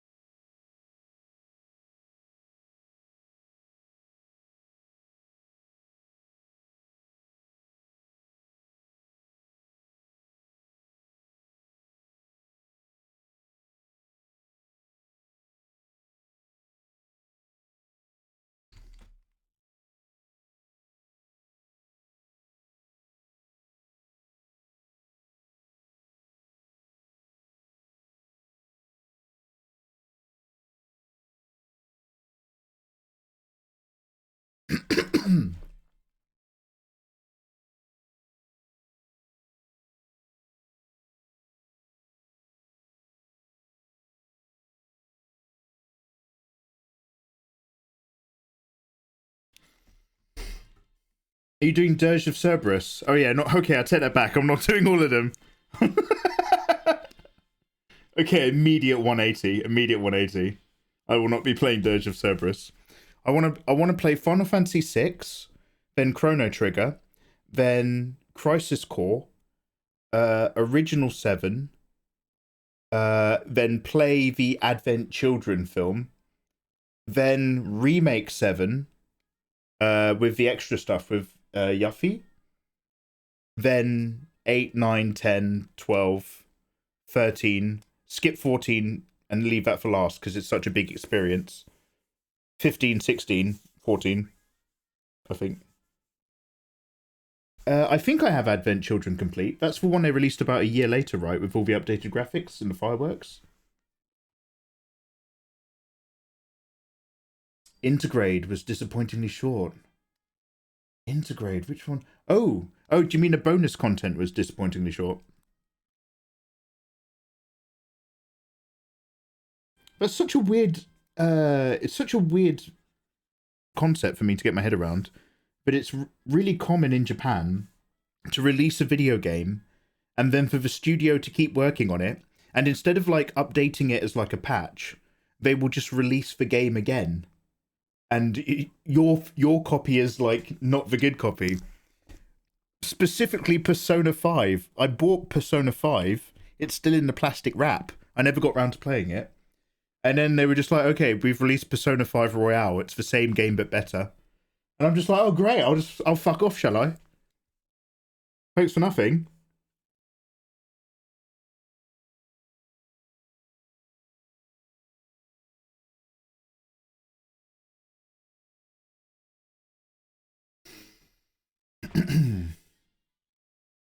Final Fantasy used to have international versions. Okay, let me just give you a tiny bit of geek time, really, really quickly. I know you guys don't like geek time.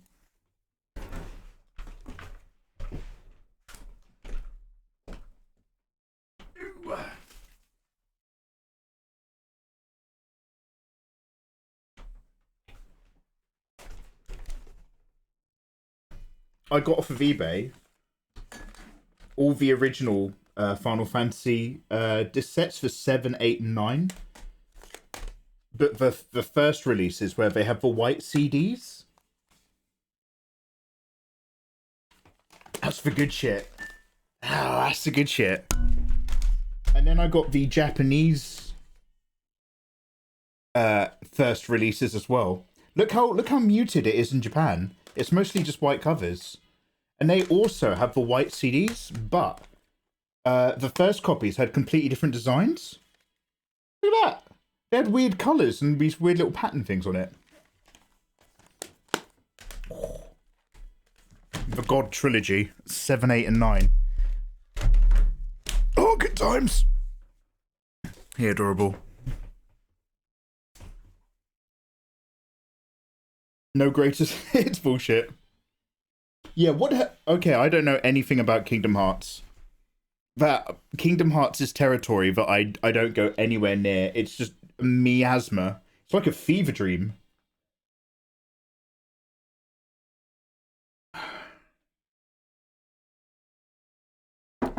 Oh, VAR, could you not update it on PS4?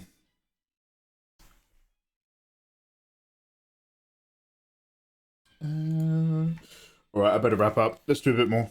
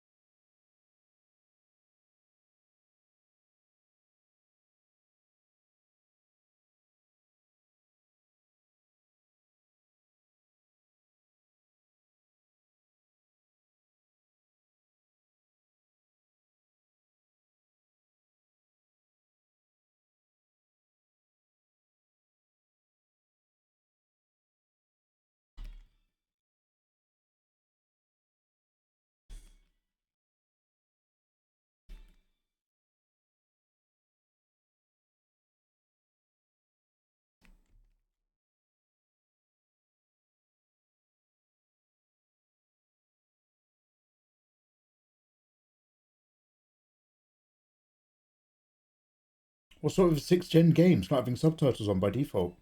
Yeah, I've noticed that. Obviously, if you're streaming video games, it's a good practice to put the video game on, make sure it works. Something I've not always done, and make sure that the subtitles are turned on before you actually then start streaming it. Yeah, they. I don't know why they. Why that's not a thing.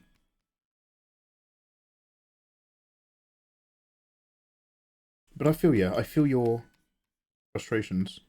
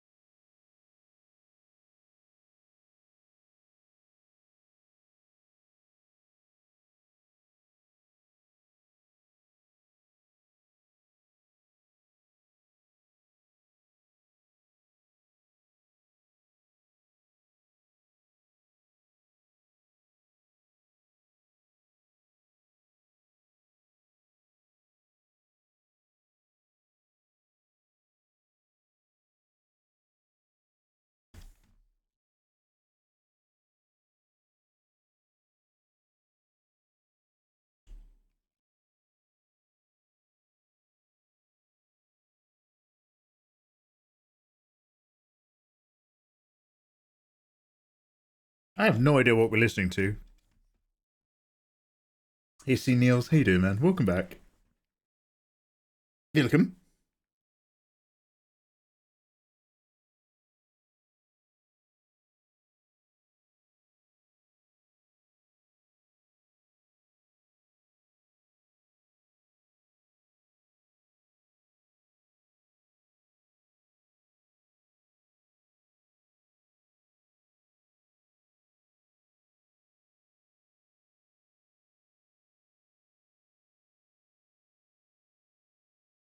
Is this getting creepy?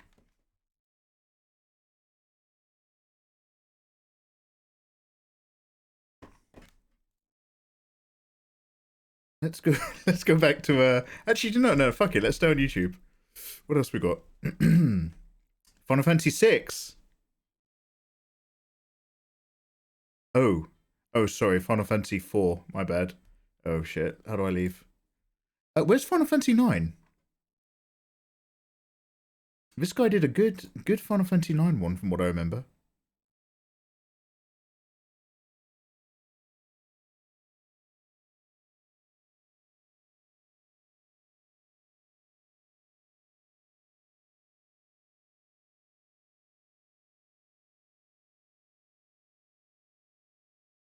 Ah, there we go.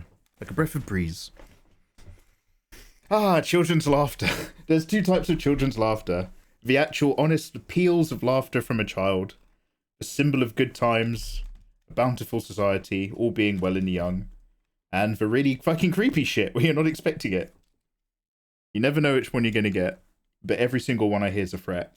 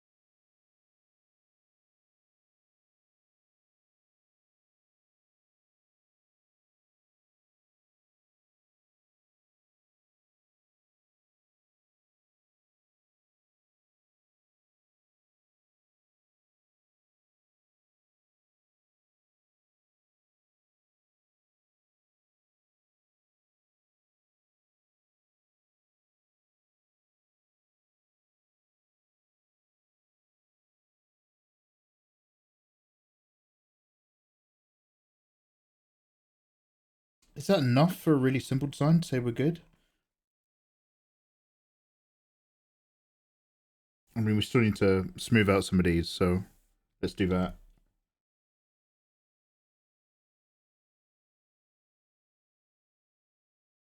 Let's get our soft brush out for a bit of skin.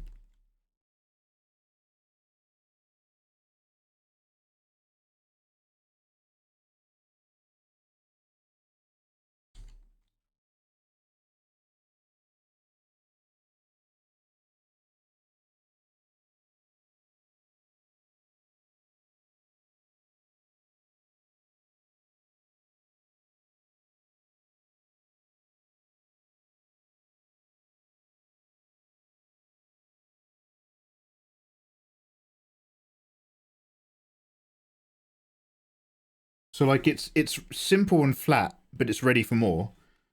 There's no bounce light, but we can add it. There's no rim light, but we can throw it in by dropping a multiply layer around the edge of it and then dropping a overlay on top if we want to later. But it's simple enough that we've done most of it in an evening. And I can do, as long as I've got the colours and the flats and line art done, we can do the others in a very similar vein.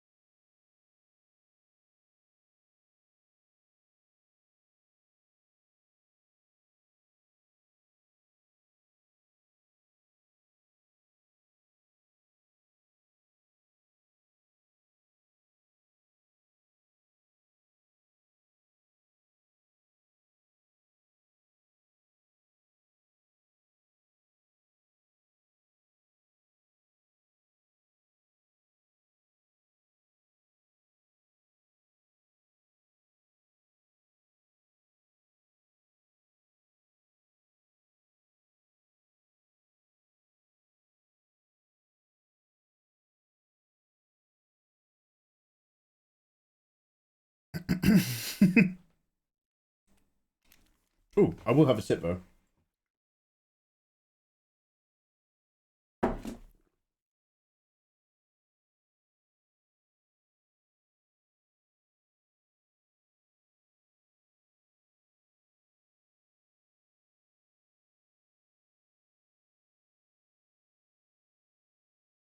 Okay, we've got no material highlights. So, I'm sorry, I'm just talking my way through this because I'm just trying to think. So I've tried to approach this really simply so that we can crack on with the others. But we've done the hard layers, then a soft blend over everything of multiply for each of the layers, and then a little bit of hair highlight, and then just come back and just blended a few tiny sharper edges. There's no material highlights. I think all the red areas need a bit more work, but I'll leave it for now. But that basically, bat in the eyes gets us to where we need to be for a super basic set. It just has no environmental context. Bounce rim. We could get loads of soft light blues in all of the dark shadows and stuff to cool it out and balance it.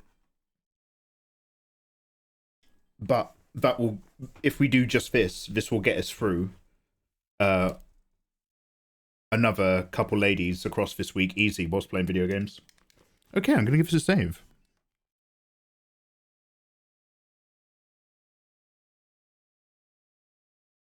Also, let's save a flat.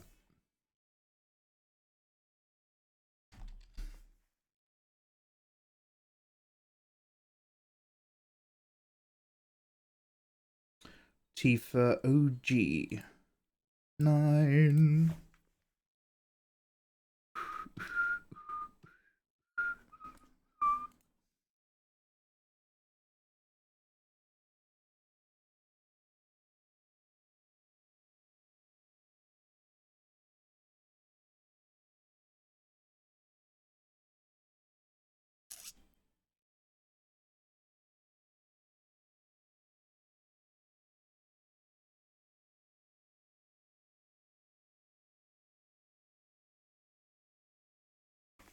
Yeah, that'll do so far.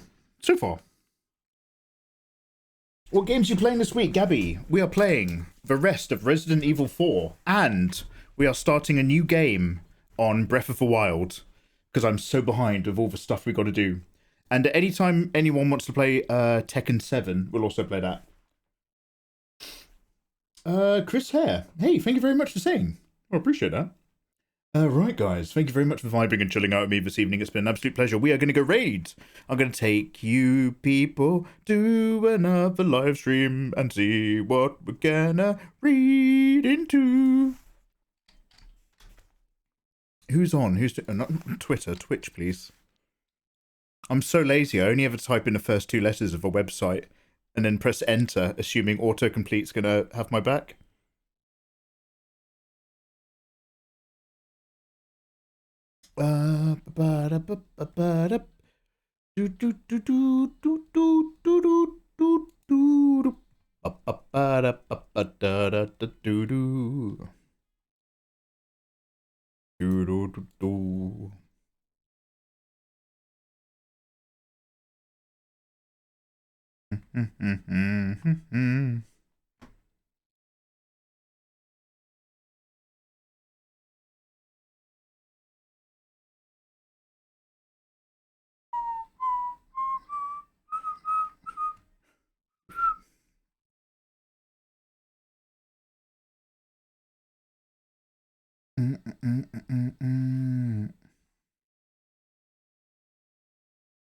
Oh, yeah, Celtis is on. Guys, we're going to go drop into Celtis' stream. Doing some adorable tigers. I don't know if these are emotes, but they're super cute.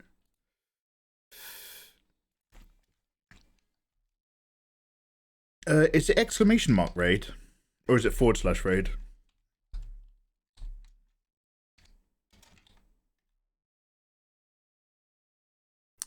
There we go, guys. Thank you very much for hanging out this evening. Yeah, so there's going to be video games this week, and there's just going to be more of this with the other Tifas whilst I line them up. Then I'll make a single background and we'll drop them all into it with any luck. It's been a pleasure having you. It's lovely to touch bases again. I will try to remember to post on other social medias when I go live, but I'm just dipping my toes back into streaming after a really big break, so I'm not that bothered.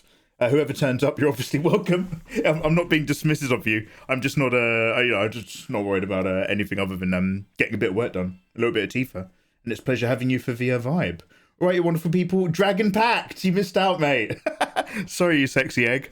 All right, let's say hello to Celtis, and I'll see you wonderful people another time. Hopefully, I'll have found my fucking beanie. All right, much love and peace. See you tomorrow, guys. Follow me on Twitter. See you later.